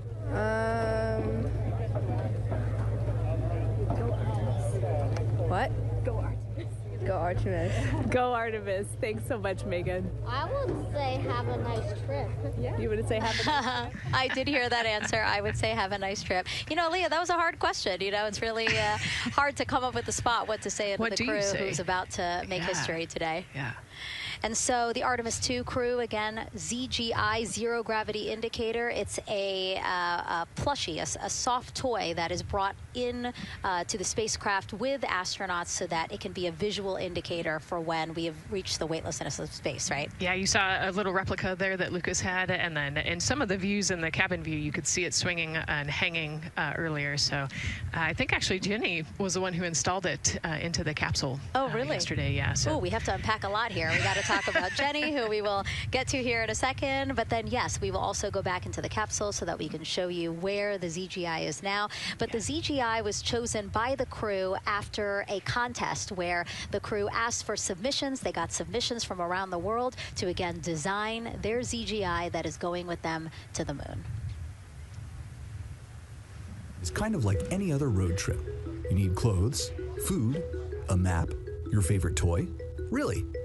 Except this toy has a job to do up there because this is a zero gravity indicator. While not a scientific instrument, this safe and soft object tells the strapped-in astronauts that they've reached weightlessness. For Artemis II, the crew wanted a one-of-a-kind ZGI, so we asked you to come up with it.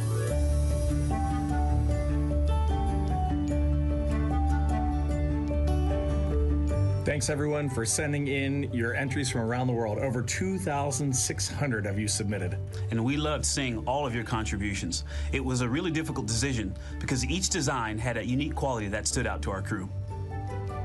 In the end, we were able to narrow it down to a top 5 from Finland, Canada, Peru, and 2 from the United States, Kansas and California. In the end, we went with one called Rise. It was a design inspired by the Earthrise photo taken on Apollo 8, which is very special to our crew.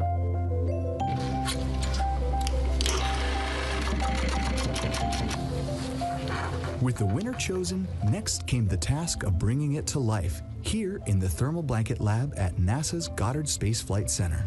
This lab specializes in custom materials to protect sensitive spacecraft equipment and is perfect for creating a ZGI that meets the rigorous safety standards of NASA.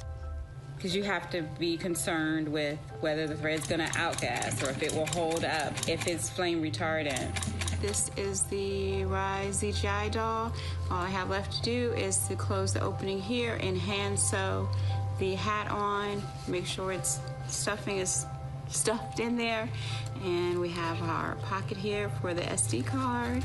And on that tiny SD card will be millions of names submitted to virtually join the crew aboard Orion. Got Rise. Not the real one, obviously, but this is a replica. I mean, so clever for Lucas and his family to design. Yeah, I love that he replicated the famous picture that we all love of Earthrise, and then I love that the bill represents the space in between the moon and Earth. It's just such a cute and wonderful way to represent this mission. Yeah, and again, Earthrise, very important to this crew. It harkens back to the picture that was taken by the Apollo 8 crew where they saw Earthrise, and so very appropriate since, again, now here we are going to see Earthrise again with this mission. Yep. So yeah, so this is little Rise here. And then you heard in that video that there is an SD card that is zipped inside with the real ZGI with the crew. So get this, more than 5 million people submitted their names as part of NASA's Send Your Name to Space campaign. And actually, Christina said that her niece and nephew's names are inside that SD card. How cool is that? Her nieces and nephews are going to go with her. Yeah. Love this. Love that people are engaging in such a cool way. And actually, if we take a look back inside of Orion, we can actually see the actual ZGI inside with the crew. As we said, the purpose of a zero gravity indicator is to show when we've reached the weightlessness of space. Now, I know that it's probably dark in there because, as we said, the crew decided to just dim it a little bit for them. But here again, as we see, Reed on your left, Victor on your right. below Victor, or next to Victor again, because they're on their back. It's a little weird. It's a little hard to explain their orientation, but between basically Victor and Christina is where Jenny Gibbons has placed the zero gravity indicator. And Jenny, who again, Nicole just training in 2020, mechanical engineer, combustion scientist, and actually before becoming an astronaut, she was an assistant professor. So again, another very well accomplished person on the team. And I know the Artemis II crew has really enjoyed working alongside both Andre and Jenny. Yeah, actually Jenny was our EVQ mentor when I went through our Ascent initial training, so she helped us with all of our spacewalk training, which was kind of cool as well. Okay, and there we have Andre again, number 2 with the rest of the closeout crew team there. Why don't we get another check with Daryl and see how the launch countdown is going.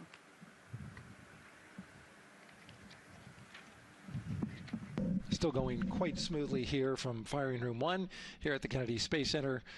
Launch team working no major constraints to launch, which is great news. We did get an update on a weather balloon that the launch weather officer and his team released. This is an important weather balloon released at right around the 3-hour mark, and what it told us is that winds are around 10 to 11 knots in the upper parts of the atmosphere. That's important information for the launch abort system should the astronauts need the LAS. This would of course pull the Orion spacecraft off the top of the rocket in case there were an emergency, and then take them offshore to a water landing in the Atlantic Ocean. And so the winds are pushing onshore. And because they're pushing onshore, the launch weather officer is keeping a close eye on the strength of those winds, because if the Orion were to come off the top, and it's powered by 3 rocket motors which can propel it or pull it especially fast off the top of the rocket, it would go up into the air thousands of feet and then splash down in the water. And if you've got wind pushing against it, you don't want that spacecraft to come back and land on land. So they're watching that very closely because of the onshore flow. That onshore flow is also what's giving us a little weather action down to the south of us along what's called the beach line, 528. We got a whole lot of people out there. We're getting ready to watch the Artemis II historic launch. Well, they just got a good soaking. Line of storms, line of rain showers, I should say, passed through that area and soaked the place. Certainly rain is a possibility, spotty showers from time to time, but overall the launch weather officer tells us that we are trending towards getting that stuff to all push to the west the closer we get to our launch window. A reminder, that window is from 6:24 p.m. to 8:24 p.m. Eastern Time. We don't have a specific T0 at this moment. There's a lot that needs to be calculated before we get there. We also need to get through the rest of the countdown on time. As of right now, we are right on time. The launch countdown is going exactly as planned. That's not something that we saw certainly in Artemis 1. There was a lot of flexing in the timeline during those 3 launch attempts back in 2022. But so far today, on our first launch attempt, we're really enjoying some really solid countdown work, some solid operations by the launch team so far. And to quote our friend Lucas, who created Earthrise, we all really like that. We'll send it back to the host desk. Thanks so much, Daryl. Yes, we really like that, and we really like Rise and Lucas. So thank you for that. That was really cute. Okay, so again, here we are in the big box here. We have our full view of the rocket, looking glorious on there with, again, some clouds, but still weather is good for launch today. And then we have the closeout team continuing to do work in the White Room. We got confirmation that they have successfully completed pressurizing the counterbalance pressurization. Basically, as Daryl explained it before, the side hatch for the crew module is very heavy.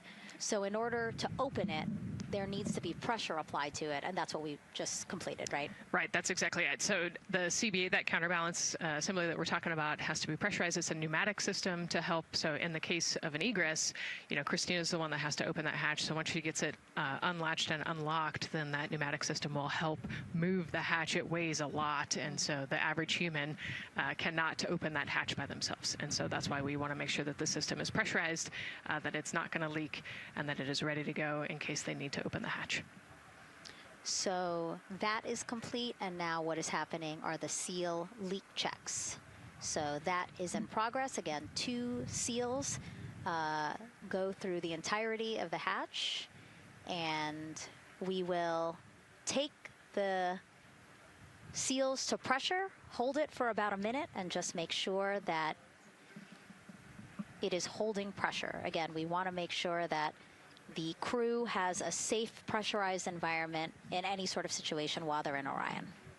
Yep, that's right. So we're going to take a look at it. We're going to take a look at the starting pressure, and then after a certain amount of time, we'll take a look at the ending pressure, and then there are certain tolerances that we will accept for flight. 2 hours, 37 minutes and counting from the opening of our 2-hour launch window today at 6:24 p.m. Eastern Time. After liftoff, it takes less than 10 minutes to reach Earth's orbit. Let's learn more about today's Ascent profile with Gary in Mission Control. Hey, Megan. We are monitoring here in Mission Control Houston. Flight controllers are looking at data from integrity and the Space Launch System during the countdown. We're looking at some of the events happening in the White Room now and just making sure that all criteria is met to commit to launch and Ascent today. It's the team you see in this room that would be looking after Ascent, which is a very dynamic phase of flight. And after solid rocket booster ignition of the Space Launch System, it's this team that takes over control of the mission. There are voices you'll hear upon ascent, calls being relayed between Stan Love, the Capcom you see here in this shot in Mission Control Houston, that's the voice from this room, and the Artemis II crew on a communications channel aptly named Orion to Earth. Here are the calls you may hear during this part of the mission. Capcom Stan Love, his first call after responding to the crew's successful roll pitch maneuver at 30 seconds is AMT high. This notes that should we lose just one of the main engines, an alternate mission in low Earth orbit can still be achieved. At 1 minute 25 seconds, you'll hear max Q on PDL. This notes that reaching the moment of maximum dynamic pressure on the spacecraft. This event happens to be in line with a communication switch to another ground station, the Ponce de Leon Inlet Tracking Annex, located about 35 miles north of Kennedy. At 2 minutes 45 seconds, you'll hear SM primed, upper stage RCS ready.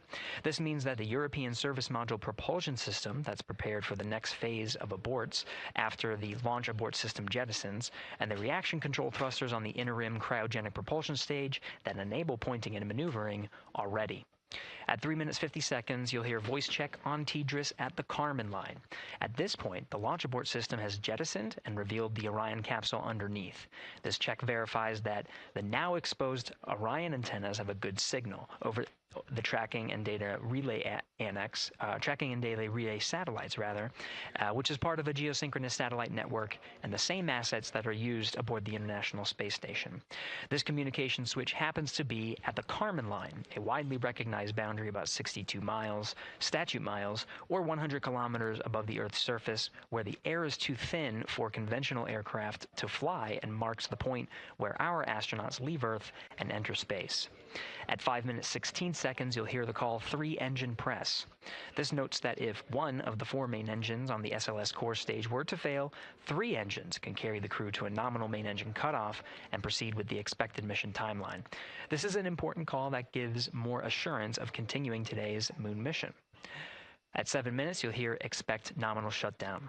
You'll hear this call should the main engine performance be as expected up to this point. Shutdown plans can vary and may impact G-forces experienced by the crew or future burn plans, but a nominal shutdown is more indicative of continuing the mission on the expected timeline.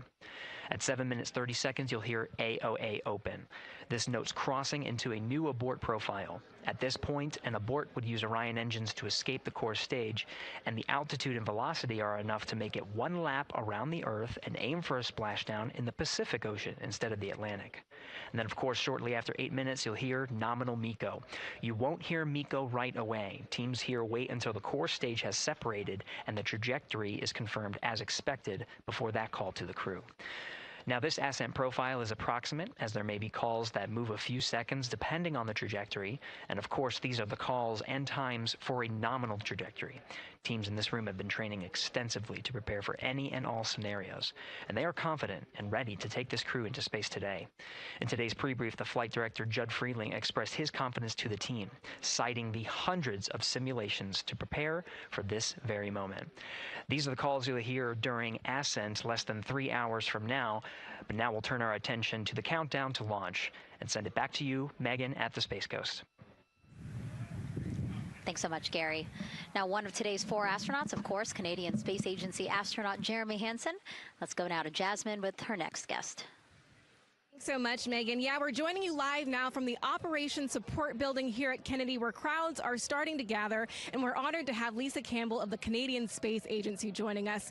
Lisa, Jeremy Hansen is about to make history as the first Canadian to venture to the moon. What does that milestone mean for your agency?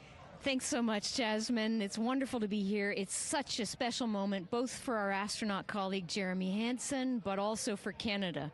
We're here because of decades of public investment in space robotics, in space collaboration, and so for our country, we're very proud. He's so ready. He's been waiting for this his whole life, preparing, training, and he's a wonderful example of Canada. Yeah, and that's a perfect way to capture Jeremy. He really has been prepping for this his whole life. This will be his first space flight. So what has it been like watching him become part of this Artemis II crew? Well, as I mentioned to you, I've known Jeremy since 2020, and he's a colonel, a fighter pilot, a father, and he really is a very dedicated, passionate human being. So both for him to realize this goal of being an astronaut and flying, he also is hopeful that witnessing that will raise awareness about the value of a space program, of the benefits here on Earth, of exploring the universe and our place in it. Wow, that's beautifully said. And really, this international collaboration has been going on for quite some time now. We've worked together in low Earth orbit and now going into deep space together. So why is it so important that we have these international partnerships? It makes us stronger. We can go faster and further together. Canada is one of the original signatories of the Artemis Accords, and Canada and the United States have been partnered for more than 60 years in space. Wow, that is phenomenal, Lisa. And this really is a team effort in many ways. We also have Jenny Gibbons. Yes. She'll be listening in on Capcom. What is her role going to be like? So Dr. Jenny Gibbons has been training all along as the Canadian backup with the Prime crew. Last night, she was in the Orion capsule checking out all of the communications, making sure all of the systems test out and work perfectly. And then she will be among the first lunar Capcom, helping the astronauts navigate during their mission. Wow, Lisa, that is so exciting. Any final words for the nation of Canada before today's mission? Just, we are so proud, so excited, and we can't wait to welcome Jeremy home. Fantastic. Lisa Campbell, thank you so much for being here today. Thank you, Jasmine. Of course. And with that, let's get back to NASA's Megan Cruz.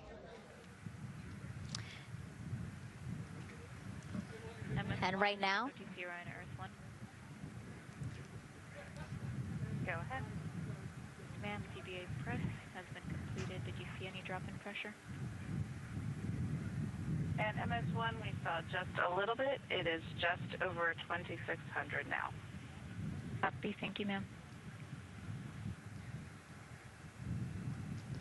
again, a call out to mission specialist Christina Cook. Again, it was her responsibility to monitor the pressure on the counterbalance system that will help open the side hatch. And she did report a drop in pressure, but it seems like it's within nominal limits. Right. They might have had a small drop, but you know, we have a starting pressure and an ending pressure, and as long as the difference isn't too high, then we will take that, and the engineers know exactly what they're looking at for in terms of that delta pressure. And so again, that milestone on the checklist of things that have to happen before they launch today, that is complete. The crew, again, still inside comfortably as the closeout crew team work to close the side hatch Again, a separate seal leak check, followed by a full cabin leak check, and then they will close the last abort system hatch. Lots to do still in the White Room and marching down the countdown timeline well. And so Bill, again, number 3 there, he is holding a silver flex hose. That hose is what will be connected to Orion in order to do that cabin leak check. So again, it does seem like we continue to march down through the milestones in this countdown. Hopefully lifting off today within our 2-hour launch window that opens at 6:24 p.m. Now, right now, people inside the Kennedy Space Center Visitors Complex are learning about this mission. There are great exhibits there about the rocket and Orion, and of course, our Megan Carter with the moon board. All right, Megan and Nicole, yeah, you mentioned that checklist before launch. That checklist is going to continue during the mission, as well as there are several vital objectives that we are hoping to accomplish with this mission. So we've talked about the rocket. We've talked a little bit about Orion. Obviously, during Artemis I, we had that test flight, and there were no humans on board. That is our one big difference for this one, and we are going to have that crew this time. So what are they going to be up to during this mission? Let me tell you just a little bit. Now, for Artemis I, like I mentioned, we were really focused on the SLS, making sure it had the power and capabilities that we needed. We were also checking out the Orion spacecraft in deep space environments, making sure that it was good to go. Now for Artemis II, we are going to be taking the testing for Orion to the next level by adding that human component.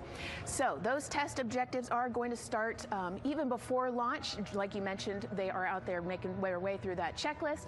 But these objectives are going to start now, and that includes safety. So one really great example of safety is going to be something called the egress baskets. They're out there in the spacecraft, obviously, and should a situation happen to come up, they are going to have something called the egress baskets they can get in, and those are going to zip line them essentially down to the ground within seconds to safety. Another great example of those safety procedures are going to be the LAS, or the launch abort system that I mentioned earlier. Just a reminder, that's the one that can pull the crew and capsule away from any danger within a few minutes of into the launch. Now, those are just a couple quick examples, but our recovery teams have been training extensively, quite a lot, to make sure that they are ready and prepared for any challenging situation that could possibly arise. All right. Several other objectives that we are going to be looking at are also going to be communication checkouts. That is going to be vital. I know we talked a little bit earlier about all the maneuvering that they're going to be able to do, but we want to make sure that they have full communication ability from space to ground so that we can fully support them here. We are also going to be checking out those life support systems. Obviously, we've talked a lot about the service module and what it is going to do for the crew, but we want to make sure that those life support systems are fully functioning, obviously, before we send them farther into deep space. That's going to be critical for them. So on top of being able to maneuver the spacecraft and check everything out, we are also going to be making sure that everything is fully functioning. So as you can see, big part of this mission is to make sure that the spacecraft, the hardware, and all the operations are working, and that the data is going to make sense. And speaking of recovery, we are also going to have the opportunity at Splashdown to recover that launch or that flight data, and we're going to be able to take that back, analyze it, and make sure there are if there are any enhancements we need or changes we need to make before our next missions, we'll be able to do so. So lots to do. They're going to stay very busy, obviously. And with that, I will turn it back over to you, Megan. 2 hours, 25 minutes and counting, and the crowd, check it out, continues to grow at our Banana Creek viewing location. They will have a great view of launch, and we will go back now to Leah Martin, who's standing with her next guests. Hey, Megan, yeah, we're surrounded by thousands of people, some here local from the Space Coast, but we actually have quite a few people who have traveled a pretty far distance to be with us today. I'm actually joined here by a group from the International Space Station Ambassadors Program who have come from all over the globe. Saku, you're here from Japan, you've come Val from Mexico, and then we have brother and sister Cosma and Jesco here who are visiting from Germany. You actually told me that you participated participated in the NASA Rover Challenge in Huntsville. How was that experience, and how is it kind of participating there in Alabama and then being here today? So it is an amazing experience because you meet so many young people with visions, with dreams, with ideas, which inspire you and motivate you. And it's even better to be here now to see the SLS launch because we are going back to the moon, and that's what we're working for. Absolutely. And, you know, the Artemis missions, we talked a lot about the Artemis Accords and this being an international effort. You were actually telling me, Saku, that you're interested in becoming an astronaut with JAXA, pursuing your PhD to be able to do that. Tell me a little bit about that. Yes, actually, I applied for the Japanese Aerospace Agency, the astronaut selection like 2 years ago, and then I didn't make it all the way, but I'm still working on it, and hopefully I can be at the launch pad sometime, and then I hope to go back to the moon and Mars, and yeah, I'm working on it. Absolutely incredible. And Val, you're from Mexico. We were talking a little bit about women in space. This is a team who, you know, is predominantly made up of women. What is it like knowing that Christina is on that rocket right now, about to be the first woman to travel around the moon? I think that's such an amazing news. It's just so inspiring that we are taking the first Black person and also the first woman to the moon. It's just the first step in humanity and a big step in equality as well. Megan, a lot of excitement here, not just in Florida, but from around the globe, and we're keeping our eye on that rocket, and we're ready to see it lift off. Thanks, Leah. Yeah, a lot of excitement, but also a lot of inspiration. Again, this is part of, or a big part of the reason why. 130.6. Good readback. Aux 1 voltage, 131.3. I copy 131.3. Again, those numbers you hear, they're referring to specific steps in the launch countdown that the crew have to step through in order to get us to launch today. And so we were saying, yes, inspiration, a big part of why NASA does what it does. We want to go together and we want to explore together to learn more about ourselves and here on Earth. Yeah, humans, I think, naturally want to explore, and so going together, like Lisa said earlier, we're going to go farther and faster than we possibly can alone. And, you know, what a way to celebrate that today. Yeah. Going back to the moon in the first time in over half a century. And we have that great shot there in our small box of the rocket on the pad. And at the very top there, our Artemis II crew. Right now, we know that the crew has begun the closeout crew has begun doing that cabin leak check. So they are currently pressurizing the cabin, and it sounded like it would take about 6 to 8 minutes for them to get to pressure, and then they have to hold that pressure for 5 minutes, right? Yes, that's correct. Yeah, so there's quite a bit of volume. You know, we talked about it being a 6-person tent. I think it's 330 cubic feet. Don't quote me on that number, but you know, they have to pressurize that capsule, and then, like we talked about, take that initial pressure, wait 5 minutes, and take the second pressure.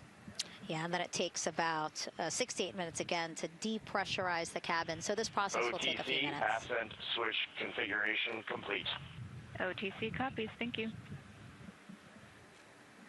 And then after the cabin leak checks, then they will finally close the last abort system hatch. So again, chugging along in the countdown, really excited to, again, continue to hear the crew's voice inside Orion, stepping through all the procedures. That's in low Earth orbit, but also in deep space at the moon. So here's a message from some of the crew aboard the International Space Station right now.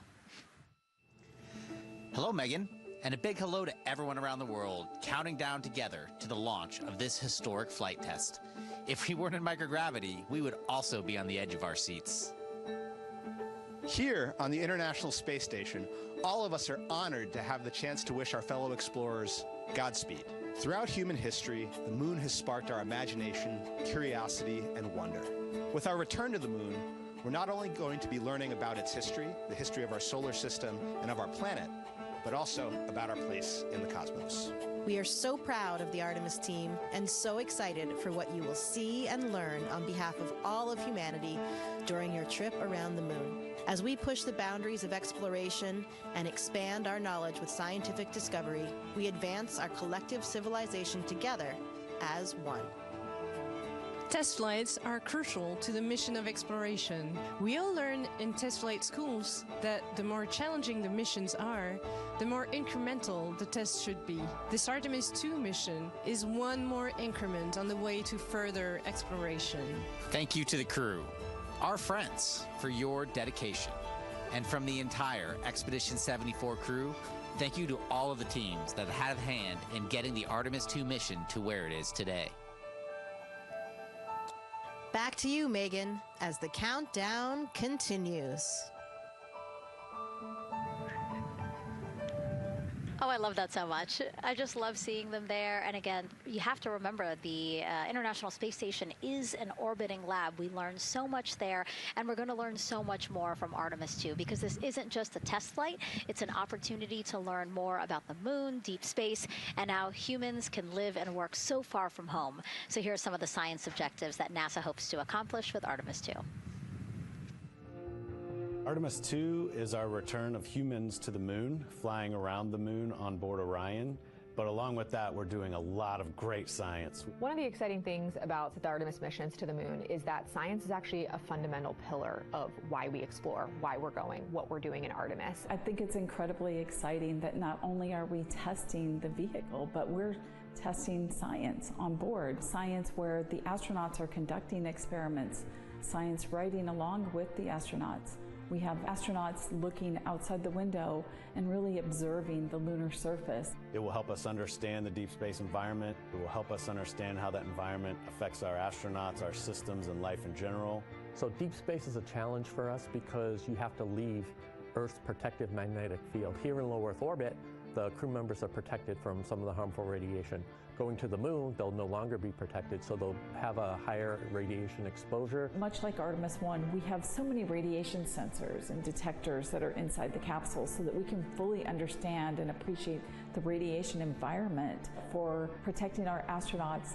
In my hand here, I'm holding a tissue chip model. This is the exact design that's going to be flying alongside the astronauts. We'll be collecting samples from each of the crew members, and we can make these organ chips out of the astronauts themselves. So every crew member will have their own avatar on board, and then upon return, we can evaluate that deep space radiation environment and what that compares to the astronaut themselves. Not only are they going to help change the course of medicine for the astronauts, but revolutionizing that on Earth as well. We're looking at sleep, we're looking at team dynamics, we're looking at how you interact with the environment. We're also looking at the immune system, so what are the biomarkers? We're using saliva as a method to study hormones and different things in your body that may change during a mission like this. And then finally, how do we function after microgravity, being close to the moon, then returning to Earth. Which will ultimately help us achieve our goal of getting humans to Mars. And then on top of that, we have an opportunity to look at the moon from deep space on the far side for the first time in over 50 years. Having human eyeballs and brains back around the moon is going to unlock a new generation of lunar science discovery. The human eyeball is capable of taking in so much data in just a split second. They'll be able to tackle impact history, volcanic history. They'll be able to look at how the albedo, or kind of the shade and hue of the moon and the color of the moon, can tell us something about how that terrain evolved over time. We're integrating science in ways that have never been integrated into human exploration before. We have a front room mission control flight controller position called the Science Officer. We have a brand new science back room where it's basically our brain trust of lunar scientists and geologists supporting the crews of the future. And Artemis II will allow us to really test how this works so that future missions are really set up for success. We'll also be deploying some CubeSats. They're small shoebox-sized spacecraft of their own. They're each provided by another country, one of our partners. As they conduct their research, they'll complement what we are doing at the moon with Orion. It is so incredibly exciting to be a part of this mission. And it has been, really one of the privileges of a lifetime. I can see the work I'm doing benefit crew members right now and benefit the crew members in the future. So it's incredibly exciting and it's very rewarding. As this rocket launches humanity off of the Earth, we'll be setting the stage through our science to prepare humanity to leave Earth and explore the solar system. And what we learn during this and future Artemis missions to the moon will eventually get us to Mars. Here's Jasmine Hopkins again, now with Nikki Fox, Associate Administrator of NASA's Science Mission Directorate. Thanks so much, Megan. Yes, we're back on the balcony now, joined by Dr. Nikki Fox. Nikki, in this nearly 10-day mission, we are covering a lot of science from CubeSats to tissue chips. What are you most looking forward to learning? Oh my goodness. I think for me, the most exciting thing is actually being able to interact with the crew while they are flying, doing this historic journey on the far side of the moon. They are going to be seeing pieces of the moon that no human eyes have seen before, which is really spectacular. It's going to be an interesting trajectory. Some of it is in darkness. Then at the terminator, so in darkness they'll be able to look for like impact flashes and things when micrometeorites pummel that poor moon. And then at the terminator they can see shadows and interesting things, which kind of gives you depth perception. And then of course in the sunlit, picking out everyone's favorite craters. Also, if we launch today or tomorrow, they will see a total solar eclipse from the Orion capsule. How cool is that? That is very cool. We are thrilled for this Artemis II crew to be able to see the moon in a way that we've never seen before. What is so unique about that far side? Why are we going there? I mean, honestly, it's just, it is unique. It's very different to the near side of the moon. The actual sort of terrain, the morphology, it's very, very different. And so it will be very exciting to see that as we're going past that. Absolutely. And Nikki, you know, we are performing a lot of science at the moon this year, actually, not just Artemis II. Can you speak to the commercial lunar landers we're planning to send? Yes, we are very, very proud of our commercial partners as they take our payloads for us to the lunar surface. And very excited. Next one up is Blue Origin's Blue Moon Mark 1 going. It's got some science on it. It's got the scalps that went on the Blue Ghost. So we'll be able to sort of look at that plume as it's coming down onto the lunar surface, and then also the laser retroreflector that will be the array that's up there too. So even on that first test flight, packing it with science as much as we can. Wow, Nikki, so much science. It's hard to keep track of everything. But the unique thing about Artemis II is we're sending crew. Can you speak to the importance of the human element of science? Absolutely. I mean, we can program, like we do with our beautiful rovers on Mars, we can program them to do certain things, and it's what we think we need them to do. When you have an astronaut up there, they can make that sort of like really unique split-second decision. The thing I'm most looking forward to is when they think they're going to be looking here, is hearing one of them say, "Oh my goodness, look over there." And I think that's just incredible about how we do that. Also, flying our tissue chips with the astronauts, our Avatar experiment. Here we go, Avatar. Wow, look at that. And that's got the tissue chips samples that matched to the crew, so we'll be able to monitor the effects of microgravity and radiation on that human tissue as we prepare for more and more missions to the moon for longer and longer durations, and then off to Mars. Wow, Nikki, so much science ahead of us, but first we have to launch. Thank you so much for being here today. Thank you so much. Go Artemis. Oh, of course, go Artemis. And with that, let's turn it back over to the countdown with NASA's Megan Cruz. Nikki is so fun. She has so much energy and so much passion about the science. And again, yeah, it's just so important to remember that so much science is happening with this mission. It's not just to test out the hardware and the life support systems. Yeah, you saw the science video, and then we talked to Nikki. Man, there's so much going on, right? We talked a little bit about the lunar observations that we're going to do. And then, she talked about, made a really great point about, the human eye can pick things out that a camera or a robot can't necessarily pick out. And so that's why we're sending humans. But also, we're not just doing the lunar observations.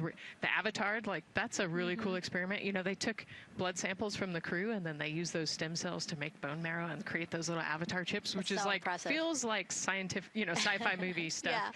But, we're going to look at radiation. We're going to look at all sorts of different scientific experiments. We got the little CubeSats. We're going to go look at space weather. Lots going on. Yeah, even collecting some of the astronauts' saliva. You can learn a lot about the body through the saliva. So just really a lot in a small amount of time in a small capsule. Yeah, scientific discovery. That's why we go back to the moon. Yeah. And so, again, her energy just so Oh my God, I can't find the words. So wonderful. Awesome. I don't know why I couldn't find the word. So anyway, yeah, just really, again, thank you, Dr. Nikki Fox and Jasmine. And so, Nicole, what about answering more questions? Let's do it. Okay, great. First one, what was the word I was trying to get at? No, I'm kidding. Let's have the first question up on the screen now.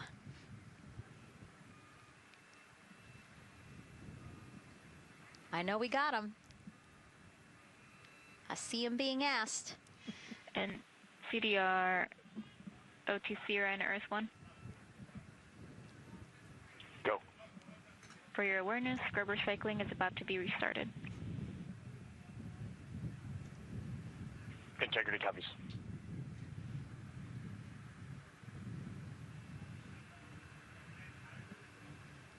All right, let's try that again. Can we get the next social question, please? What are the G-forces experienced by the Artemis astronauts during launch and reentry? Ooh, you know, these are actually pretty similar to, you know, a Dragon launch or a shuttle launch. You know, we have to accelerate to get out of the Earth's atmosphere, and then, you know, we talked about the secondary burns that they will do to get away from Earth. But, you know, for me personally, it kind of felt like we got slingshotted off the Earth is how I like to describe it. So, you know, you get set back in your seat and the G forces are into your chest. CDR OTC or Earth 1? Go ahead. Moon leak check complete. The cabin is going to be vented to flight pressure momentarily. Integrity copies. That's fantastic news. Yeah. Again, so the spacecraft is holding pressure as expected, and so now they will depressurize it, which will take about 6 to 8 minutes. Exciting.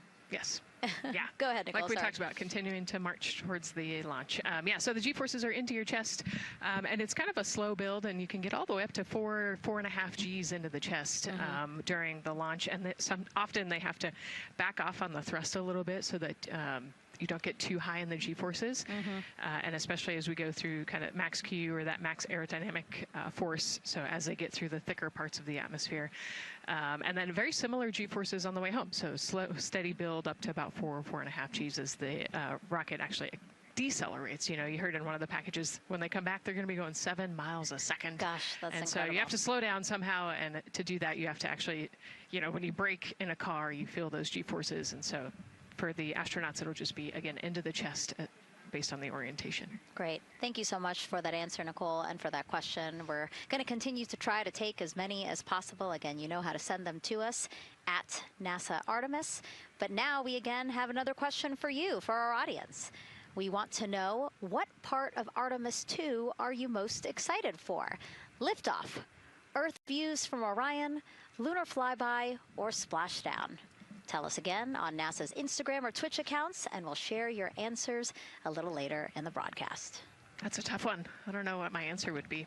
I know. I don't know either. I'm excited for it all, but that's a cop-out. All right, now let's head back over to Banana Creek. Again, the crowds there, really excited. People coming from all over the country, from around the world. Why don't we get another check with Leah Martin to see who she's caught up with now. Well, Megan, we were a little while ago talking to some students from around the globe. Today, we're actually talking to some local students who are from right here, locally, Merritt Island in Titusville.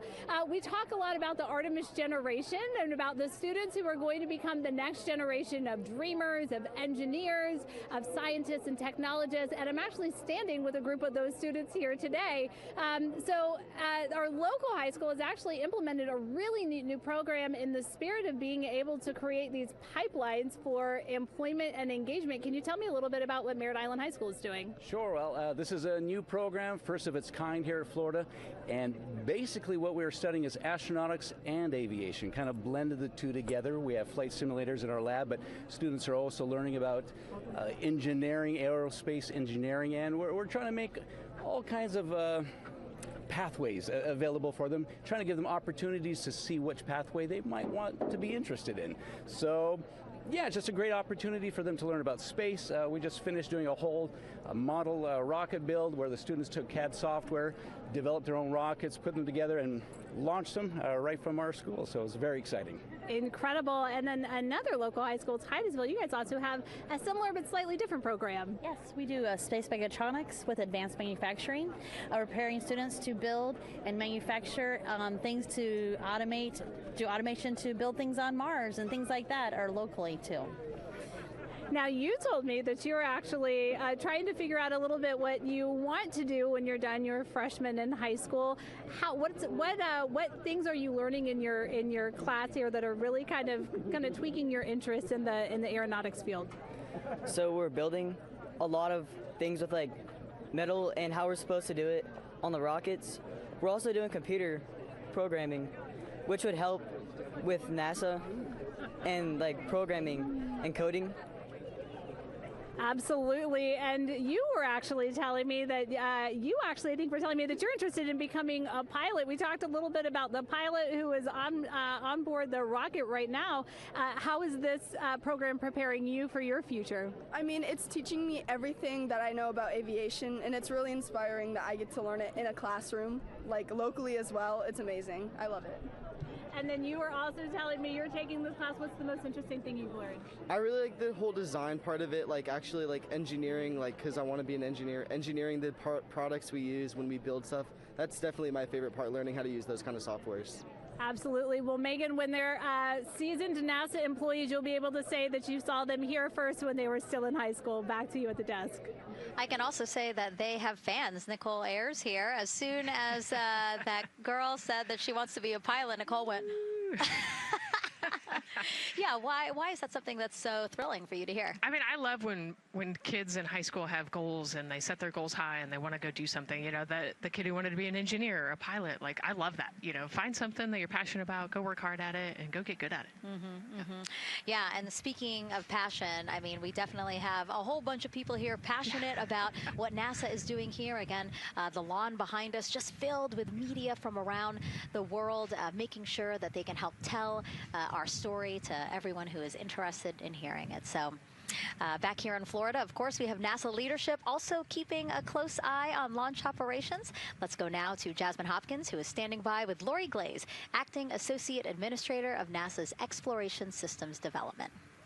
Thanks so much, Megan. Yeah, we're honored to welcome Dr. Lori Glaze to the balcony now.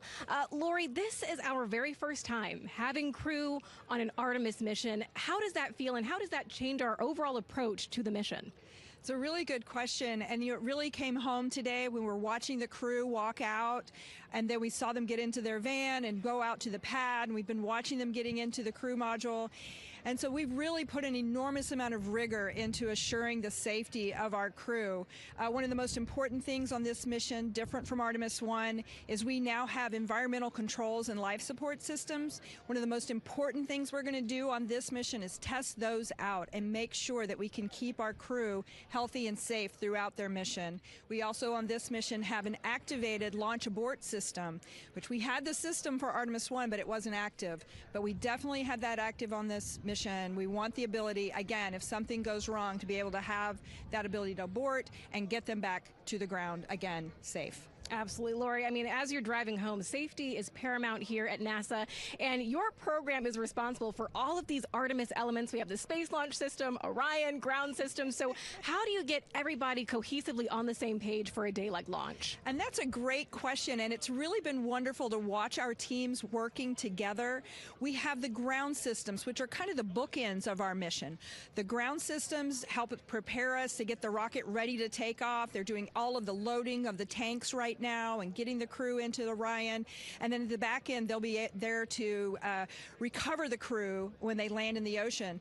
But they know that their job is to make sure that that rocket is ready to go and that the crew module is ready to go. And then the rocket itself, the space launch systems, they know that their job is to deliver the crew module to the right point in space so that they can conduct their mission. And then again, they have to make sure that everything is ready, that they set them on the trajectory that is going to bring them around the moon and set them up to land in the right place in the Pacific Ocean. And that's their job, and they know how important that is. And they have to work closely with Orion, which again, they also have to work with all the other teams to make sure that everything's working together. And then on top of that, our flight operations teams, all the people on the ground, they're all working together. They know this mission doesn't work unless every single part of the mission works. Right. Lori, there are so many things that have to work together today. We can't wait to see what happens next. Thank you so much for being here. It's my pleasure. Thank you. Of course. And with that, let's take it back to the countdown with NASA's Megan Cruz. Yeah, and speaking of the countdown, 1 hour, 59 minutes and counting until the opening of our 2-hour launch window at 6:24 p.m. Eastern Time. This is a shot of Jetty Park. It's a nearby popular viewing location of rocket launches, and it is so great to see how many people are here. I mean, this is a Wednesday. Like, people had to take time off of school and off of work, but it's something that they felt like they wanted to do, to be here. Yeah, you know, I think just based on the chatter on the airplane ride yesterday, half of my airplane ride oh, no here way, was really? They were coming to see the launch. You know, everybody's excited and traveling from all over the world to come see this launch. And it really is a great day. We had some sprinkles here in the crowd, but for the most part, I mean, it's just a beautiful day to witness history. It is, yeah, you know, a little bit of sprinkles, but for the most part, the clouds are staying away, and you can see the blue sky behind us, so hoping for good weather in a couple hours. Absolutely. And so Dr. Lori Glaze mentioned what we learned from the Artemis II mission helps pave the way to sustained human presence on the lunar surface. So what are the objectives of this mission to eventually accomplish that? Let's check in with Gary in Mission Control for more. Thank you, Megan. Yes, the Ascent teams are here in Mission Control Houston, working through their steps to prepare for a go for launch. Right up here on the front board, we're watching the teams in the White Room work through their checklist and closing the hatch as we verify ours, working as one NASA team. What Dr. Glaze said about working across the teams throughout the nation is true. It takes one NASA team to bring everything together and accomplish the mission objectives. The Artemis II is designed as the first crewed test flight of NASA's Artemis campaign, sending astronauts into lunar space to validate systems, operations, and human performance ahead of a more complex lunar landing missions. NASA has identified an extensive list of mission and flight test objectives that serve as a checklist to verify the capabilities needed to land humans on the moon. For the Artemis II mission, there are 5 overarching priorities that cover the mission and flight test objectives. First is, of course, the crew. As the first crewed mission inside the Orion spacecraft, this mission serves to demonstrate the capability of safely sustain the flight crew throughout the mission, including launch, the deep space component, and return. Number 2 is systems. This mission brings it all together to validate the performance of all ground and flight systems needed for a long-term lunar campaign, from launch infrastructure to spacecraft operations in deep space. Third is hardware and data. We'll be gathering performance data as much as possible over the Deep Space Network, but we also aim to retrieve onboard data and hardware after splashdown to gather additional insight and improve future Artemis missions. Fourth is emergency operations. The crew and flight control team will be testing emergency systems such as abort procedures, rescue operations, and contingency responses. During the flight, astronauts will rehearse a number of these procedures to ensure that in the event of a real emergency, the planned procedures and operations are sound. And finally, there's subsystem validation. Engineers will be verifying subsystems across the board to ensure reliability across life support, propulsion, avionics, and navigation systems aboard the Orion spacecraft. Human spaceflight is a complicated endeavor that requires precision and confidence across all disciplines. You may hear the phrase, human spaceflight is the greatest team sport, a few times in today's coverage, and it's absolutely true. Not only does it need mastery of specific components, but the integration extends across thousands of people and facilities around the world to come together and make it all work. A lot of the work from many people has led to this moment, a rocket at the pad with humans on board, ready to put everything we worked for to the test. I'm certainly excited about it. The teams here in this room are looking forward to supporting the mission, and I hope those watching are as excited as we are. We are following the countdown here in Mission Control Houston. Everything continues to look good, now inside 2 hours from the beginning of the launch window. With that, I will send it back over to you, Megan and Nicole. Hey, Gary, thank you so much. We are getting word that the launch team is working something that we would like to give you an update on, so let's get on over to Daryl. All right, thank you, Megan. And we are live in Firing Room 1 here at the Launch Control Complex. Yes, we are currently not working any constraints with regards to the rocket or the ground systems. But the launch team has been made aware of an issue that the range is working. And currently they're monitoring that work that is going on over at the range. We understand that that issue is related to the flight termination system. Now, the flight termination system, just to give you a quick explainer, every rocket has a flight termination system. It's the system that the Eastern Range here uses in order to send a destruct signal to a rocket in case it veers off path. So it's a very critical, important safety component in terms of how the range keeps the public safe here. We understand that the flight termination system, they're working an issue. And so as they continue to work that issue, they've asked for some assistance from the launch team to help verify some of the work that they're doing on their FTS system. And this is where it gets a pretty unique situation here. The assistance they've asked for is to verify what's going on with their system. They want to check it to see that the work they're doing is okay. And in order to do that, the FTS console operator inside the firing room has been asked to help them verify it. And the way that they're going to do that, and the solution that he proposed to check and verify the system with the launch director, and she gave the approval, is to go get a piece of heritage equipment from inside the VAB that was used during the space shuttle program. And this equipment is able to receive commands by the range through the flight termination system. And so with this piece of equipment, this console operator who works FTS was granted permission to go go over to the VAB next door and get this equipment that he's very much aware of and used during the space shuttle era. And so that is in work right now. The bottom line of all this is, at this moment, the range is no-go. But that is not stopping us from moving forward in the countdown. We can continue to process and work the countdown. The closeout crew will continue to do their work, and the launch team will continue to do their work as well.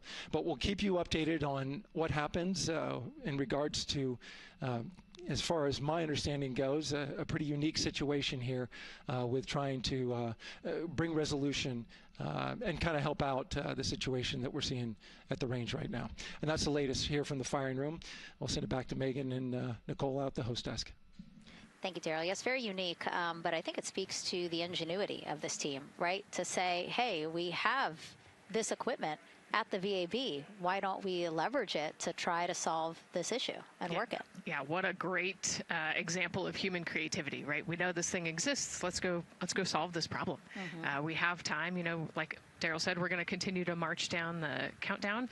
So we'll continue to get the rocket and the crew ready, but we still have that 2-hour window. So in the meantime, let's try to figure out what's happening with the range.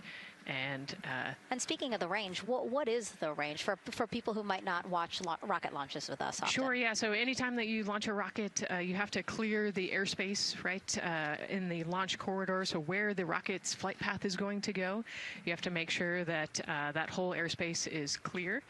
And so we actually have assets, the Space Force helps us out with this one, but, we want to make sure that there aren't airplanes in the way and there aren't other, maritime assets in the way or things like that. So that there's a whole group of people. We talked to, actually, Gary said it great, right? It's a huge team sport, and so there's a whole group here on the ground that is monitoring that launch corridor to make sure it's clear and ready to go. And so if they're having issues, then we definitely can't launch this rocket. We don't want to launch blind into a corridor that we can't see. Yeah, because as Daryl said, I mean, it is very important, the flight termination system, needing to activate it in case of an emergency. So yes, something that we will closely be monitoring throughout the countdown. And hopefully, again, won't be an issue, that they can fix this issue by going to the heritage hardware that's in the vehicle assembly building. Right, what a great idea. Okay, so again, under 2 hours from the opening of our 2-hour launch window, 6:24 p.m. Eastern Time. The crew, as you can see there, inside of Orion, relaxing, getting updates from the team, but also just getting in the right headspace for hopefully launch today. Let's learn a little more about each of them now. The moon, to me, it's the thing that connects me together with all the other humans in my life. I remember being a little kid lying in bed at night and just looking out at the moon in whatever phase it was in, and I was thinking, man, my friends that live like 20 miles away, they can probably look out and see that same exact moon. And then when I was in the Navy and I would look out at the moon and I'd be halfway around the planet, and I would think, man, my brother can see that moon where he is, and he's halfway around the planet from where I am. To me, it's a connection of life on Earth. We can all look up and see that moon, and it's always changing. The moon is never the same 2 days in a row. I love that. My name is Reed Wiseman. I'm the commander of NASA's Artemis II mission around the moon. I grew up in a little town just north of Baltimore, Maryland, about 20 miles north of the city. There was a National Guard base nearby my house, and there were A-10 aircraft that would fly over every now and then. I just would look up at them and be like, man, I want to be up there. I want to go do that. And then my brother went to the Naval Academy, and I would go every year and watch the Blue Angels fly during commencement, and that just started to grow and grow and grow. For a while, I wanted to join the Air Force, and then I realized Navy flies as well, and they fly from ships in the middle of the ocean, and that was it. Like, done deal for me. That is exactly what I wanted to do for my career. Flying is freedom to me, especially when you're in a jet aircraft coming off of an aircraft carrier in the middle of the Pacific Ocean. Nearest land is over 1,500 miles away. So when you come off of that aircraft carrier, you are truly just alone with yourself out there. It is a magical experience to be out there all by yourself in an aircraft over the Pacific. It's free. I think anybody who accomplishes something that they set their mind out to, there's no one thing that does it for them. It's a combination of everything. I mean, the way my parents raised me, the way my brother and I, the way our relationship developed over time, my friends, being in the marching band, going to college, setting my own course, learning how to live on my own, being mentored along the way, being, kept on the path to success, but being given the freedom to, make excursions and fail every now and then and regroup and carry on. I think all those things come together in the end to get you where you are. I've had to overcome, I'm a human being. I've had to overcome a lot of fears. I'm pretty scared of heights. I joked about that on the International Space Station, but it turns out I'm only scared like at the edge of a building. When you're up on the International Space Station, even though you're 250 miles up, I never had that feeling of falling or that I was, at risk up there. I just kind of loved the feeling of floating and looking down at Earth. There have been challenges all throughout my life. By far, the biggest challenge was losing my wife in 2020 to cancer, and now raising 2 daughters who are grown up now, but that's been the biggest challenge by far I've ever had to face. It is not easy. Being an only parent, trying to work a full-time job, and raising 2 kids is something that I think about every single day. I'm very proud of the work I've done. I haven't always done it well, but I've always shown up and tried as hard as I possibly can. I do wonder what it's going to be like when we are really far from Earth and can see it. The sensation of being so far away from everything that you know. I had that sensation on the space station the first time I got to sit in the cupola for a really long time. So I can only imagine what that's going to be like from 200,000 plus miles away. My name is Victor Glover, and I'm the pilot for NASA's Artemis II mission around the moon. When I was in 4th grade, I was 10 years old, and that's when the Challenger accident happened. And it helped me understand how the general public felt about the astronaut corps, right? Like, these are the people that we want to be, and that just gave me an easy thing to strive toward. The biggest fear that I've had to overcome in my life is doubting myself. Going to college when no one in my family had gone to college was a huge risk. I had more confidence in my athletic ability than in my academic abilities. I could play football with those college students that I saw on TV, but my classmates that I saw in the lab and around the University Union, I didn't know if I had what they had. I think addressing that self-doubt was a part of, swinging for the fence and trying to go get an engineering degree, not just go to college, but get an engineering degree and then go do something challenging and technical like flying. Apollo is known for sending humans to the moon. Artemis has an opportunity to continue the Apollo story, but I actually think it's important for this story to stand on its own. Artemis is a new program, and we're trying to do new things. And it's great to compare and contrast. When you look at our spaceship, you can see parts that were designed, built, and integrated in another country. When you look at our crew, you see that our crew is international. There are also men and women. And I just think that comparing and contrasting makes the story even richer. The piloting role specifically, I will have an hour and a half or so where I get to fly the spacecraft by hand. We haven't flown that many spaceships. And so the ability to fly one actually in space on a test mission is just a really unique opportunity. I can't tell you how I'm going to feel when we fly by the moon and see the moon up close and the Earth from 250,000 miles away, but I don't use the word excited because I'm focused. You know, what we do, this is very serious and it's very risky, and we are all intimately familiar with that risk. And so if we go out there and we're successful and we can pass that baton on to Artemis II, that's something to really be excited about. I tell a story, which is one that my dad told me before the Apollo missions when he was just a very little boy. He was looking up at the moon with his mom, and his mom said to him, "Don't worry, Ronnie, we'll never get there." Fast forward maybe 70 years later, it's his daughter that's actually going there. And I think that long arc is something that we can all learn from. The idea that the seemingly impossible becomes possible if you just believe in it and are willing to work hard and come together to achieve it. My name is Christina Cook, and I'm a mission specialist for NASA's Artemis II mission around the moon. When I look back at my dreams as a kid, I definitely never thought I would actually get here. I was very pragmatic. Even though I'm a dreamer, I knew that the odds were way against me again, so I might as well do something I'm loving in the meantime.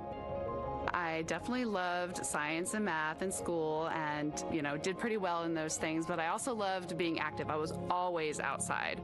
I loved things that made me feel small. I loved looking at the night sky, oftentimes between the pine tree branches, or I loved the ocean.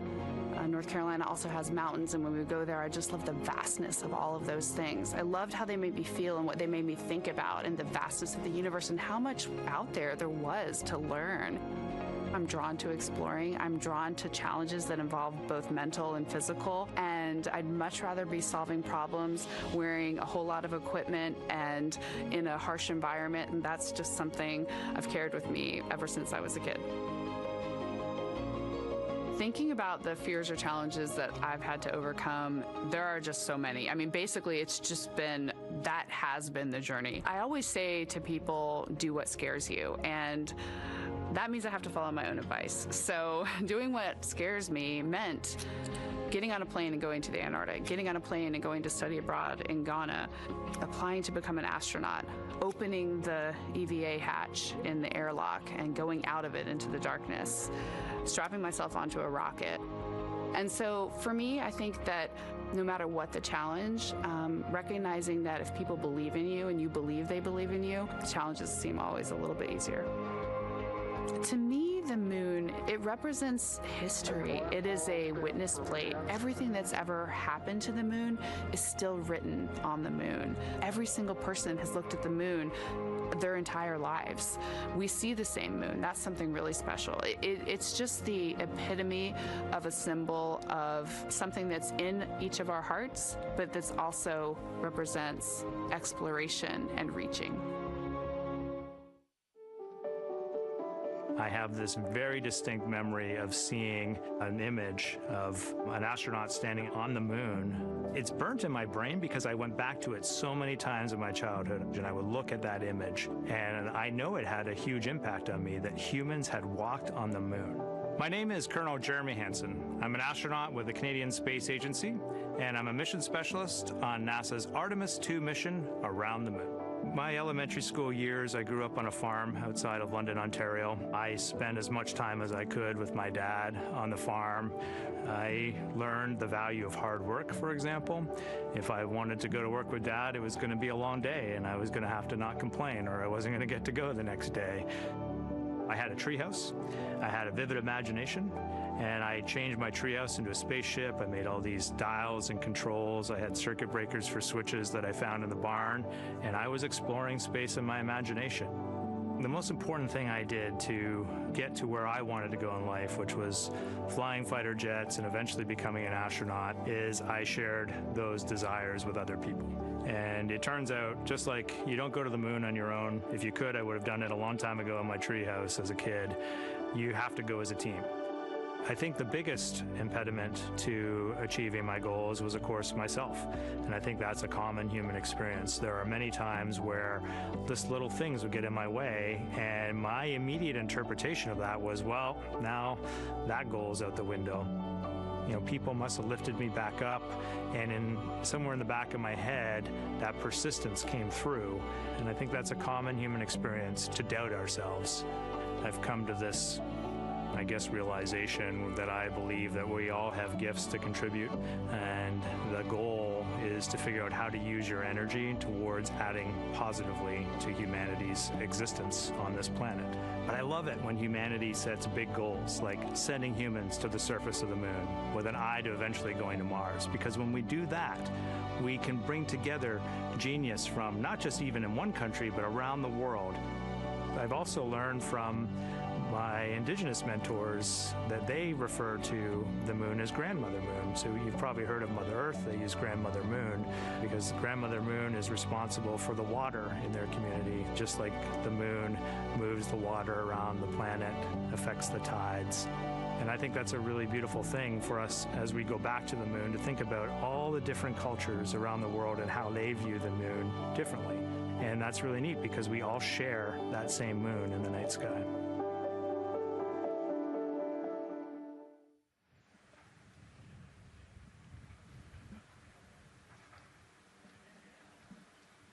One hour, 38 minutes and counting until the opening of the Artemis II launch window today, 6:24 p.m. Eastern Time. And we are looking at the rocket and Orion out on the pad, historic launch pad 39B here at Kennedy Space Center. What a great view, Nicole. Yes, it is. You know, we can see the clouds out in front of us, but they are to the west. And you can see that there's some blue sky peeking through behind that rocket, which is good news. And more people continue to come on center here. About a couple of hours ago, folks with special passes to come on center were allowed to start driving on with family and friends. And of course, we have media growing by the moment here at the press site here at Kennedy Space Center, setting up their cameras, setting up tents, interviewing folks. Again, this great jib shot that we have from our camera here showing all the interest that we have here at the press site. And actually, even to the right of us, so camera left, no, sorry, the right of your screen, left of us, plenty of other people there set up with their own tents, broadcasting to their own viewers. And so again, just really cool to see everybody wanting to share in this moment. Yeah, that's, I mean, how many media tents we can see from here. It's a beautiful thing. Yeah. I think it's important to share this message with the whole world. Yeah. And so let's take a look now at people who are watching in other parts of the country. We have this shot here from the U.S. Space and Rocket Center in Huntsville, Alabama. Oh, man, look Just at that. kidding. Museum of Flight, Seattle, Washington. So sorry. Hello to you over there. Sorry, I thought that you were in Alabama. But here you are from Seattle, Washington. Again, the Museum of Flight. They must have had a special event to bring people there to watch, as well as a special event here. Now, correctly, the U.S. Space and Rocket Center, Huntsville, Alabama. Of course, they would have a lot of people here, and I'm sure this crowd will grow when we get closer to launch. Marshall, the home of the SLS rocket. Yes. Yeah, this is a great shot. You can see all the people there, and obviously you've got quite a few artifacts in there as well. Oh, now they know. Yes. Yeah, now they know. They're on the broadcast. That's too funny. Awesome. Hey, listen, it's all right. We can sit. We can sit and chill until we wait for the opening of the window. No, there they are. Yeah. Everybody's excited. Thank you guys for showing us your excitement. I know deep down it was in there. It's just that you felt like sitting at the moment, and that's all right. There's a little delay. Yeah, that's all right. Well, thanks so much to those supporting these watch parties and bringing them to us live here. Actually, our video paths are taking quite a circuitous route to be able to bring those live views in from Seattle as well as Alabama, but we're glad that we can be able to share it with you in the broadcast now. And so why are we going to the moon? Why does NASA want to build a moon base there? Here's Megan Carter again with our moon board. All right, thank you, Megan. Yeah, so we are right around that hour-and-a-half mark, hopefully for that launch. It's going to be very exciting. So they are going to have a few days to be around the low Earth orbit, and then they'll be heading on to the moon. So yes, let's talk what will be happening. Why are we going to the moon? So obviously this is not going to be a landing, as we've discussed. They are going to be coming with 4,000 to 6,000 feet around the moon's surface, and this is going to connect us directly to our past. Those Apollo missions did have 6 lunar landings, and the Artemis campaign is looking to build on that past by going back to the moon, staying longer, and then going farther. So how are we going to do that, and why? We have obviously talked a little bit about that lunar South Pole, and we are focused specifically on the far side of the moon for this one for a specific reason. You might have guessed we're going to be looking for some resources especially, and that's going to be water or water ice. That is going to be giving us some really critical pieces for future missions. And as you can see here, we have identified 9 potential landing zones. So this is going to be a critical objective for our crew. Depending on when they launch, it will determine what is going to be visible, but we do have these 9 landing zones right here around the Shackleton crater. And as you can see here, a lot of that area is deep and dark, and that is where we are going to be looking for that water ice, because that is obviously going to give us not just water to drink, but as we know, that can actually be converted into our propellant potentially, that hydrogen and oxygen. So that is going to make the moon a critical place for that moon base, because we want to think of it essentially as a backpacking trip. If you have your tent and your hiking boots and your camping stove and all your gear, you don't want to take that out and be on the trail for the first day and then try everything out. You're going to test things out a little bit closer to home before you go out on that adventure. And that kind of goes for us as well. So the moon is going to be critical for us in the future steps towards our lunar landings, and then also for going farther on to Mars in the future. It's going to set us up for that deep space exploration, and we can't wait to see what they see once they get to that flyby. But for now, we are, like I said, getting closer. So I'm going to turn it back over to you, Megan. Exciting stuff. Again, the idea of accomplishing a moon base, like as we've been saying, sometimes things just seem like science fiction, and it's amazing that we're making it science fact. Yes, yeah, we're going back. We're going to scout it out, and then on the future Artemis missions, we're going to put boots back on the moon for the first time in over half a century. But we're going to stay, and we're going to learn from the moon, and we're going to, as Megan talked about, the water ice, and harness that resource, and, not only learn from the moon about Earth and about the solar system, but also figure out how we get to Mars from the moon. And so what we're seeing now back inside the White Room with the closeout team, they are removing basically fixtures that protected the crew module hatch while they did work around it, right, Nicole? Yep.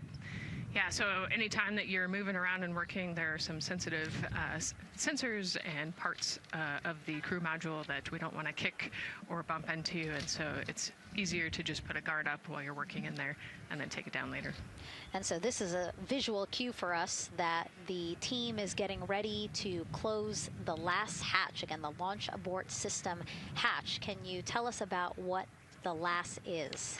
Yeah, so launch abort system, this is, we have the crew module, and then what sits out basically on top of the crew module is the launch abort system, and it has its own motors, so that we'll arm it about 5 minutes prior to launch, and then it stays with the crew module until about the Kármán line, so that 100-kilometer point in space. Once the crew could safely get to orbit, it will actually be jettisoned, and the crew module will then be exposed. So this is just a safety mechanism that stays on the outside of the crew module, and then as they monitor the attitude and the thrust and all sorts of the roll, all sorts of different data points to make sure the crew is safely getting to orbit. And once they are safely to orbit, then we will get rid of that launch abort system. And it looks like they're putting all these parts that they're removing from around the crew module hatch into a bag because they have to take this out with them once they leave the pad, right? Yes, yeah, we don't want anything left up there in the white room, and especially because that crew access arm will move away from the capsule and the rocket, and so we want an empty white room, no FOD like we talked about, so that we can have a safe launch. And this orange tube that you see on the right side of your screen, that had been inside the crew module providing breathable air to the crew. And now again, with the crew module closed and them getting ready to close the second hatch that has been removed and is out of the way. So again, the closeout crew can continue to do their work. Yeah, that's just a duct to provide some cooling air and some breathing air to the crew and the closeout crew while they're in there. That's actually a good point, yeah. And so as we continue to watch the crew prepare to close the launch abort system hatch, why don't we take a look at the crew's mission patch? Now, crews have designed their official mission patches since the Gemini 5 launch in 1965. Reed, Victor, Christina, and Jeremy, they really wanted to play on the abbreviation of Artemis II to all, signifying not only the second major flight of the Artemis program, but also a mission to explore for all, by all. The crew chose the iconic Earthrise photo for a reason. It was taken by the Apollo 8 crew in 1968, the first crew to ever fly around the moon. The mission was to prove teams then were ready to land on the moon the same way Artemis II hopes to fly around the moon ahead of a lunar landing with Artemis IV. This time, as we've been saying throughout the broadcast, to stay on the moon and pave the way to Mars. Yeah, we talk about incremental steps, right? And so Artemis II is very similar to Apollo 8 in terms of that increment. They're going to fly around the moon and set up the rest of the Artemis program for landing on the moon, but also with a nod towards the fact that we do this for all humanity. And I love the thoughtfulness and how much they, how much importance they put on their patch design. Another camera angle of inside the Orion spacecraft. I was going to say we might be able to see Rise, but I think it's right behind Reed's foot there. And so to orient people again, so basically we have Christina in your upper right hand, Christina in your upper left hand corner. Then you have Jeremy below her. And then the feet you're seeing, those are Reed's feet.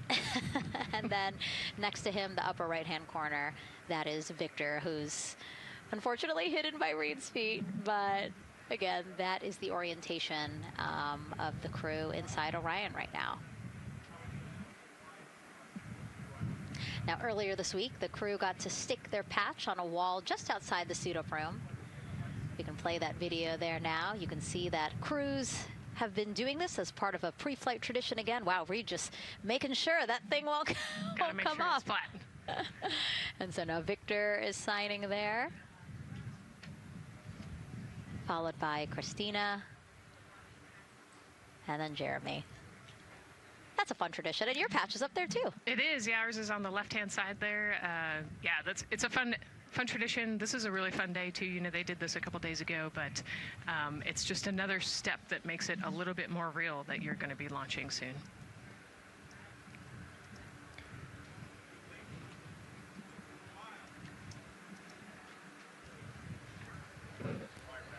Again, we talked a little bit about this before. The basically like a computer there on Jeremy's leg, a way for him to just check out the data, see some of the data that also Reed and Victor are getting to see, but in those much bigger displays for Orion. Right, yeah, it's basically a tablet on his leg, and it's actually plugged into a cord nearby that allows him to have a screen repeater so he can see what they're looking at. And it looks like he's taking notes. Can you talk a little bit about what that is? It's part of, all of them have like a little procedural book, right? Right, yeah, so they have what we call a knee board, and they'll have blank pages to take notes on. They might have a cue card or procedures, or they can be kind of custom built to what each crew member wants for their knee board. This mission, of course, built by people and companies in all 50 states, as we've been saying throughout the broadcast, and with our international partners as well. Let's take a look at some of the people playing such a big role in today's test flight. What we're doing here is a collaborative effort of hundreds of thousands of people. This is about the parts, the hardware, the software, the services, all coming together to make that mission possible. My dream for this space program is that we would not just push the boundaries, but that we push them together. And liftoff of Artemis I. We rise together, back to the moon and beyond. It takes a team to do great things. And Artemis has an incredible team. We have international partners. We have commercial partners and industry partners. It takes unity to accomplish great things, and that's what this mission's all about. We're not sending our money to the moon and lighting it on fire. We're putting that money right back into the economy in ways that benefit everybody. So every dollar that comes out of the Treasury that goes to support this mission goes back into the Treasury 3 times. What is very important to me is that we do it the right way, and that we do it with our values, that our industries grow, that our communities grow, that our families are healthy and safe and have amazing things to work on. Then we're going to build machines to go even further onto Mars. That is our generation, the Artemis generation, that defines the starting point of our exploration future. I just want to say thank you to all of the hands that have touched a part of this program and the hearts that have moved everyone to this goal, because we're going to the moon and we're going beyond. One team. One team. One team. One dream. What I really like about that package is, again, just reminding people that this is spurring so many jobs across the country. Yeah, across the country and across the world, right? The whole world has a part of this. The Artemis Accords are signed by over 40, 50 different countries. And so, yeah, we're taking all of the taxpayers' money and we're putting it right back into the jobs here in the U.S. And the money, too. You know, when we have more disposable income because we have good paying jobs, that's money that goes back into our economy as disposable income. So really, it is just an ecosystem that NASA is proud to be a part of. Right. Not only is it about the money and the economy, right, but it's also about the science and what we're going to learn and exploration. You know, on top of all of those things, we benefit the economy as well. Obviously, Nicole is a wealth of knowledge. We're very lucky to have her. We're going to be tapping into that knowledge throughout the broadcast, and we have been for now close to 4 hours. So thank you, Nicole. I hope you're holding up okay. Yeah, I'm loving it out here. It's been great. Let's learn a little bit more about Nicole. Her first mission to space was actually last March. She launched from here at Kennedy Space Center as pilot of NASA's SpaceX Crew 10 mission to the International Space Station. And what a beautiful launch that was. She spent 148 days in space conducting science experiments that could benefit us on Earth. For example, one studied the physics of liquids, which could help researchers deliver medicines more effectively. She also conducted an almost 6-hour spacewalk to help upgrade the orbiting lab's power system. Nicole is a lieutenant colonel in the U.S. Air Force and flew one of its most advanced aircraft. She was born in San Diego, California, and is a twin. That's a cute photo of the two of you. Oh, that one too. Young explorers, yeah. Yes, yes. That's so great to just see how far you've come. Again, I think that speaks to what we've been saying. Like, you know, just if you're passionate about something, go for it and see where that takes you. Yeah, I think that's a great example. You know, I was a serious little kid with really high goals, and just kept working hard and never got bumped off the path and ended up here. I think it's a testament to the human, like we talked about, if you're willing to work hard, be a good team player, you can really get anywhere you want in life. And that's what I love to talk about. Christina has mentioned similar things. And so it's been kind of a theme for the day. Yeah, definitely a theme for the day, a theme for the team. The team has said the same, the crew has said the same sort of things. So absolutely, Nicole, thank you so much for being here. And hopefully only a little bit more until launch today. Hopefully. So today's Artemis II test flight will mark only the 7th time NASA astronauts will launch on a new NASA spacecraft designed for crew. And then controlling the flight will be Mission Control in Houston. Our Gary Jordan is inside with flight controllers. Hey, Gary. Hey, Megan, you are right. This is a significant milestone, and we may be putting the names of a few more astronauts in the history books today. The Artemis II crew is set to launch today will join a select list of humans to fly in a spacecraft for the very first time. And Artemis II, like missions before it, is a test mission. During Ascent, the crew and the teams here in the room are prepared for a variety of scenarios. Some of these will be called out directly by Capcom Stan Love during Ascent, and some are a little more subtle. These calls can be split into 2 categories: alternate main engine cutoff or MECO targets and aborts. First, there are 2 alternate MECO targets, or AMTs. These note milestones to give flight control teams and astronauts an idea of what would happen after that moment should the core stage lose one of the main engines. First is AMT low. You won't hear it called out by the crew or Capcom since this happens right at liftoff. If the core stage loses one engine at this moment, an abort once around option could be made at main engine cutoff, meaning the crew could target a splashdown in the Pacific. The second is AMT high, which would be called out by Capcom's Stan Love around 22 seconds. After this moment, if the core stage loses an engine, we can still pursue an alternate mission in low Earth orbit to accomplish some of the test objectives. And at about 5 minutes, 16 seconds into the flight, you'll hear the call 3-engine press.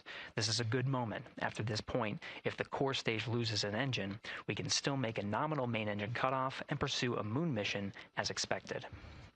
Again, these MECO targets give the flight control teams and crew an idea of what lies ahead should one main engine be lost, but assumes we are otherwise continuing to a main engine cutoff target. This differs from an abort, where the Orion capsule separates from the Space Launch System prior to the planned separation time. There are abort options at every moment that integrity is attached to the Space Launch System, from the pad to more than 3 hours into the mission. During the first 8 or so minutes of powered flight, there are 3 abort options. First is the use of the launch abort system, which you see at the very top of the rocket and here in the White Room where the hatch is open and teams are working to close it. This particular abort capability can be used from here at the pad through roughly 3 minutes and 22 seconds into the flight. Next is an untargeted abort splashdown, or UAS. This uses Orion's service module engines to escape the SLS and becomes available immediately after the launch abort system jettisons. Third is an abort once around, or AOA. You'll hear Capcom Stan Love call AOA open around 7 minutes 30 seconds into the flight. This also uses the service module engines, but the burn profile is a bit different to aim for a splashdown in the Pacific after one trip around the Earth. NASA's expedited recovery teams are staged off the coast of San Diego to get to the crew and integrity quickly for this abort option. An AOA option continues to be available until solar arrays are deployed on the Orion service module a little more than 30 minutes into the mission. At this point, an abort to orbit, or ATO option, becomes available until separation from the upper stage around 3 hours and 23 minutes. Mission profiles can vary depending on when an ATO is executed in that window, but with power being drawn from solar arrays, it buys more time for astronauts and flight control teams to make decisions and stay in Earth orbit, return for a splashdown, or continue to the moon. The Artemis II crew and flight control teams are well trained on all of these scenarios, and the calls you'll hear to the crew on Orion to Earth may help them be in a ready state for whatever challenge may come their way. At this time, we're not tracking any significant issues here in mission control in Houston, Texas. That would be showstoppers for today's launch. We're continuing to, of course, monitor the countdown along the way MS1, and make sure all systems are go for when we reach T0. With that, I'll send it back to you, Megan. at the Kennedy Space Center. All right, we are ready for another reading if you are ready over there. Yes, sir. CBA is steady at 2,600 PSI. All right, copy that. And you know, the more times we ask you to do that, the closer we get to launch, so that's a good thing. Copy. You heard it there from NASA Test Director Jeff Spaulding. The more that they keep on asking her how the pressure is holding in the counterbalance assembly mechanism is a good thing, because it means we are getting closer to launch. So that's amazing news over the loops that we just heard on Orion to Earth 1. Again, that communication channel with the crew. But now I want to get back over to Daryl with the launch team. He has an update now on the flight termination system that the team was tracking. All right. Thank you very much, Megan. And we're getting an update now from the launch team as we speak.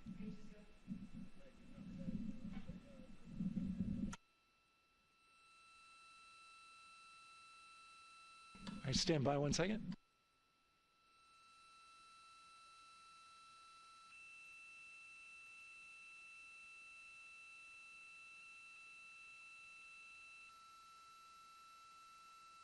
Okay. Sorry about that.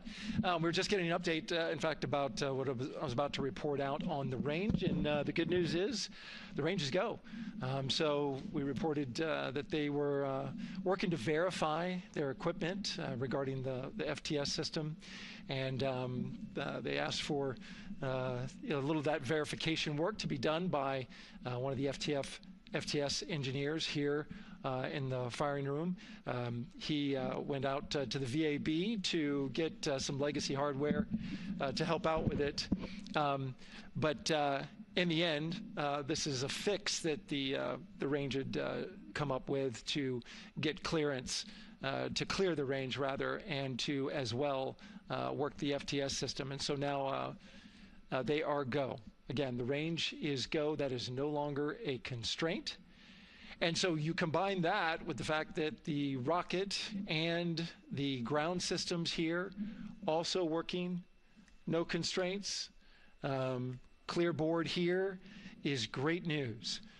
So again, the range is green, and we're continuing to work through the countdown. We got a weather update that came in to the launch director from Launch Weather Officer Mark Berger. He reported out that there's still a little bit of feisty weather activity that's happening up in the Titusville area. That's the city neighboring the Kennedy Space Center. Those showers had passed over Kennedy, and then now they're currently over in Titusville, currently still within that mile kind of constraint of flight through precipitation rule. But we're still far enough from the window that it looks like it won't be an issue. And in fact, we're seeing some good sunlight now breaking through onto the launch pad. As you can see, it's actually shining on the other side of the rocket here. But to the west, we're starting to see some of that clearing that was forecast. And so the launch weather officer held his forecast for 80% go for flight during our launch window tonight, which, as a reminder, is 6:24 p.m. Eastern Time until 8:24 p.m. Eastern Time.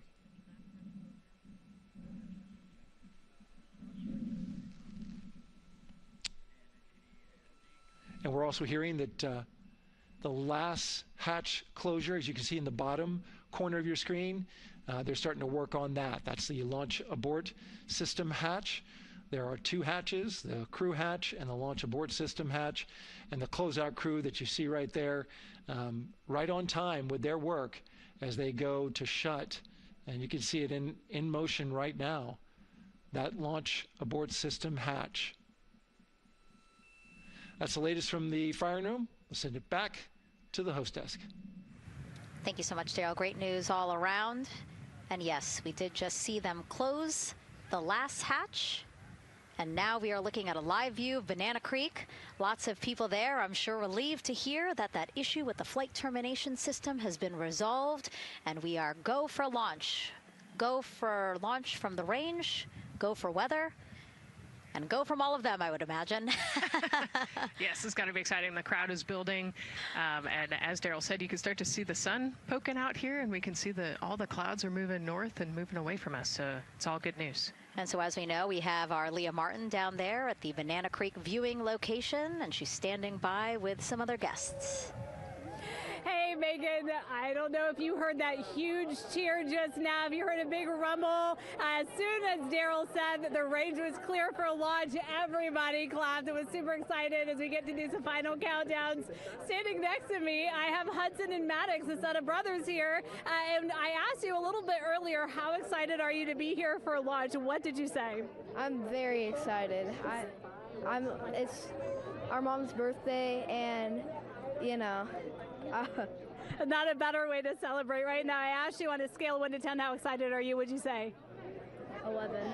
Yeah, 11. I'm very excited. Super excited. Yeah. So, Megan, we've been watching the launch broadcast here and hearing some of the questions that you and Nicole have been asking and answering. And I actually wanted to ask these two kids, if you could take a 10-day trip around the moon and take 3 people with you, who'd you take with you? Well, I'd take my dad and my mom. And I mean, I don't know. Probably my best friend. I'd just say one of my friends, Oh, one of your friends. So brother got left out. Who would you take? That was just what I was thinking. My dad and my mom and my best friend. That's a pretty good answer. Your brother can get his own trip to space, right? Yeah. So I'm actually joined here also by Dad. Now, you were sharing with me that a lot of the work that you've been doing over the last several months has been prepping the launch teams, our engineering teams, our ground systems teams to get ready for launch, to be mindful and to be in this moment. How does it feel to be standing here knowing that the people you've worked so closely with are doing what they're passionate about, or doing what they were born to do, moments away from launching this rocket? I mean, this is an exceptionally happy moment for us and all of us and the people that are, about to take off on this historic trip here. And I'm grateful to know that we've helped in some way, shape, or form to help them stay steady and calm, in such an exciting time within the agency. And so to just be here and witness it and know that, they've got some tools to help them stay calm and steady is everything to us. So. Fantastic. Well, Megan, we are standing by ready to go, and we're ready to cheer this team on. Thanks so much, guys. And yes, Leo, we did hear that cheer. That was very exciting. I think the vibe over there is they're celebrating, they're having fun. And here, once they heard that we're go for launch, everybody had to run back to the camera and work. It's a little bit of a different vibe, but I definitely think that people are excited, especially as we see now live inside of the White Room at the launch pad. The closeout crew has closed the launch abort system hatch. You saw there, we took it live. Took a lot of them. I think all of them, except for one. I think it took 3 or 4 of them to push that hatch door close. And then they felt around the perimeter of the door to make sure that everything was sitting just right. Right, yeah, we talked about how heavy the crew module hatch is. This hatch is just as heavy probably. And so, they're working the closure here and working those connections. And you can see, there's still 3, 4, 5 people that we can see in the White Room. It takes a lot of people to get these hatches closed and this rocket ready to launch. Mm-hmm. And so the next step in the countdown is that this team will start closing out the White Room. So basically disconnecting things, stowing things, making sure that when they leave, there is nothing that isn't supposed to be there. And really, then at that point, it's just all 4 of the crew member, Victor, Reed, Christina, and Jeremy by themselves at the top of the launch pad. Yeah, and then eventually that crew access arm will move away, and then it'll really just be them up on top of that rocket. Mm-hmm. Yeah, your eyes lit up when I said that. That's exciting. It is. It is. Yeah, we had a moment, we talked a little bit about my fear of heights, but most of our crew is afraid of heights. And so there was a moment where I realized that it was just us, 100 and some odd feet up and no crew access arm, and may or may not have said something that made everybody go, huh. Were you wondering to yourself, how did I get here? We're pretty far up. That crew again bringing that drag-on camera. That camera is a handheld camera that is a live look for teams who are remotely watching these operations closely. Again, verifying that things are as they should be before the crew starts, the closeout crew starts leaving the white room. You see them checking their procedures. You can see they're covering the ends of those hoses. That's to protect those hoses from FOD. So we don't want any dirt or anything to get into those while we transport them and stow them. So you can see Andre there working to close out the hoses as well while they're cleaning up the white room. And so they'll tape that close. You just saw number 5 holding some tools. Again, we'll stow those away. You have to account for everything. Obviously, you know, they did have tools out. They did have procedures, paper, notes out. Like, all of that has to go. Yes, and you can even see on number 3's hat, he's got a string that's connected to his suit there. Mm-hmm. That's, again, just to make sure that we don't lose anything. If, you know, gust of wind or you get knocked or something, you don't want to lose a single thing in the white room. So everything is tethered, everything is accounted for, and everything is protected.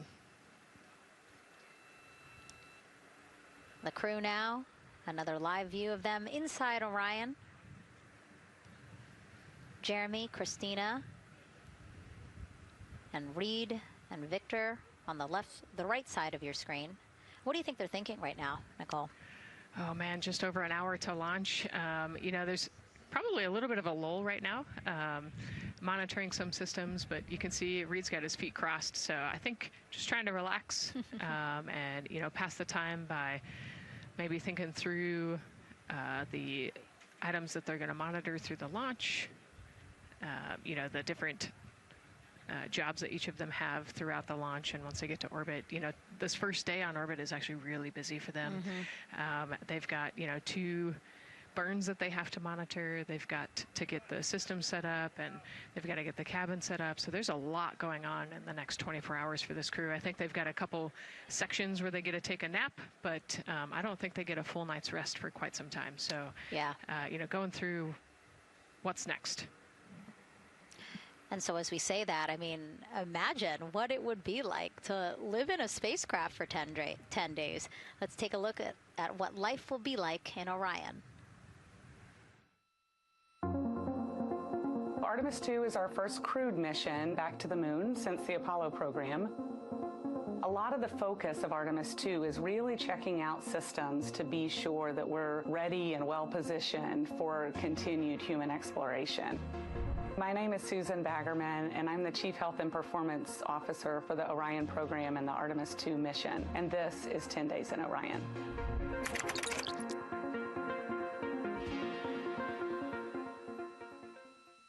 For this mission, the crew will launch in the Orion spacecraft on top of the Space Launch System rocket, or the SLS rocket. Once they've launched and achieved orbit, they'll continue on checking out many of the different critical Orion systems, check out some of the critical medical systems, and be sure that we understand how the crew would do that successfully within the volume of Orion. We also have, of course, systems to feed the crew. They have a potable water dispenser that they'll check out. And then we also have a food warmer, kind of looks like a suitcase that the crew can use to heat their food. They're also going to check out the flywheel system. We'll have the crew perform some initial exercises. Part of that is to ensure that the flywheel is actually working, but part of it is actually to be sure that our environmental control systems are actually working. For sleeping, the crew will sleep in sleeping bags. Some crew members like to be very tightly bound up, and some like to float very free. They'll use the toilet for the first time and be sure that it's able to flush. While they're on their journey, they'll do some testing that they quickly don their suit just to be sure that we would be ready in the future for an emergency. They'll also check out our radiation shelter. If we were to have a solar particle event, we would be asking them to take stowage out of the stowage bay and put it in some specific locations on the vehicle, basically for it to serve as shielding.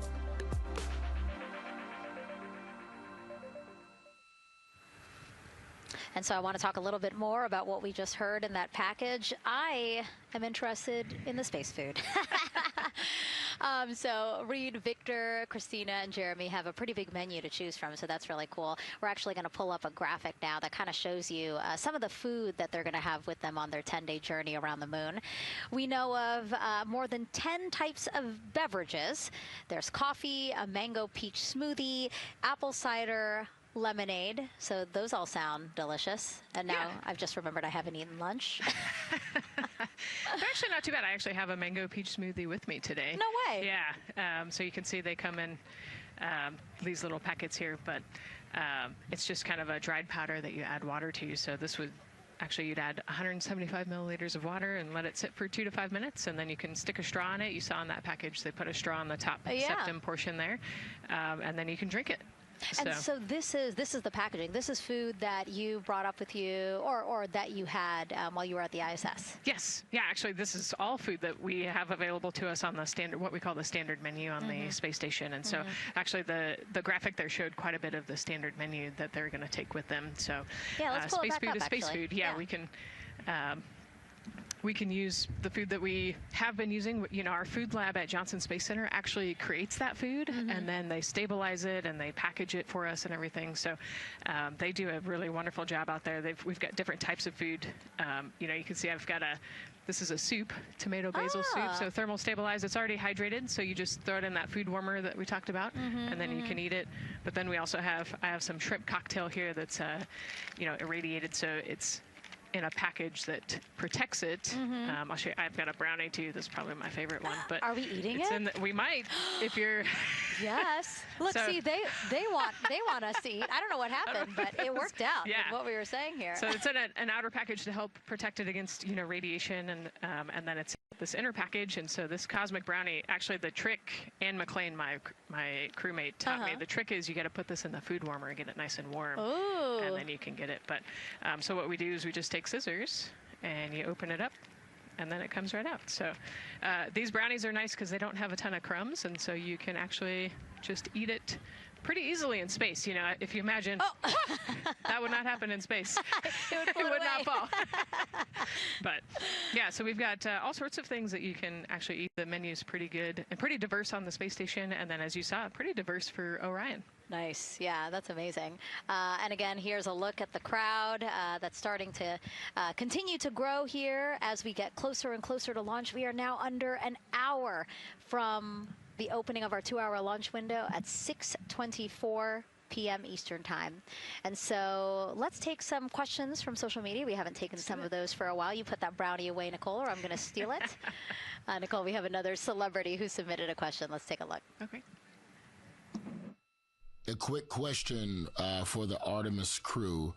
What food from Earth would you bring with you into space? And why would it be lasagna? Because that's the greatest food. Again, not really a question. Yeah. Because he was like, it's lasagna. It's got to be lasagna. You know, there is lasagna on space station, and it wasn't too bad. Probably not my favorite food of all, but yeah, lasagna's not a bad option. It's a high-calorie meal. If you're trying to, you know, carb load for a spacewalk or something, it's a great option. Yeah, I remember Christina saying that her favorite food on the menu, and actually, she was saying that she was getting in trouble because people kept on saying, you can't eat mac and cheese every day, Christina.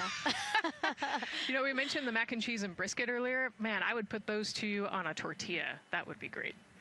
That sounds delicious, delicious. Well, thank you so much, everyone, for sending in those questions. For everyone from a 5-year-old that we got a question from to all the way to Roy Woods Jr. there, a comedian. So thank you so much. And if you're just joining us, welcome to the Space Coast of Florida, where we are counting down to liftoff of Artemis II. You see a beautiful aerial shot there of our rocket on the pad. For the first time in more than 50 years, we are sending humans to fly around the moon and back, and we're taking you all of you with us on this next chapter of human spaceflight. I'm NASA's Megan Cruz, and this is NASA astronaut Nicole Ayers. Great to have you here, Nicole. Yes, this has been a beautiful day.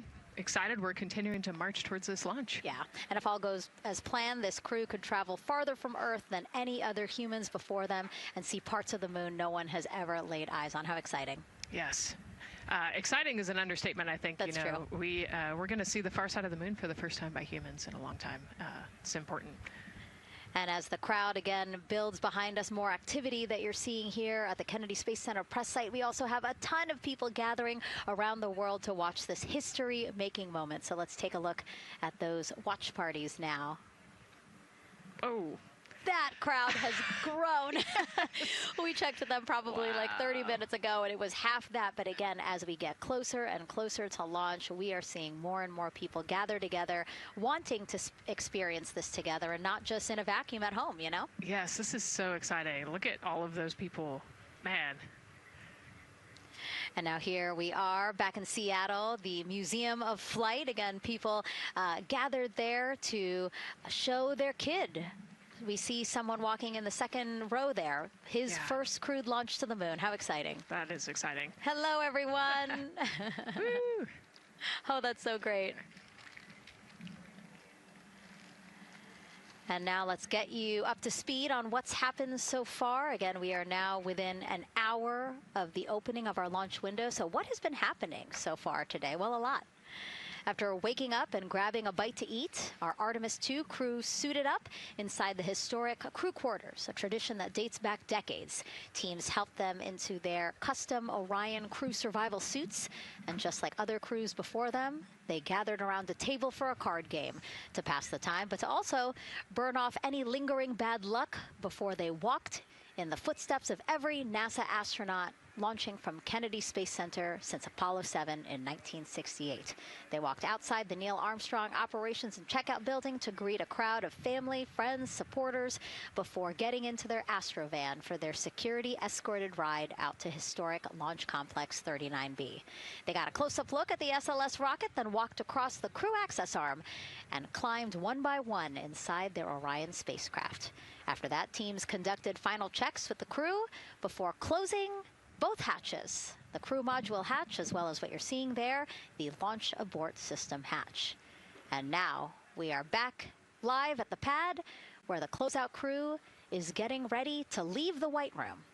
They are now tethered, Nicole, because they are about to move some pieces that connect the Orion spacecraft to the White Room, correct? Yes, there's kind of what I would call a shroud. You can see them working that there. So it is actually connected, so that way the gap between the crew access arm and the crew module, and well, I guess that's the LAS there, is covered. But they're about to remove that so that the crew access arm is not connected to the rocket in any way, so that it can retract here in the next few minutes. And for how we're looking with the launch countdown milestones, let's go to Daryl Nail in the Launch Control Center. All right, thank you very much, Megan. And as you can see there, the finishing touches, as you've been talking about, to the LAS, which brings me to that subject, because we currently are hearing the launch team is working an issue that was reported out with the LAS. At least there's an issue apparently with a battery on the LAS. The engineer who is in charge of the launch abort system sits on console here, reported that a temperature for one of the two LAS batteries is out of range, and although it's not a constraint for launch right now, it would be when that temperature is checked inside of T-minus 6 minutes, which is inside of terminal count. So right now the team is working some troubleshooting on this issue. Going to follow, of course, along closely with what they learn. But again, a battery temp for one of the two batteries on the LAS is out of spec, and the team is working to understand, first of all, whether or not this may be a sensor issue, or is there an issue with the battery itself. So again, looking into it, troubleshooting and researching as we speak. With regards to the weather, we did get some good news there. Launch Weather Officer Mark Berger reporting to the launch director that the weather chances have now improved for the window. We are up to 90% go, which is great news. Again, 90% go. That is up from the 80% that we started when we had the first weather forecasts come out officially 3 days ago. And so that is great. And for anybody who's here in the launch area knows that is certainly viewable. They can see that by just looking up. So we're getting some good clearing as forecast. And then just a reminder for those people who are watching the launch from the nearby area that if you're watching on an internet-enabled device, just remember that there may be a little bit of a delay. Can't tell you how much of a delay, but since it's on an internet device, sometimes this broadcast might be a little behind what you're actually seeing. So just keep that in mind as you are watching. Don't wait to the last second to run outside if you're inside your RV or your camper or your house. That's the latest here from the firing room. Of course, we'll keep track of that last battery issue. We'll send it back now to Megan and Nicole at the host desk.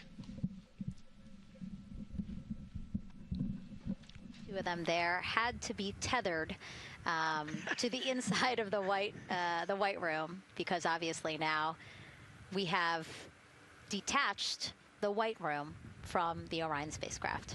Yes, that view is quite something. Yeah, spectacular. Yep. Oh, no, I'm sorry. I forgot. Nicole's scared of heights. An astronaut afraid of heights is actually not uncommon, as we've learned today.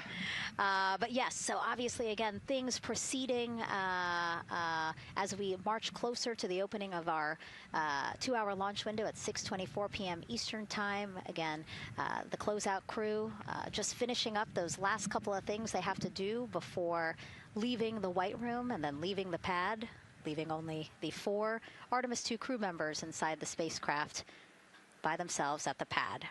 Yeah, and then we'll be curious to follow the battery issue on the LAS as well. I think sometimes it's just a sensor issue, sometimes it's a battery issue. So hopefully they figure that out quickly. Mm-hmm. And so if we can take a shot of the crew inside the capsule, if one's available, why don't we talk a little bit more about each of them? So we have Artemis II Commander Reed Wiseman, Baltimore native, and he's actually, you see his feet in that shot there from inside Orion. He's been in space once before as flight engineer for Expedition 41 aboard the International Space Station from May through November 2014. During the 165-day mission, Reed and his crewmates completed more than 300 science experiments in areas like human physiology, medicine, physical science, earth science, as well as astrophysics. They actually set a milestone for station science by completing a record 82 research hours in a single week. He also served as chief of NASA's astronaut office from December 2020 to December 2022. His 2 daughters were out to wave goodbye to him as he made his way to the launch pad. And again, there's Reed's feet. Reed is the one sitting in the seat to the right, closest to our camera there. So looks like he's relaxed by the body language of his feet. Yeah, I think they're kind of in a holding pattern, if you will, or a waiting period. So it makes sense that he's a little bit relaxed. He's also kind of just a relaxed person in general. He's wicked smart, but has a demeanor that keeps everybody calm. And so I think we're seeing that here today. And so in this shot, Reed is the one sitting on the left, and to his right, Artemis II pilot Victor Glover. NASA selected the California native as an astronaut in 2013, and at the time he was actually serving as a legislative fellow in the United States Senate. His first trip to space, November 2020, pilot of NASA's SpaceX Crew 1 mission. That was the first operational mission of NASA's Commercial Crew program, which resumed launching American rockets from American soil to the International Space Station since the end of the shuttle program. Victor is a U.S. Navy captain and naval aviator who served as a test pilot, racking up more than 3,500 flight hours in more than 40 different aircraft. So again, he probably feels pretty at home in the pilot seat of Artemis II. Yeah, I think he does. He got to say goodbye to his wife and 4 kids. Again, those were the family that he had here at Kennedy Space Center before the 4 of them drove out to the pad. Yeah, and you can see there, we talked about Victor's energy earlier, and you can see him working through, pushing some buttons on the displays. Looked like he was pulling up a procedure, so he's following along and ready to go, looks like. And then Mission Specialist Christina Cook, sitting on the upper left-hand corner of the screen there, native of Grand Rapids, Michigan, was selected to the Astronaut Corps in 2013, same class as Victor, served as flight engineer on the International Space Station from March 2019 to February 2020. During that time, she set a record for the longest single spaceflight by a woman with a total of 328 consecutive days in space. How cool. She also participated in the first ever all-female spacewalk. And before becoming an astronaut, Christina helped build space science instruments and led scientific fieldwork in some of the most remote environments on the planet. Her hobbies include surfing, rock climbing, And community CDR, service, yoga, and photography. Go ahead, NCD. There's a couple of suppressed overvolt messages. We're going to go ahead and clear those off your screen. We see them and we copy. All right. NASA test director. We're still working here, trying to get through everything. So we're getting close, and then trying to talk that other issue that we just picked up a little bit ago. But I think work-wise, we're doing really well. Sounds good, NCD. We're doing great on board.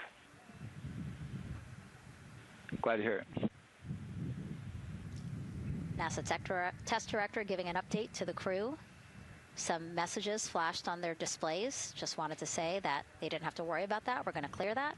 And that also just reassuring the crew, again, that they are tracking and working the issue with the launch abort system battery. Yeah. All right. And then first-time flyer, Canadian Space Agency astronaut Jeremy Hansen will fly to the moon as mission specialist on the Artemis II mission. The London, Ontario native selected as an astronaut in 2009. After that, he worked as Capcom at NASA's Mission Control Center in Houston. Capcom stands for Capsule Communicator and is the sole direct voice communicating with astronauts while in space. Jeremy also participated in training exercises, really cool ones like living on the ocean floor off the coast of Florida to simulate deep space exploration for a week. In 2017, he became the first Canadian to lead a NASA astronaut class. He also enjoys getting out on a sailboat, rock climbing, and mountain biking. He has a wife and 3 children. And he's the one that you see bottom left-hand corner of your screen.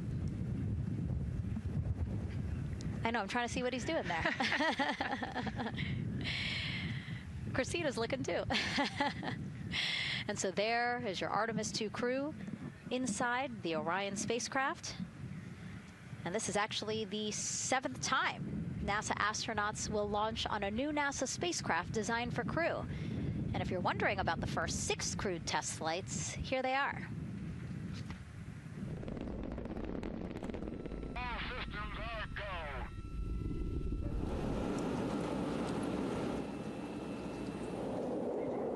Gemini 3, Gus Grissom, John Young, March 23, 1965.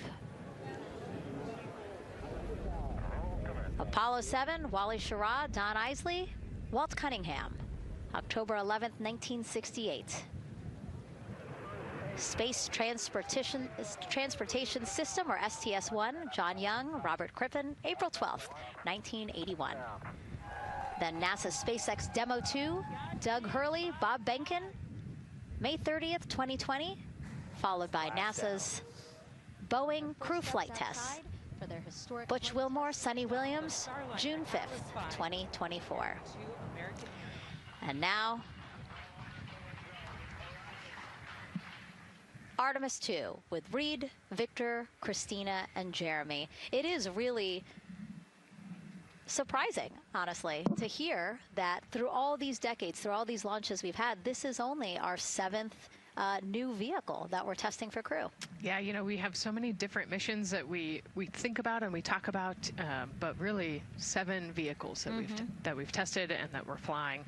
You know, I like to think of spaceflight really as a permanent test, right? We have, you know, hundreds of missions or so. You know, an airplane that gets tested and then flown has thousands of data points. And so really spaceflight is always going to be in the test field.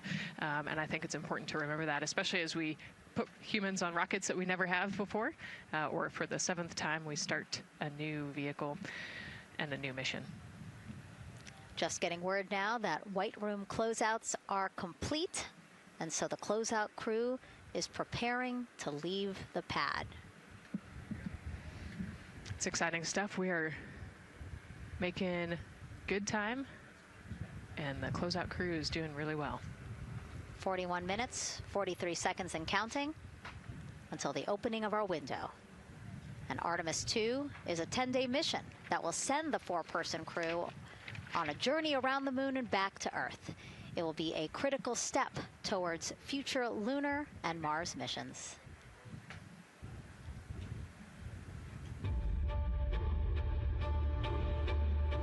We're going back to the moon because it's the next step in our journey to Mars. We need to go explore the moon. There's vast regions of unexplored areas with the coldest, darkest places in our solar system. This is a test mission, and when we get off the planet, we might come right back home. We might spend 3 or 4 days around Earth. We might go to the moon. That's where we want to go, but it is a test mission, and we are ready for every scenario as we ride this amazing space launch system and the Orion spacecraft. But another reason we're going back to the moon is to fulfill NASA's mission, which is to explore the unknown in air and space, to innovate for the benefit of humanity, and to inspire the world through discovery. And when we succeed and when we accomplish the things that we set out to accomplish, that inspiration not only can set up new things to happen, but it also is a reminder in tough times that we're capable of doing great things when we work together. The thing I love about the moon is that it's not just a beacon for exploration and this platform of possibilities for incredible missions like this, but it has benefits. That's actually why we're racing towards it. Those benefits are really wide in nature. You have everything from innovation, technology development, not only for future missions going deeper into the solar system, but technologies that come back to Earth. You have inspiration, a whole generation of people starting this pipeline of STEM workers and manufacturers and operators that are excited to see what you can do when you work hard and you come together as a team. When I think about the 4 of us flying around the far side of the moon, seeing that Earth rise, taking images and video and sending them back to you, the feeling that I have inside is hope. We know that Artemis II is not the solution for humanity on planet Earth, but it is a contribution in the positive column. We hope that just for a moment that people will pause and say, wow, it's extraordinary when you look back upon the Earth with over 8 billion people, and you see this concrete example of what humanity can do, this extraordinary thing when we set big goals and CDR entity to achieve them.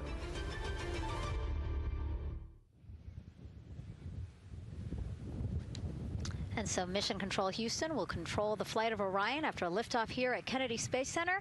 Here's Gary Jordan, who's embedded with that team. Gary, you might have to pause because we did just hear a call out to the commander in Orion. Will do, Megan. I think that was Commander Reed Wiseman responding to prepare for some of the next steps. We are now holding at the T-minus 10-minute hold. Expected a 30-minute hold. So we are well on the countdown. We are well on the timeline to meet this L- time and launch towards the beginning of the window, but continuing to track progress along the way. Again, I'm here with the Artemis II flight control teams in Mission Control Houston. The team in the room behind me has been monitoring the countdown and verifying their own mission-specific launch criteria of the Space Launch System, the Orion spacecraft integrity, and its crew. During the final poll before launch, if all looks good from each of the flight controllers in this room, Flight Director Judd Freeling will report a go for launch from Houston Flight. Upon liftoff, teams here take control of the mission and communicate with the crew while they fly on the Space Launch System. This phase of flight is highly dynamic, and each console position has a dedicated and important role of looking after critical systems. You'll hear calls from Capcom and NASA astronaut Stan Love in this room to the Artemis II crew as milestones are reached during the more than 8 minutes of powered flight on the core stage. Liftoff and Ascent are just the beginning. This room will be staffed around the clock over the next 10 days to oversee every moment of the mission through splashdown. Here from the Johnson Space Center, we'll be streaming the mission live 24/7 so anyone can follow the crew's journey, take peeks inside the spacecraft, and share the experience of a lunar flyby with astronauts looking down at the moon's surface. Teams here have been rehearsing tirelessly in simulations to throw every conceivable and inconceivable scenario their way. We are ready and eager to begin the Artemis II mission. Still milestones to come as we continue the countdown, but we'll be right back with you during the ascent phase of today's flight. With that, Megan, I will send it back over to you at the Space Coast. Thanks so much, Gary. Under 37 minutes until the opening of our 2-hour launch window, 6:24 p.m. Eastern. I've never been more excited for a time. But why don't we send it back over to Megan Carter with the Moon Board to learn more about what happens after Ascent. Absolutely. I am definitely also getting excited. Things feel like they're starting to pick up a little pace here. A lot is about to happen within the first 10 minutes of launch, but what happens after those first 10 minutes? Let me take you over here to my mission map so we can kind of jump ahead and let me explain a few things. So, our main engine cutoff is going to stand for MECO, and that is essentially where the rocket's job is done, and it is then going to turn the propulsion duties over to our ICPS. That stands for Interim Cryogenic Propulsion Stage. Don't try and say that too many times fast, but the ICPS is going to be right here, and that's our in-space propulsion. About 50 minutes into, after about 50 minutes into launch, it is going to conduct that first burn, and that's going to be the perigee raise maneuver. Essentially what that is going to do is going to raise the spacecraft from a lowest point of Earth just a little bit higher into space, and then they are going to conduct that nice path. It's going to set them on that nice circular path around the Earth. That's when they're going to start to be able to really check out this spacecraft. The Orion spacecraft is going to be able to, like we've talked about, be maneuvered by the crew. They're going to check out those life support systems, and communication checkout's going to be vital at that point as well, obviously. Then they will be conducting that another burn, and that's going to raise them just a little bit higher again. And then they will, it'll be about time for the ICPS to separate, and they will start another lap around the Earth as well. Now, the ICPS, but even after it separates, its job will not be done because they will have the opportunity to conduct something called the Proximity Operations Demonstration. And this is going to be really important for our future lunar missions because the ICPS actually has a target on it, and the crew is going to have the opportunity to manually maneuver these spacecraft like we've mentioned and practice those docking maneuvers. Now, obviously, they will not be docking for this mission, but that is, again, going to be critical for those lunar missions in the future. Now, all right, after that ICPS has separated and they've done that second lap, they're going to conduct 2 more burns. And what these burns are going to do is set them up to the high enough orbit and a fast enough speed in order to conduct the translunar injection. This is going to be that critical moment and that critical milestone where they are going to produce about 6,000 pounds of thrust.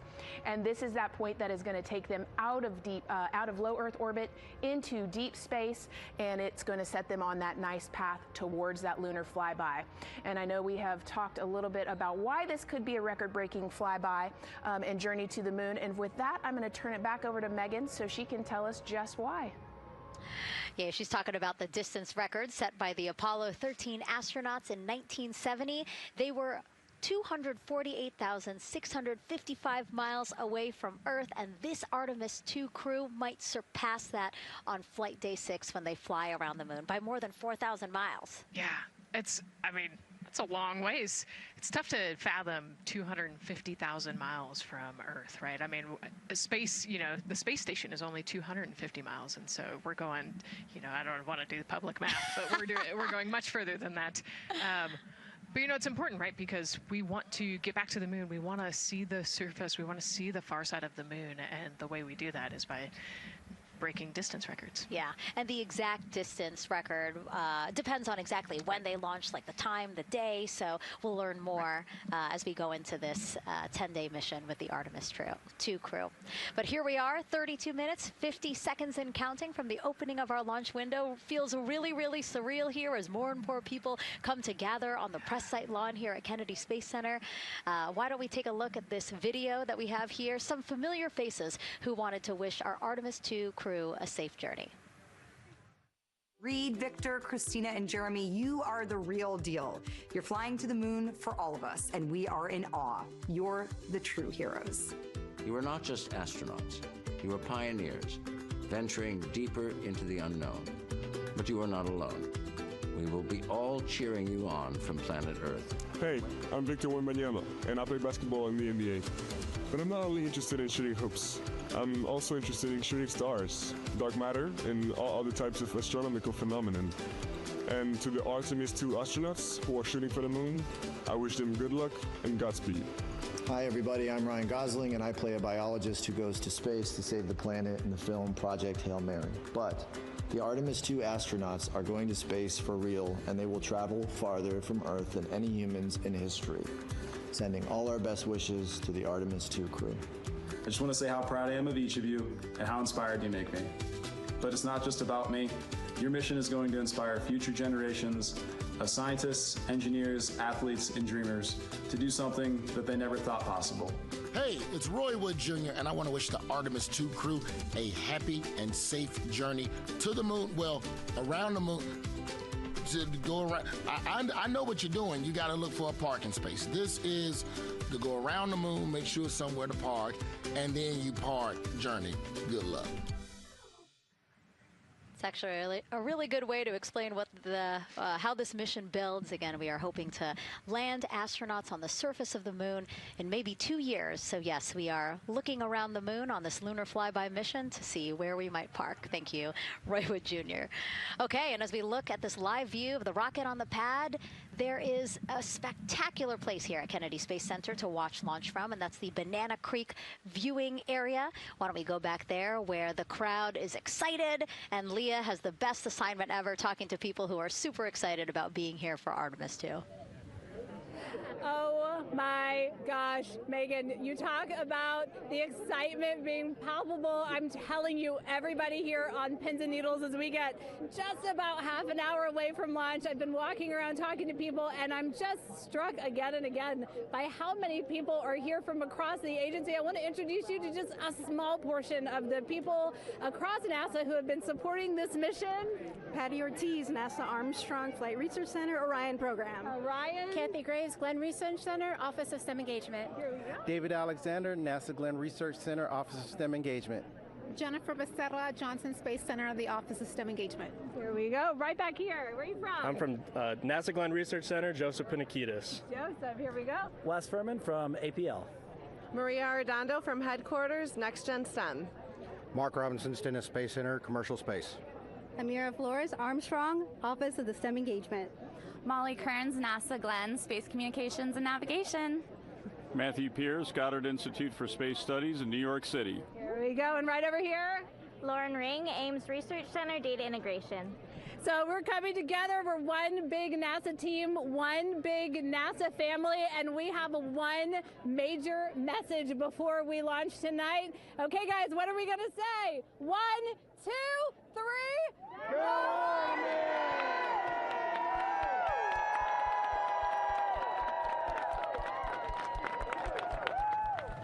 Oh my gosh, that made me so emotional. That was so inspiring to see. I mean, wow, yeah, that was great. I mean, just to hear everybody say their position, what they're doing to support this mission is amazing. And I'm sure this was something that really rang true and resonated with NASA's Administrator Jared Isaacman, again, to see the workforce come together to do the work and then to be here for launch. So why don't we actually go over to him now with our Jasmine Hopkins at one of our other viewing locations. All right, Megan, thank you so much. The energy here on the balcony is honestly becoming electric as we get so close to launch. And now we are thrilled to welcome NASA Administrator Jared Isaacman. Jared, we're really entering a golden age of exploration. How will Artemis II set the pace for the coming years? Well, I mean, Artemis II is the opening act, right? This is the test mission.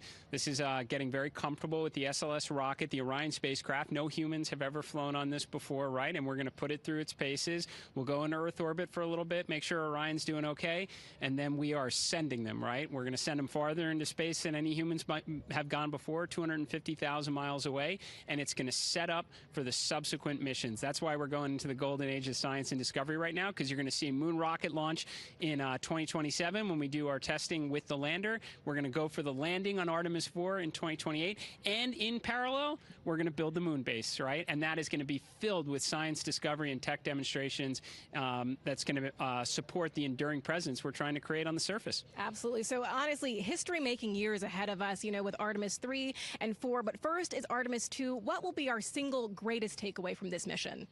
Well, I'll tell you, I mean, after ignition, to me, the moment that I'm going to be most excited for is splashdown. There's no question about that. Good shoots coming down off the West Coast. But look, I think the takeaway from this is gaining extreme comfort in the Orion spacecraft, right? I mean, this is very different than what we've done for more than a half century, right? I mean, the velocities that spacecraft is going to re-enter at, it's going to be new territory for us. We want to get our arms around that completely. So I would say the performance of SLS plus Orion is everything on this one. We want to make sure we do it in as a safe way as we possibly can, understanding what we are undertaking right here, bring our crew back, learn as much we can from the vehicle, set up for Artemis 3 in 2027. Right. And Administrator, we've actually had a pretty young audience today here, some kids running around the balcony. How do you hope Artemis 2 inspires that next generation? You know, I talk about this all the time. Like, you know, one of our overarching KPIs that we should always be tracking is the number of people living and working in space. Well, you know what's another strong number 2 on that one?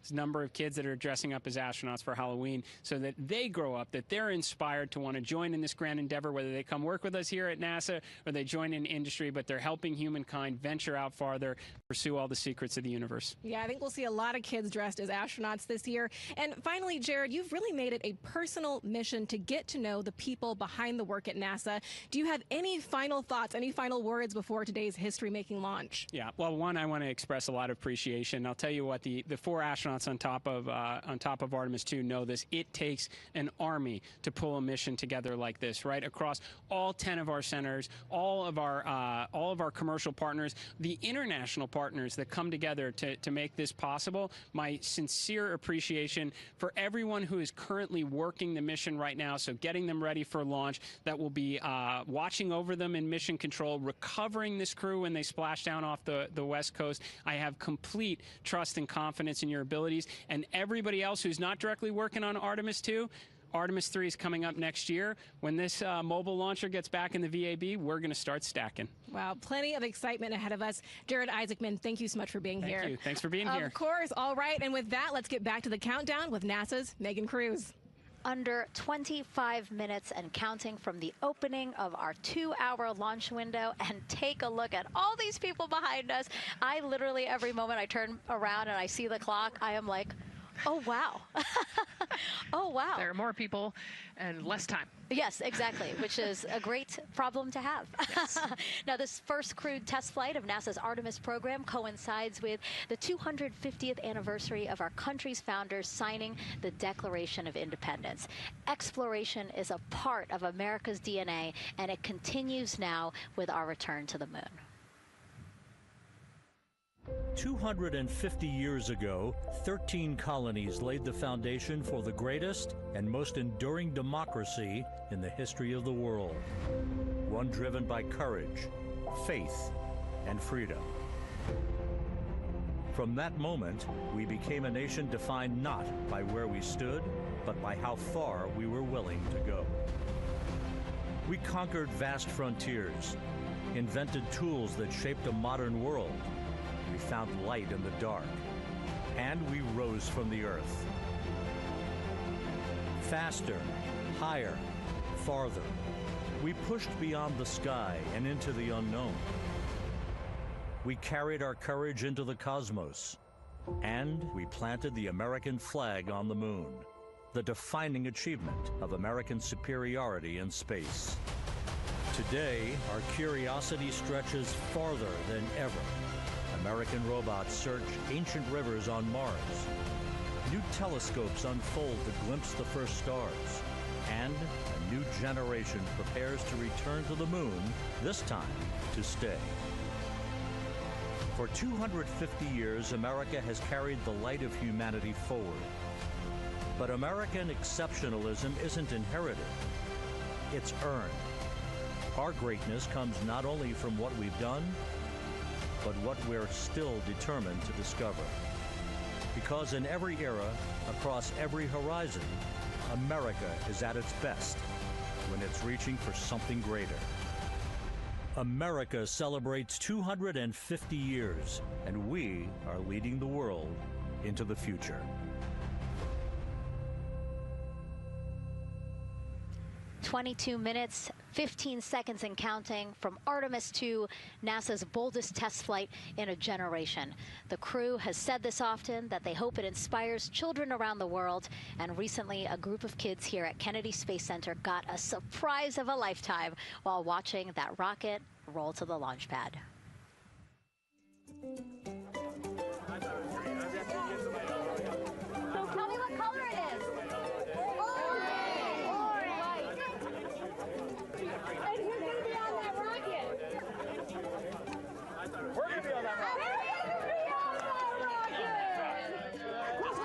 Make it a little bit longer. Did you see it? Okay, so everybody's looking at the rocket because it is kind of cool and impressive. One of the coolest things happening over there right now, though, is it's on top of a giant tractor. Doesn't all food come in like tubes? It's in these like little plastic bags, and you have to like rehydrate it. Sushi. There's not. I haven't seen sushi in space. It's probably hard to keep that back. It's sushi mashed together. My favorite part was this one little girl, she had a question. She had patiently held her hand for a long time, and Christina turns to her and says, "Okay, what's your question?" She just goes, "I forgot." It was like, that's a perfect little kid moment. I just wait, are you my mother's cartoon astronauts? What? Say that again? Never mind. It's a little hard to say. Go Artemis! These two? Yeah. Put it on. Yeah. There you go. I like your dabbing astronaut back there.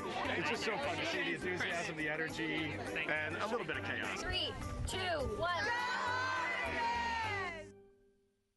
Wasn't that so cute? I love kids and their excitement and, you know, even just being real. Like, I don't remember what I was know, he ask. goes, but I'm glad you're here.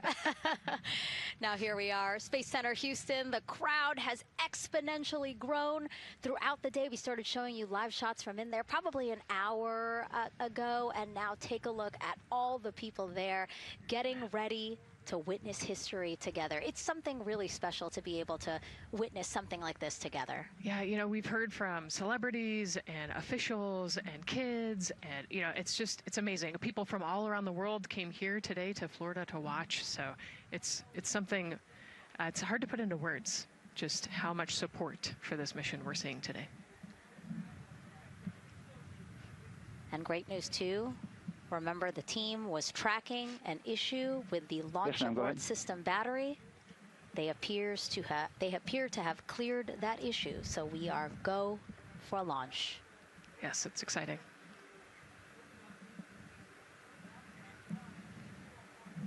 U.S. Space and Rocket Center here, Huntsville, Alabama, waving to the Artemis II crew sitting right there inside Orion. Inside of 20 minutes from the opening of our launch window, and right now we are targeting the top of that launch window, so we could be launching here in about 19 minutes, Nicole.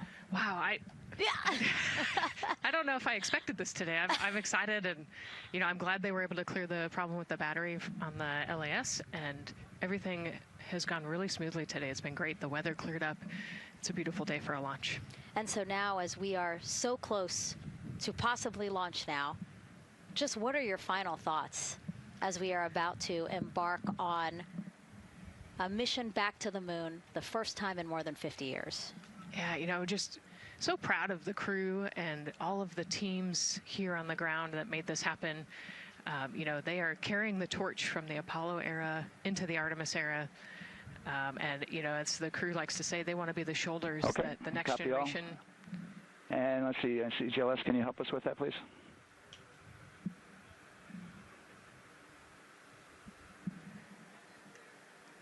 They want to be the crew wants to be the shoulders that the next generation can climb on. 001. You know, I think it's in their patch.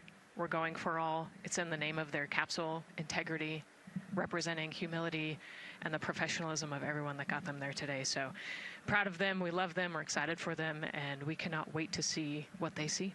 Just leveraging everything we've learned so far as an agency, taking us from Apollo now to the launch pad here, 39B, with Orion and SLS poised to again fly us into the history books.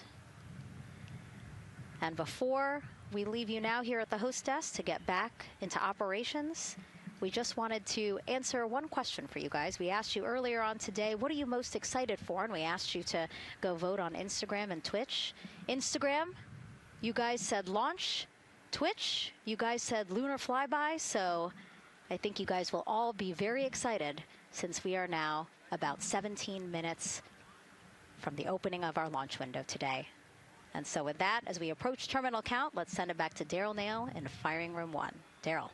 All right, thank you, Megan and Nicole, and just want to give you an update on the launch abort system that you just reported that they cleared. They believe, they're convinced, this is an instrumentation failure.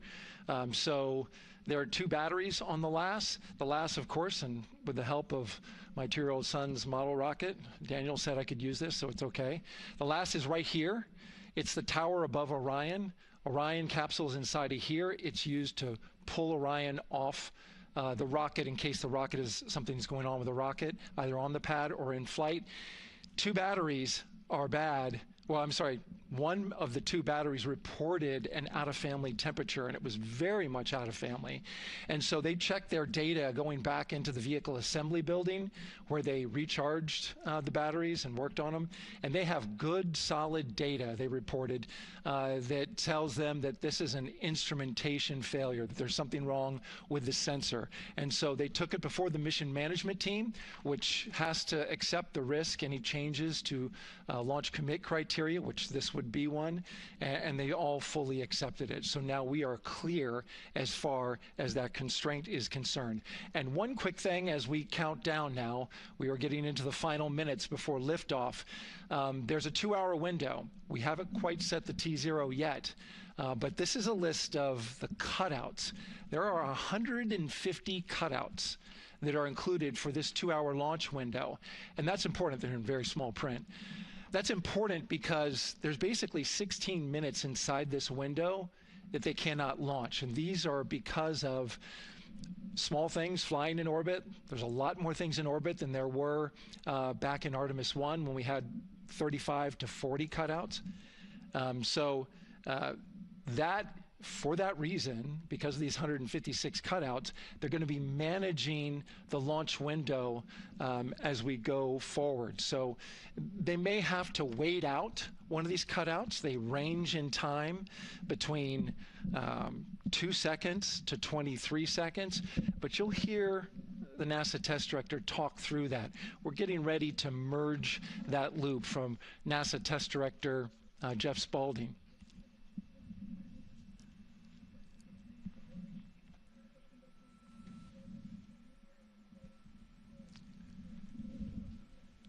And so now I'm listening to the launch team get ready to merge their operational channel.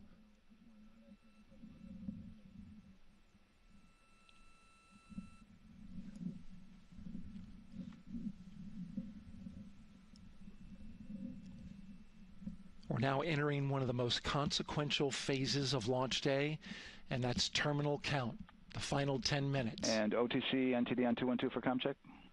Good comm. Help me. I hear the same. STC? GTC? GTC is on 212. All right, copy that.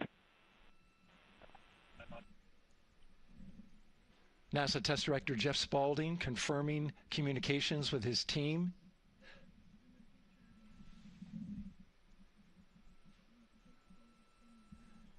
There will be 2 polls that we'll hear. One from Spaulding, the NASA Test Director, confirming the ground systems and the launch team are ready to proceed.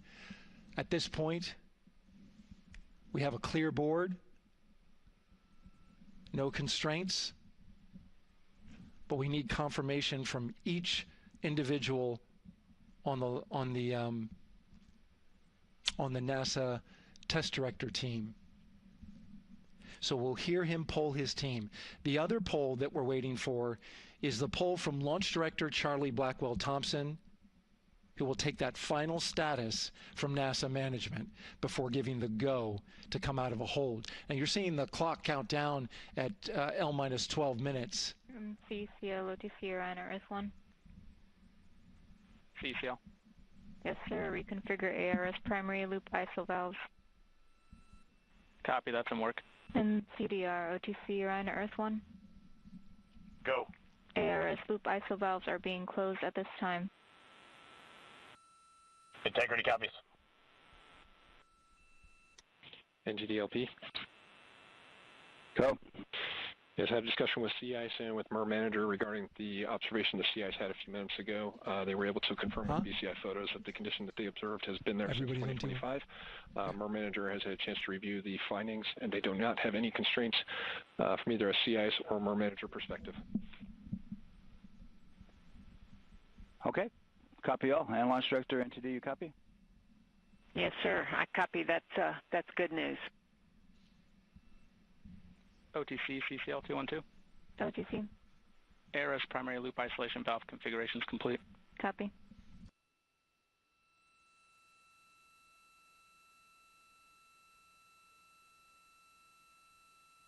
And CGLS, NTD, cancel pending, please. GLS copies, and that's complete.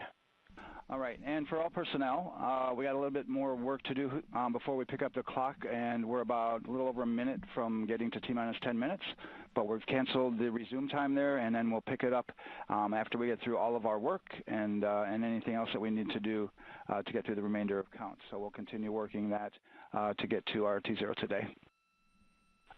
So when we get to about 50 seconds from now, we'll extend that hold. CVSE OTC.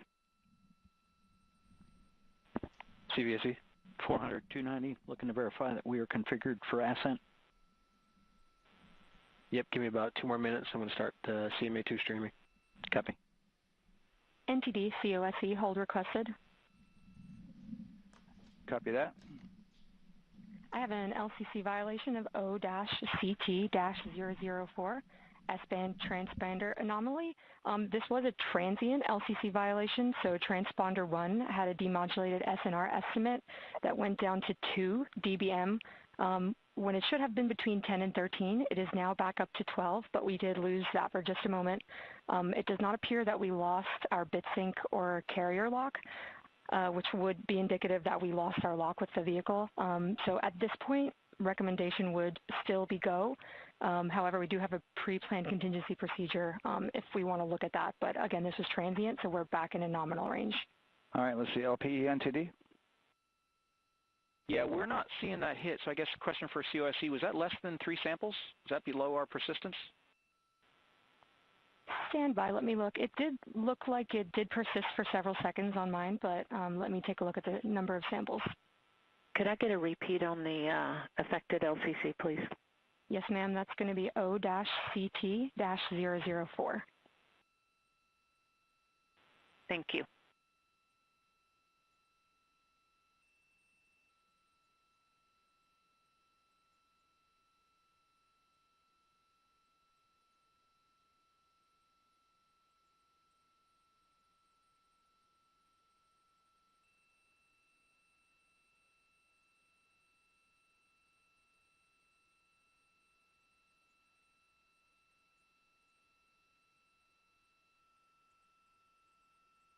Yeah, us taking a look at the data right here, looks like that was a single sample. Yeah, copy that. RFTS does report that they also lost lock for about 5 seconds.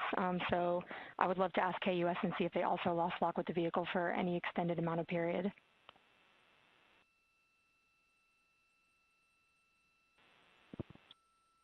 And COSE, while we're doing that, these are 1/10 hertz measurements, correct? So we would have had to lose it for over 10 seconds to get a second sample? Yes, sir, that's correct. It is 1/10 hertz.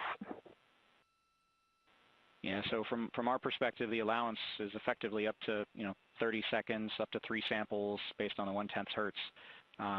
This is not an LCC violation, I believe. Yes, sir. I would agree with that at this point. Copy that. We're checking with KUS on 232. I don't think they have 212 access. We're trying to verify, but it sounds like they have a loss of lock as well. About 2 seconds. Okay. And I guess for both KUS and COSE, do we have lock now? That's affirmed. We do have lock for COSE.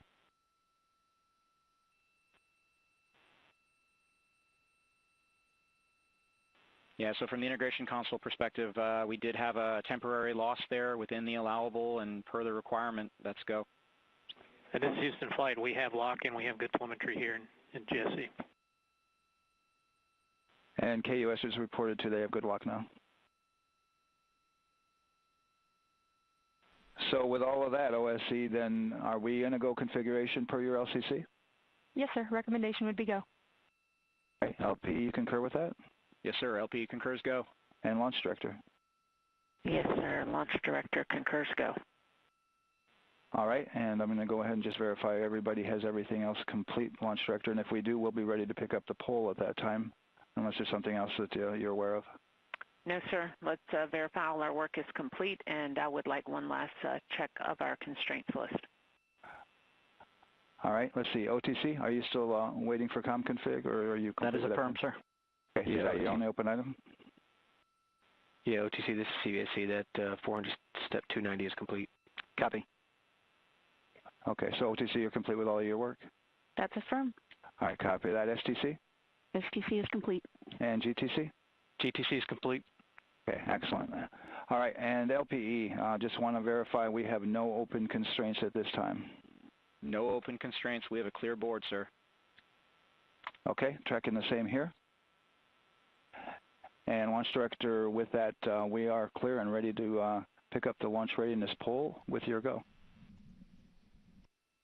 All right, sir. I am go for the poll. All right. And for all personnel, this is the NTD conducting the Artemis II launch readiness check. Verify ready to resume count and go for launch. OTC. OTC is go. STC. STC is go. GTC. C's go. MCO. CO is go. Safety Console. The Safety Console is go. LPE. LPE is go. RTD. RTD's go. Houston Flight. Houston Flight is go. ROC. ROC is go. And CDR. Crew is go. Copy that. Thank you, Reed. And Launch Director, NTD, our launch team is ready to proceed at this time. All right, NTD, I copy all. At this time, I'll perform my poll. Attention on the net. This is the Launch Director performing the final poll for launch, verifying no constraints, and go for launch. EGS, Program Chief Engineer. Artemis Chief Engineers are go. Copy, thank you. EGS, Chief Safety Officer. The Artemis CSOs are go. Copy, thank you. Range Weather. Launch weather is go. Thank you, LWO. And Artemis MMT Chair. MMTs go. Thank you, John. And Integrity Launch Director. Good Air Voice Charlie, PLT. Thank you, Charlie. This is Victor. We are going for our families. MS1. This is Christina. We are going for our teammates. MS2. This is Jeremy. We are going for all humanity. All right, Charlie, your Artemis II crew is go for launch. Full send. I copy that. Reed, Victor, Christina, and Jeremy. On this historic mission, you take with you the heart of this Artemis team, the daring spirit of the American people and our partners across the globe, and the hopes and dreams of a new generation. Good luck. Godspeed, Artemis II. Let's go.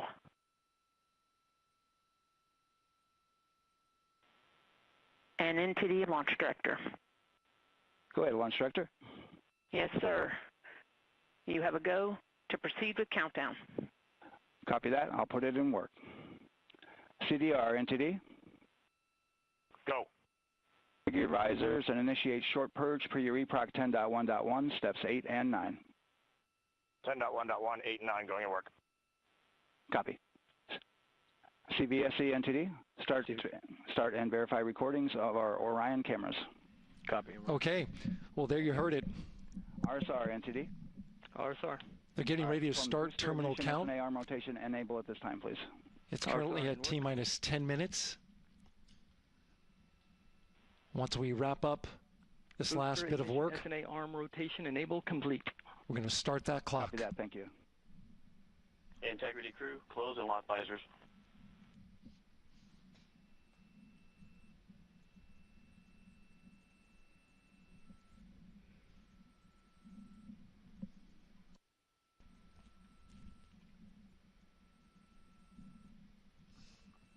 You heard an issue, worked in real time with telemetry lock on the Orion. It was transitory. It was very short. They checked the data, confirmed that they had a good lock. This was with the S-band transmitter on the Orion. Worked through that issue, looked at the data, and cleared it. All with the world watching. Impressive work by the launch team. So we have a 2-hour window, which starts in just a few minutes at 6:24 p.m. Eastern Time and goes until 8:24 p.m. Eastern Time. And ECL NTD will be waiting for your verification on the short purge. ECL copies. And for all personnel, once we get that short purge verification, we'll verify that we are clear to go, and then we'll proceed with the terminal count.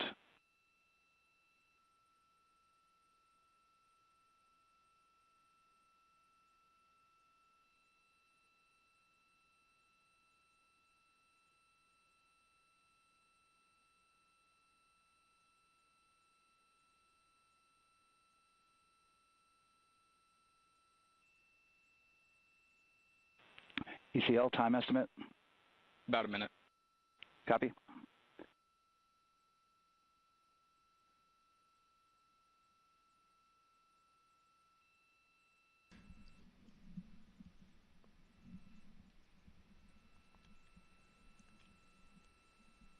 So we're going into the launch window, but not by much, it looks like.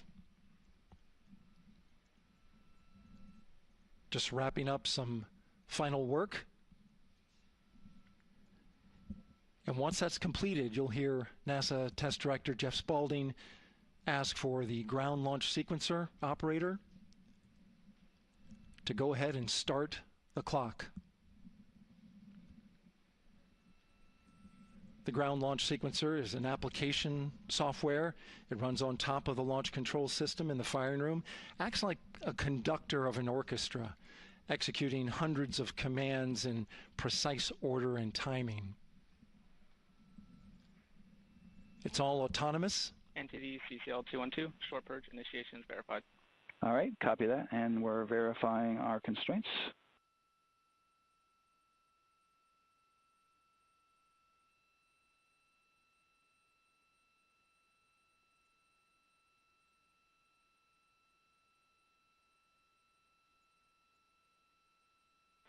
All right, and we're clear from cutouts. And with that, we're going to resume the clock momentarily. And CGLS, you can resume the clock on your mark. GLS copies. 3, 2, 1, mark. GLS mainline has been initiated. T-minus 10 minutes and counting.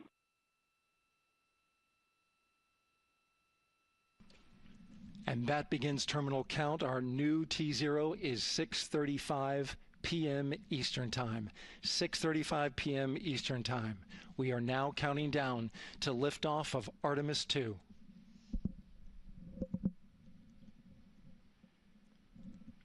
From now on, you're going to hear two voices on the loops. If everything goes nominally, NASA Test Director Jeff Spaulding, who's directly managing the launch team, and Alex Bendelos, the GLS operator who closely monitors the software. He has the ability to stop and restart the countdown.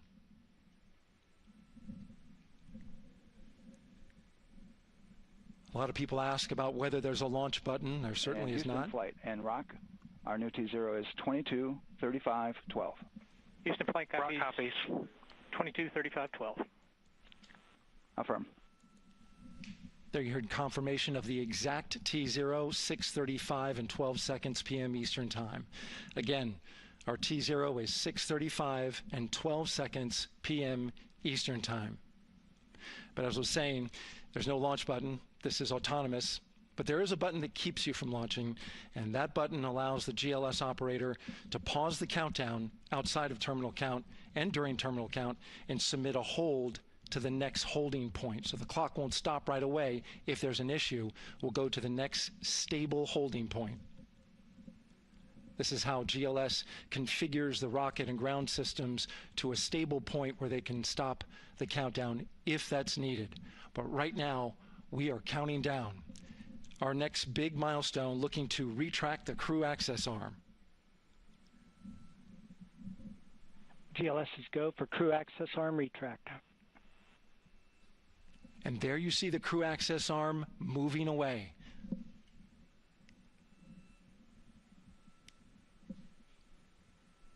That's the path that the astronauts took to ingress into the rocket.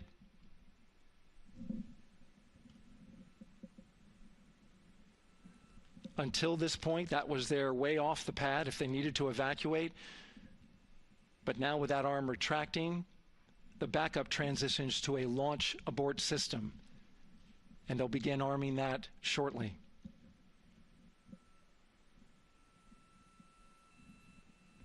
Of course, the launch abort system, great shot there of the crew access arm retracting away.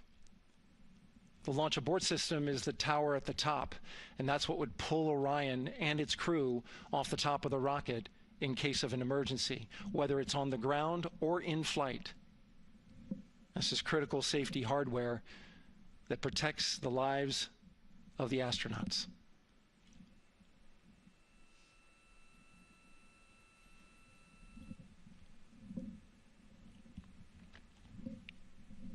Starting at T-minus 6 minutes, the GLS will start bringing that and other high-energy systems online, starting with core stage pressurization.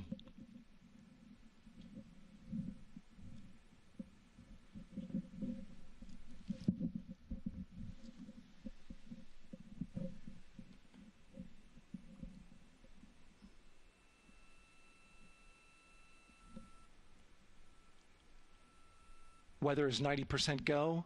The range is go. All systems are go.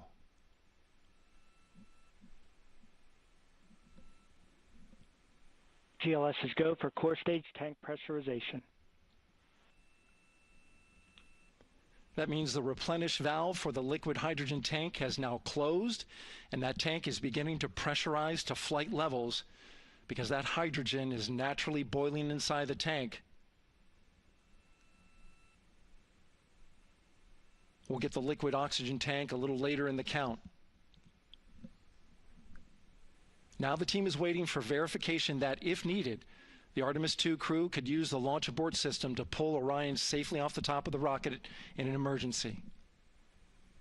Let's listen in for that call. GLS verifies last capability available. And CDR, do you copy? CDR copies, last available. That's great news, and you heard the NTD verify that with the commander of the mission. GLS is go for FTS arm. Now work is being done to arm the flight termination system. This is so the range safety can send a flight termination command if the rocket flies too far off track.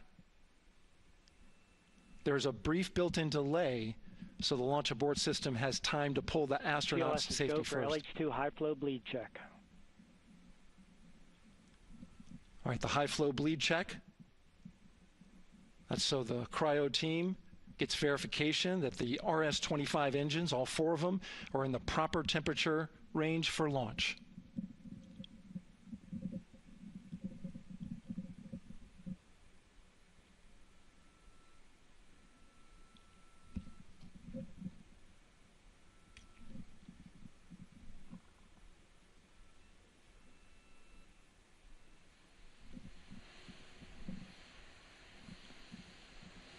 GLS is go for core stage APU start. Core stage APUs start. Those are auxiliary power units, high-speed turbines which provide pressure to hydraulic pumps that steer the RS-25 engines. We're going to see a gimbal test a little later at T-minus 2 minutes and 30 seconds. This is what allows that to happen.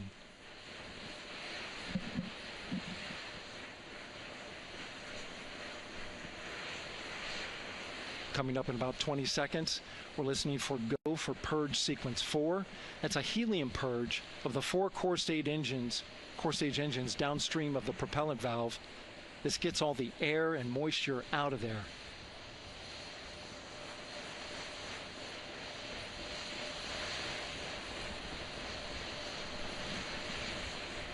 GLS is go for purge sequence 4. Moving through the milestones. All is looking good.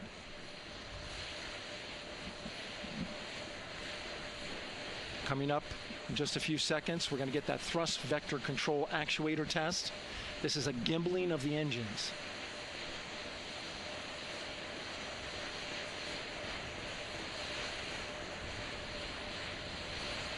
There are the 4 RS-25s, 3 of them shuttle heritage, 1 of them built from shuttle parts.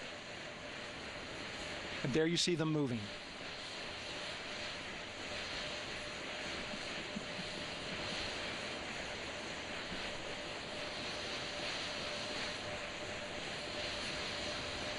Now we're going to start moving the power from both the upper stage and the lower stage of the rocket to internal, taking ground power away and now going to battery power. GLS is go for upper stage to internal power. All right, power is removed from the rocket's upper stage, the ICPS, and it's been switched to battery. Same milestone for the lower core stage coming up at T-minus 1 minute and 30 seconds. Right now, the 4-person Artemis II crew is 248,000 miles away from the moon. And if all goes well, they will fly by it in 6 days. GLS is go for core stage to internal power. All right, there's the rocket's core stage, which houses 3 flight computers, is now on its own power. There's no more hold time because there's no more margin on these batteries. So we would have to recycle back to T-minus 10 to recharge if we had a hold.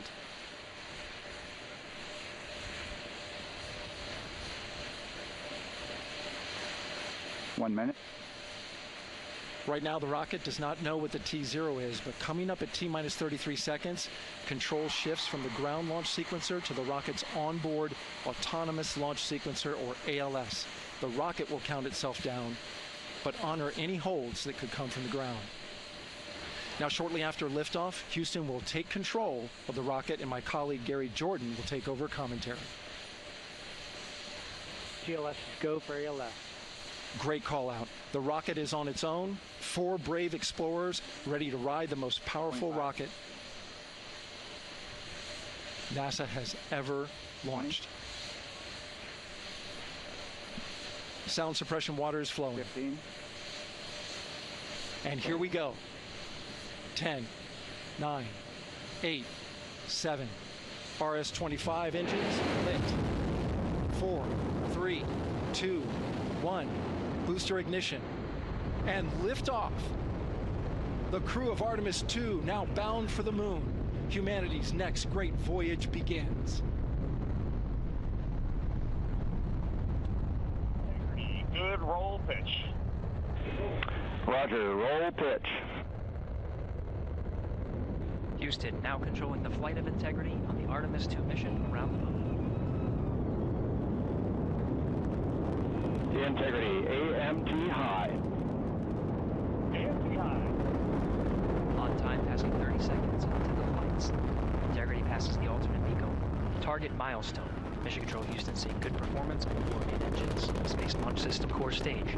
Integrity, 3 miles in altitude. Traveling more than 1,200 miles per hour.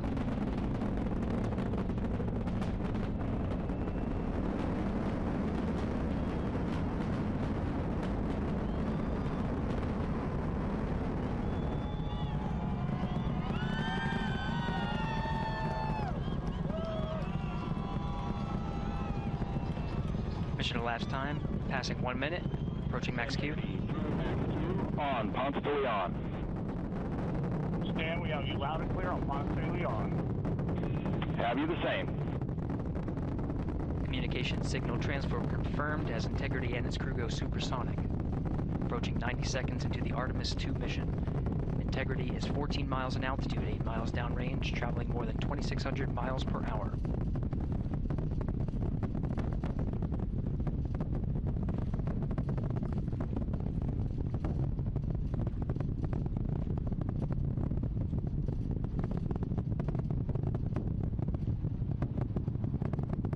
Minute 50 seconds of mission elapsed time, standing by for main engine throttle down to 85%, ahead of solid rocket booster separation, expected at the 2-minute 9-second mark.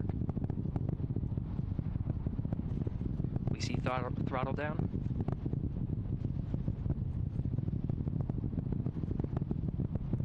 Confirmed separation. Main engines throttling up, guidance converged.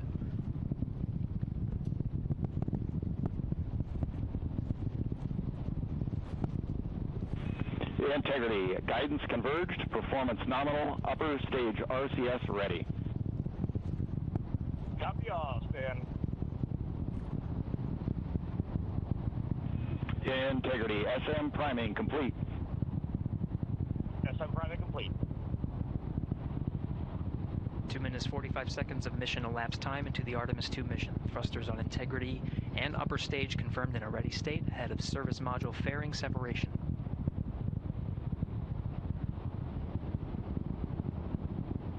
3 minutes into the flight. Integrity, 49 miles in altitude, 78 miles downrange, now passing 5,000 miles per hour.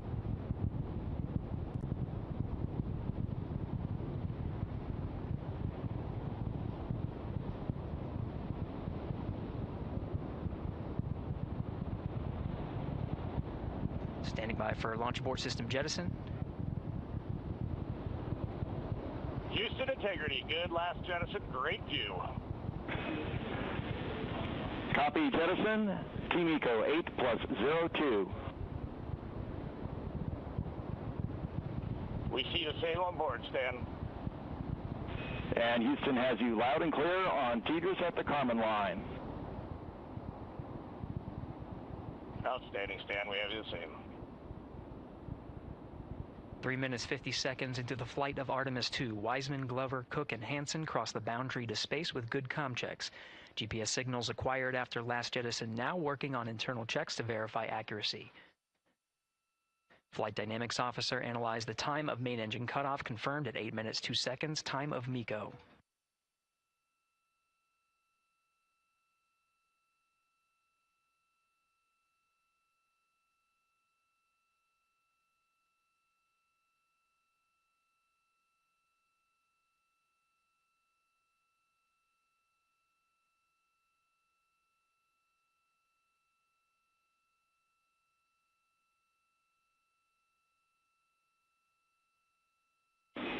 Integrity, GPS processing. Outstanding, Stan, we see the same, and we have a beautiful moonrise. We're headed right at it.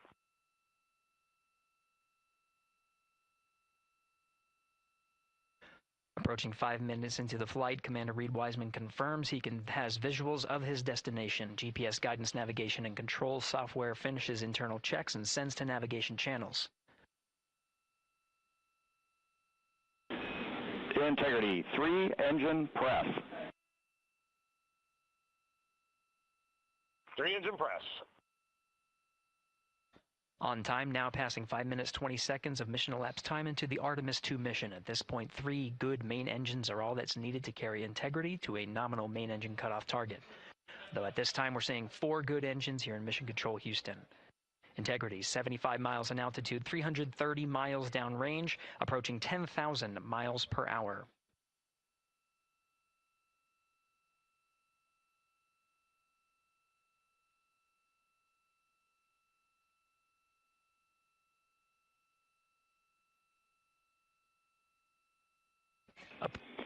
Integrity, looking good at 6 minutes. Same on board, Stan. good trajectory and engine performance. Booster officer will soon report the shutdown plan to Flight Director Judd Friedling, expected at the 7-minute mark. Integrity, 78 miles in altitude, 460 miles downrange. Integrity, expect nominal shutdown. Integrity copies nominal shutdown.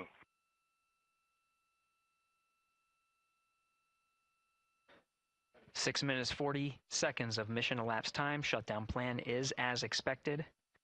Again, the time of MECO was confirmed at 8 minutes, 2 seconds into the flight.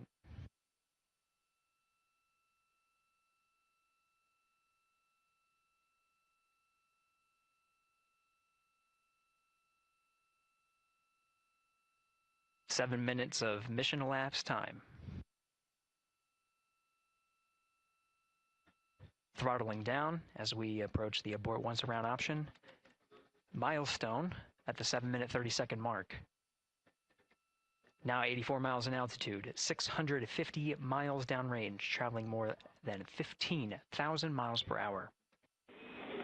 Integrity, AOA open. AOA open. The window is now open for an abort once around option that would target splashdown in the Pacific Ocean. Still following nominal ascent at this time.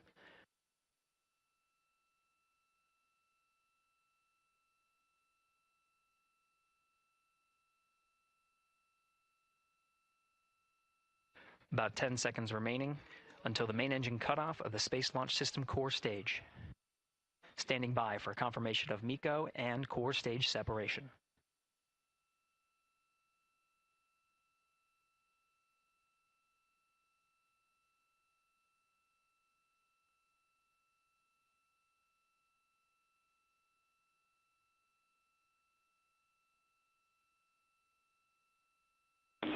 Integrity and nominal MECO, core stage separated.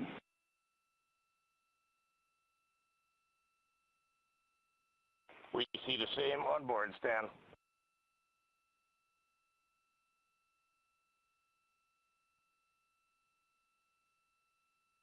Eight minutes, 40 seconds into the flight, we have a nominal main engine cutoff heading in the right trajectory on the way to swing around the moon.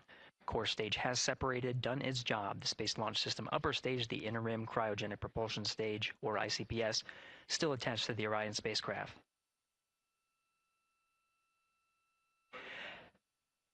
Nine minutes of mission elapsed time. Integrity crew of Reed Wiseman, Victor Glover, Christina Cook, and Jeremy Hansen now in orbit around the Earth at the beginning of their journey to the moon.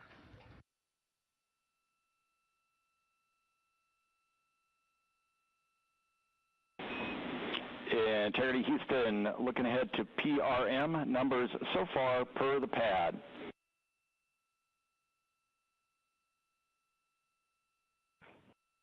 Copy that, Stan. Numbers for the pad.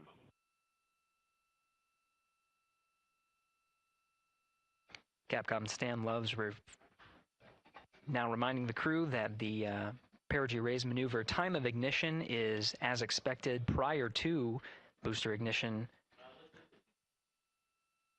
That time being 49 minutes, 50 seconds of mission elapsed time.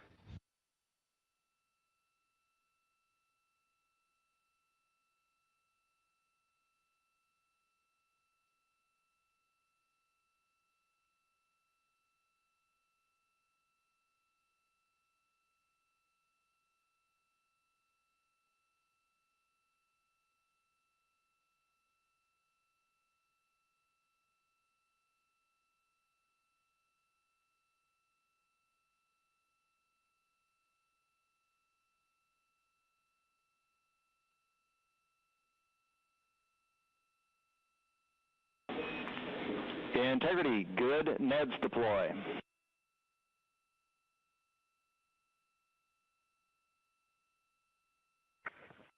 Copy that, Stan. Good, Neds.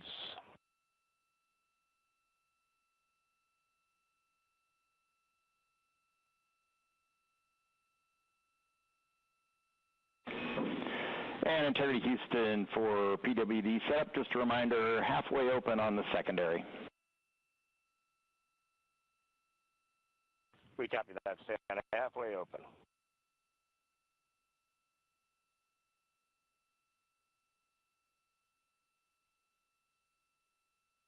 passing 11 minutes of mission elapsed time. Here, overhearing the conversation between Capcom Stan Love and Commander Reed Wiseman, already passing some milestones. We have a good nozzle extension deployment system. That is confirmed, complete. We also have the visors are confirmed up, now past the dynamic phase of flight, that is Ascent. Their launch and entry suits that provided them an extra layer of protection. Now not as needed. They're going to raise those visors. And later in today's mission, they will begin to egress or get out of the suits to begin some of their initial tasks of activating some of the systems aboard in the Integrity spacecraft. It's passing 12 minutes of mission elapsed time. Again, the perigee raise maneuver that's targeted near 50 minutes of mission elapsed time, 49 minutes, 50 seconds. That's what the crew is going to be working towards. The Commander Reed Wiseman, pilot Victor Glover will focus on preparing for that milestone. In the meantime, mission specialist Christina Cook and Jeremy Hansen will start some of the activation of environmental control life support systems. You may hear confirmation of their activation over the Orion to Earth communication network.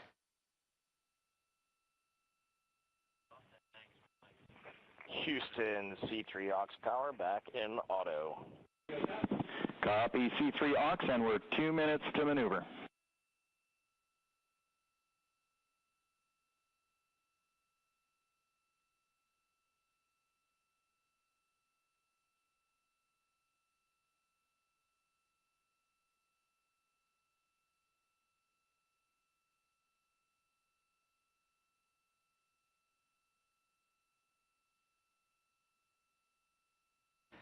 "13 minutes and 30 seconds of mission elapsed time. We're going to continue to follow the crew of the Artemis II mission.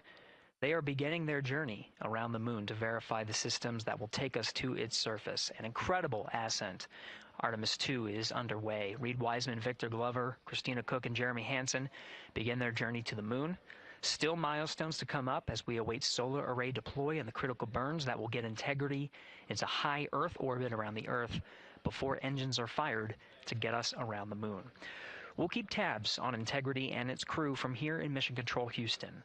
But for now, we're going to send it back to you, Megan and Nicole at the Kennedy Space Center. Very jealous to hear how the launch experience was over on the Space Coast.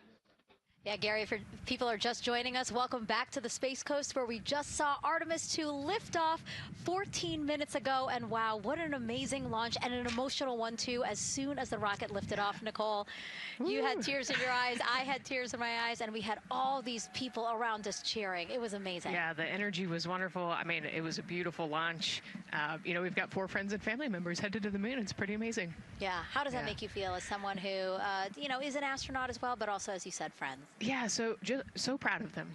You know, man, we don't have the words in the English language to describe this kind of an event, and pride, love, so many emotions. You know, they are truly breaking some barriers, and hopefully, you know, as Gary just said, they've got a long day ahead of them, so wishing them well on everything. But so far, what a beautiful launch to watch. Yeah, to be returning to the lunar orbit in more than 50 years.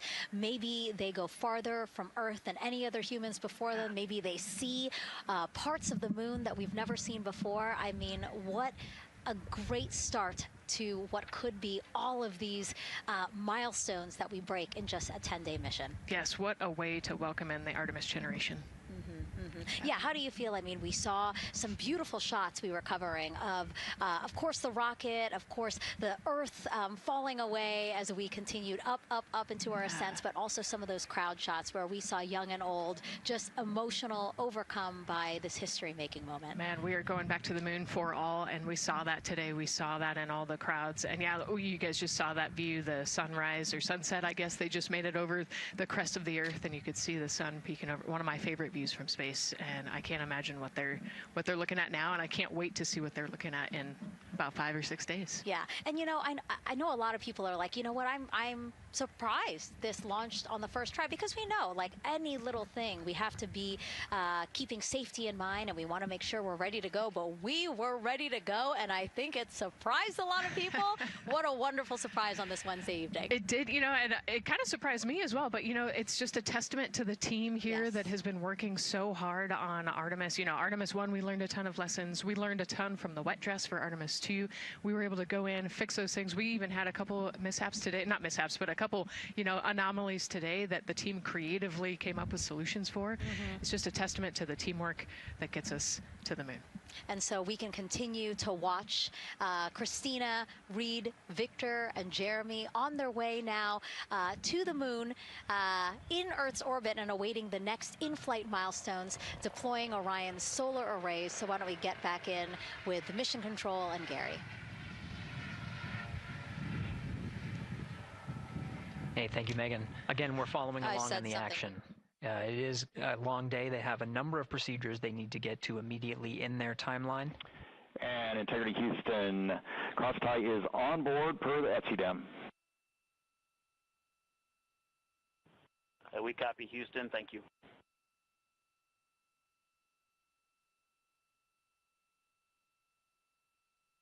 CrossTie referring to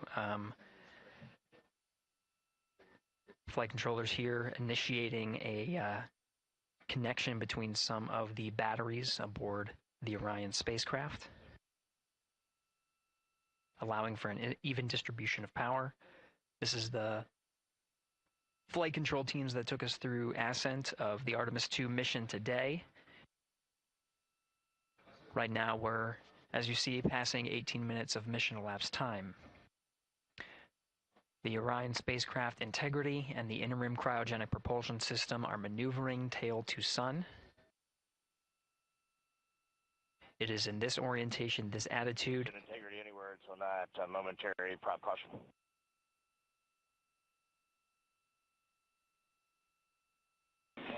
And Reed, no action. We're looking at it.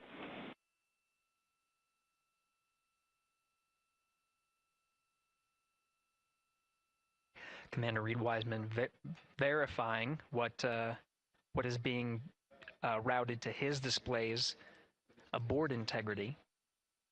Propulsion engineer confirming that no action is needed at this time. They're pressing through with their nominal procedures to prepare for the perigee raise maneuver.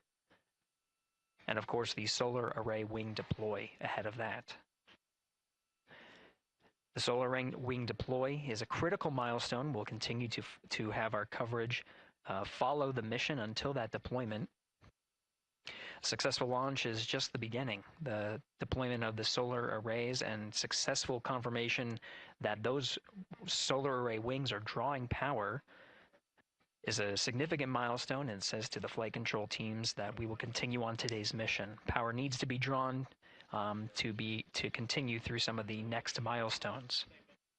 Until then, the AOA open option that was called up upon ascent, the aboard once around, is the current option, and the board to orbit option ATO will be switched to a preferred mode at the time that the solar array wings are deployed and latched. It gives the flight control teams a little bit more flexibility. Integrity Houston, update on TDRS handover for your pad.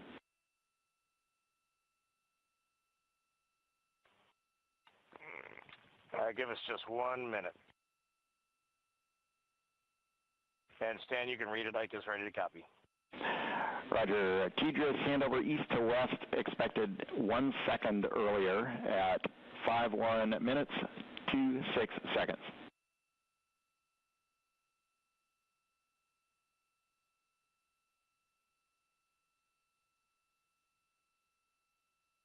Hi, Stan. We copy 1 second earlier for 5126 TDRS east to west, and saws are starting to deploy. Thermal knives are firing. We concur. Thanks for the report.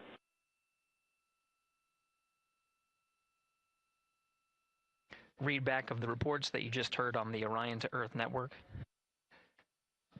Integrity has maneuvered tail to sun. The RL-10 nozzle on the end of the ICPS is pointed towards the sun, and the solar array deployment sequence has begun. With the deployment confirmed, It'll be several minutes until they are what is called in a latched position. Once they are latched and confirmed to be drawing power, they can switch the mode to ATO and continue along the mission. The teacher's handover at the pad, that message meant the crew was provided some preliminary numbers of when to expect handovers between the tracking and data relay satellites. Currently orbiting Earth at an altitude of 545 statute miles above the Earth, they are in a near-Earth network communication system. The tracking and data relay satellites, geosynchronous satellites that are stationed about 23,000 miles above the Earth. After the apogee raise burn that occurs later today, the burn itself will put them in an altitude that surpasses the range of the tracking and data relay satellites, and they will transition to the deep space network today. And integrity for prop messages, we see 2 temperature measurements right near the line. It's that momentary message you saw earlier. We're going to suppress those. It's CM helium heater 2 T1 and heater 1 T1. They're going suppressed. Integrity, thank you. We see the same.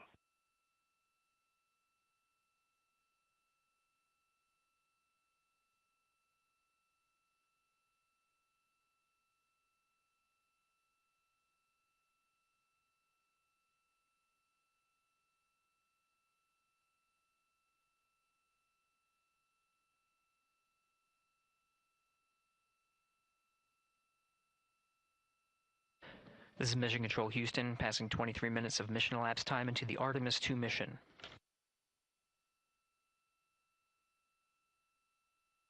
This is after a launch that began at 5:35 and 12 seconds Central Time, 6:35 and 12 seconds p.m. Eastern Time.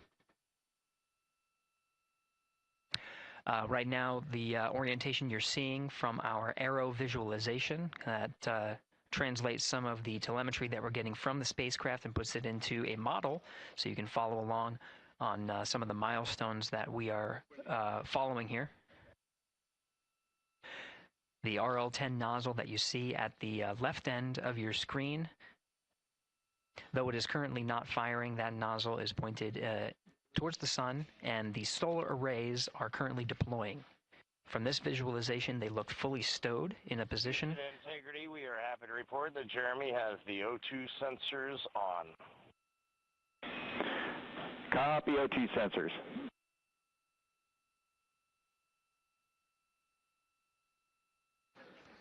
Again, Commander Reed Wiseman and pilot Victor Glover overseeing the deployment of the solar arrays. And we'll follow the attitude maneuver changes ahead of the first burn of the ICPS engine, the perigee raise maneuver. Integrity Houston, we see 4 saws deployed and latched, ready for ATO preferred. Yeah, we're almost there in the procedure stand, and we see the same thing. And Integrity Houston, we are seeing a 7-second miscompare between the MET on Orion and ICPS. We'd like you to read us the MET from your center status bar and for the ICPS on StackSum.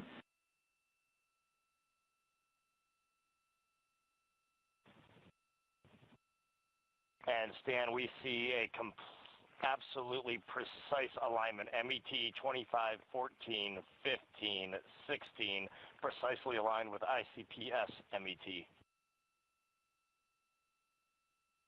Copy, thank you for that. We'll investigate a ground issue.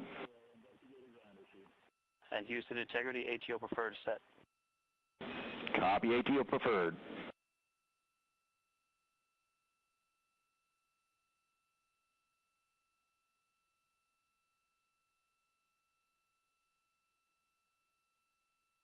This is Mission Control Houston, 25 minutes, 45 seconds into the flight of Artemis II. We have confirmation that all 4 solar array wings are deployed and latched. This is the configuration needed to switch to ATO preferred, which you did hear confirmed from pilot Victor Glover. That mode has been switched. There was also a discussion with Capcom Stan Love and Commander Reed Wiseman about the alignment of the MET clocks on the Orion spacecraft and the ICPS. Commander Reed Wiseman confirmed the clocks are in sync, no issues, they're going to investigate it on the ground. We're proceeding with today's mission. 26 minutes of mission elapsed time and counting.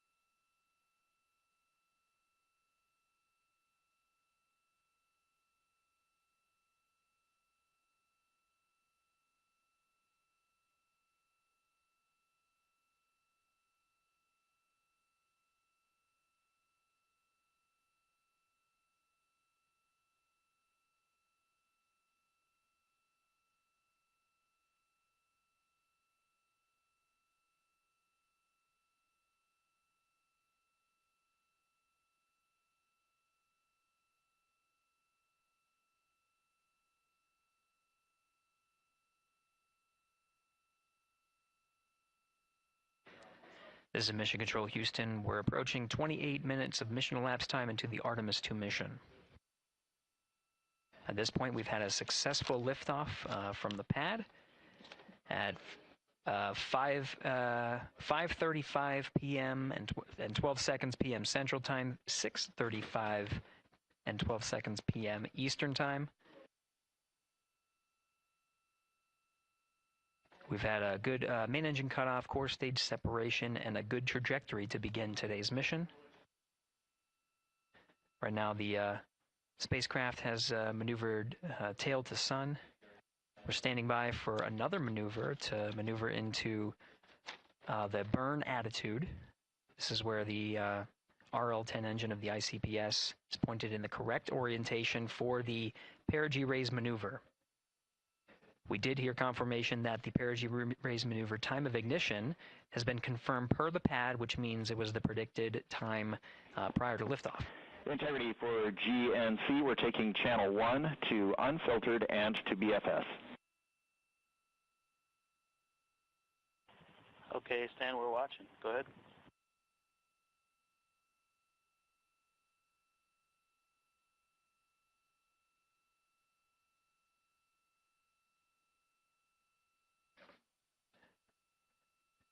Capcom Stan Love reading up to the crew of Integrity. They will switch the navigation source from channel 1, standing by for confirmation that that switch has occurred. Pilot Victor Glover will receive confirmation when, and as at least watching to confirm that that switch has occurred. Again, the perigee raise maneuver that we're heading towards, not too long from now, we're actually inside 20 minutes at this time from the time of ignition of the perigee raise maneuver. We did have a successful deployment and launched of all 4 solar array wings. This is the configuration needed to commit to the perigee raise maneuver. Of course, flight controllers here in Mission Control Houston will continue to evaluate that everything is good before committing to that burn. The perigee raise maneuver does raise the perigee, the lowest point in the orbit, from 15 to 100 nautical miles. The 100 nautical mile mark is needed to continue in low Earth orbit and hit the target for the apogee raise burn. That will put them in a high Earth orbit for the remainder of the day and set them up for the right position to execute the translunar injection and head to the moon tomorrow. The burn duration of the perigee raise maneuver is 26 seconds. It's a relatively short burn, but it does raise the perigee and do the job to get into the correct position before firing that main engine on the ICPS. The pad had a TGERS handover. This is the tracking and data relay satellites. East to west, they are geosynchronous satellites that are positioned around the globe. And as Orion makes its way around the Earth right now, above the west coast of Africa, at an altitude of about 923 statute miles, and counting.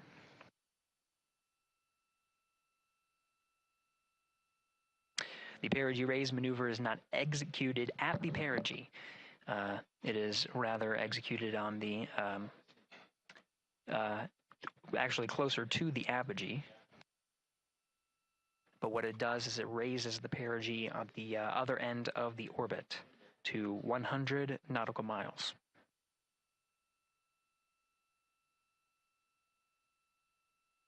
The 26-second duration burn does not conflict with the time that they reported of the tracking and data relay satellite handover from TGERS east to west. Again, geosynchronous satellites that are used not only by Integrity today, but the International Space Station as well.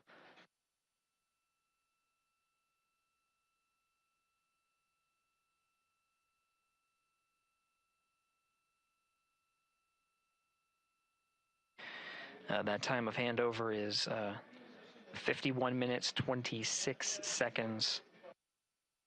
Plenty of margin before the perigee raise maneuver cutoff happens, and the trajectory is analyzed to see whether it was a good burn.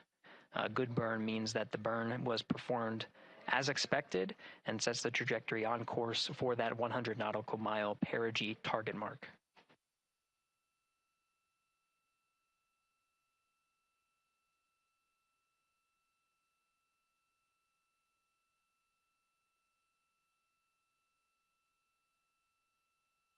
Again, for those sticking with us on NASA Plus and following along on our coverage, we will continue to follow and to cover the mission until, well, actually, we'll continue to cover the mission 24/7.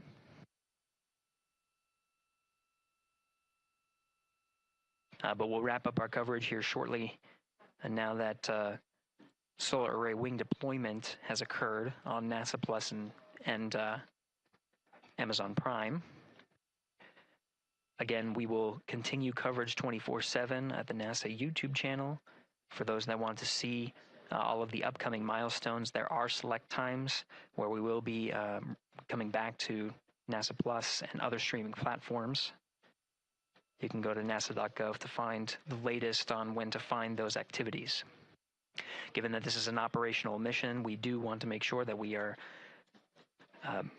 maintaining transparency in the mission and providing you all the information on what's happening in space as Reed Wiseman, Victor Glover, Christina Cook, and Jeremy Hansen head on their mission around the moon.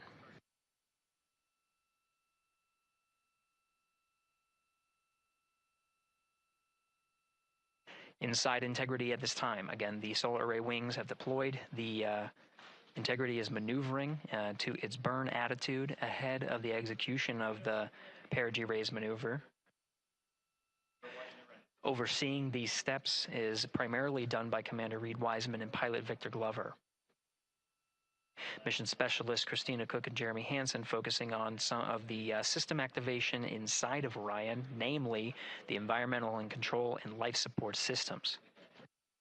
The activation and checkout of some of these critical systems are very important to continuing on the mission, making sure that those systems are in a good condition and in a reliable condition to provide the necessary environmental and control needs of the crew with humans on board through the duration of the mission that extends 10 flight days.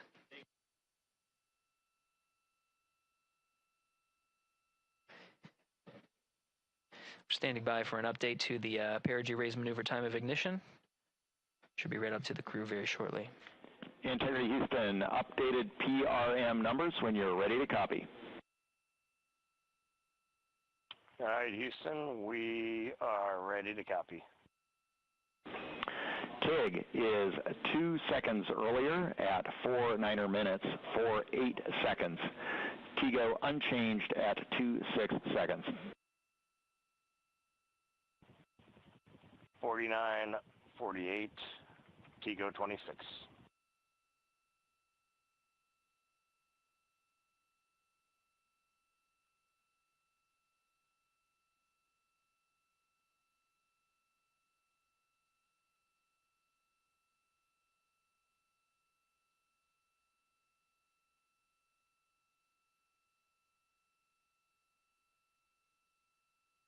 This is Mission Control Houston. With that update, we are approaching a little more than 13 minutes from the time of ignition of the perigee raise maneuver. That time updated to be 2 seconds earlier was 49 minutes, 50 seconds of mission elapsed time. We'll now move to 49 minutes, 48 seconds. The duration of the burn, that's what was referred to as the TGO, will still remain at 26 seconds. Relatively short duration burn, again, just raises the perigee of the orbit today.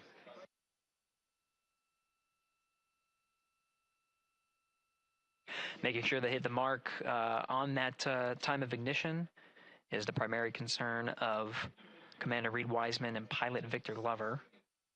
Mission Specialist Christina Cook and Jeremy Hansen inside activating those environmental control and life support systems.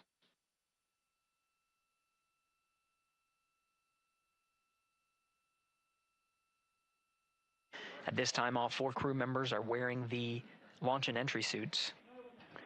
Integrity Houston, for Optimus on the PCD, we have time update instructions when you're ready.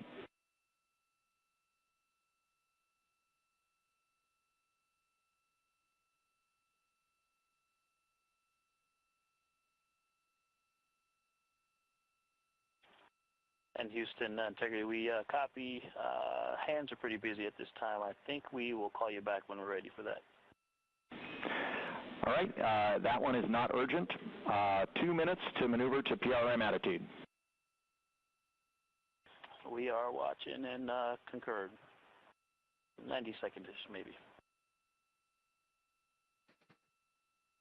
Pilot Victor Glover confirming that that maneuver less than 2 minutes.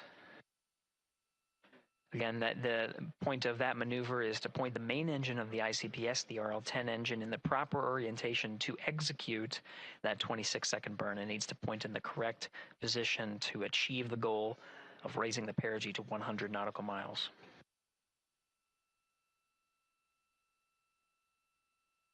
You heard some of the environmental control system activations over Orion to Earth. Jeremy Hansen activated the O2 sensors. They'll be measuring the cabin of Orion.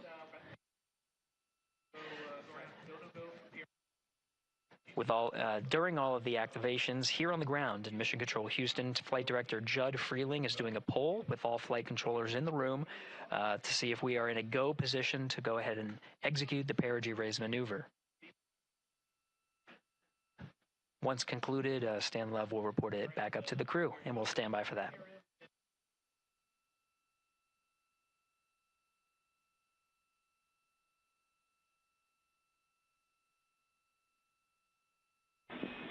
Integrity Houston, MCC polls go for PRM pending attitude and SAWS.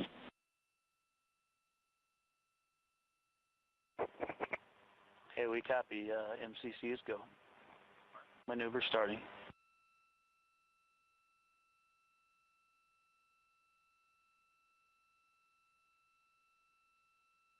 40 minutes of mission elapsed time. The maneuver to the burn attitude has begun. The maneuver also is paired with reorientation of the solar array wings that have been deployed. They will have various positions throughout the duration of the flight. Of course, solar array is meant to maximize the draw of power from the sun. So when deployed, we're in a biased solar array wing configuration that was called solar normal. This allows for the greatest surface area of the solar array wings to be drawing power and powering up those batteries of integrity, of which a cross-tie was enabled between the 4 batteries, the 4 battery buses that are inside of Orion.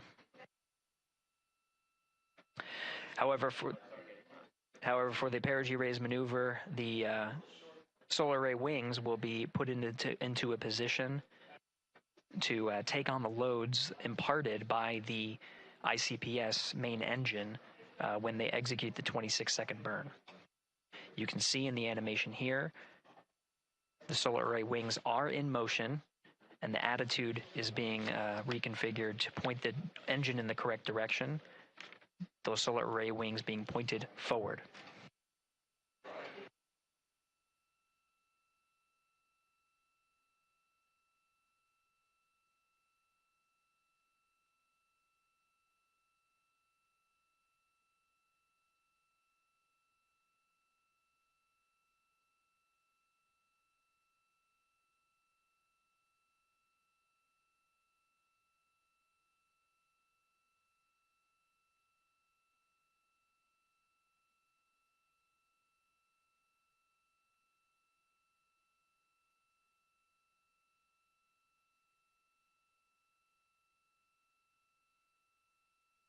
You're getting a live look inside the Artemis II mission flight control room. The team you see here oversaw the ascent of our 4 astronauts inside Integrity, launching at 6:35 and 12 seconds p.m. Eastern Time.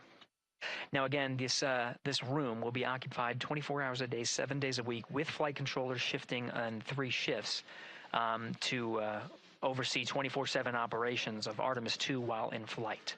We will cover that live on the NASA YouTube channel, and we'll be covering that around the clock as we begin to wrap up our coverage here on NASA Plus. Before I do want to send it over to our colleagues at the Kennedy Space Center. And to my colleagues, it was a pleasure to join the teams at the Kennedy Space Center and be a part of such a historic launch. Here in Houston, again, we're turning our attention to the mission. And for now, we'll say farewell and thank you to our colleagues there for today's launch coverage. We'll see you again soon for Splashdown. This is Mission Control Houston, sending it back over to Megan and Nicole at the host desk. Thank you, Gary. And yes, it was such a pleasure to be a part of this historic mission that started right here at Kennedy Space Center. It was such an amazing sight to be a part of. And now, as Reed Wiseman, Victor Glover, Christina Cook, and Jeremy Hansen begin their journey, we here at the Kennedy Space Center are about to wrap our broadcasts. We'll, of course, though, have 24/7 coverage with our colleagues at Johnson Space Center starting as soon as we sign off, so don't worry. You can follow along our 4 astronauts every minute of their nearly 10-day journey to the moon and back. Nicole, I'll definitely be watching it, and I'm sure you will, too. Yes, of course. You know, they just started, right? The launch was beautiful. This was a historic day. They're on their way back to the moon for the first time in over half a century, but they've got a lot of work ahead of them, and so we're excited to see what they have to do and excited to test out the Orion spacecraft. Mm-hmm. This is a test flight after all, and we're excited to see what we can learn from this mission. Mm-hmm. Very humbling, inspiring. It was really amazing to be a part of this, and I'm so glad that so many people joined along by either watching here in person or watching online. And of course, Nicole, thank you so much for sitting through this, answering questions, adding so much context and information that really brought a lot out of what we saw today. Oh man, I had a blast. You're a rock star. You're a professional. Gosh, this was great. Oh, you're great. So this was a wonderful day. Well, again, thank you so much, and thank you to you for watching at home. You know, tonight we didn't just launch a rocket, we launched the next chapter of human exploration. Our Artemis II crew now on their way back to the moon, and we're taking you with us. So thank you again for watching, and go Artemis II.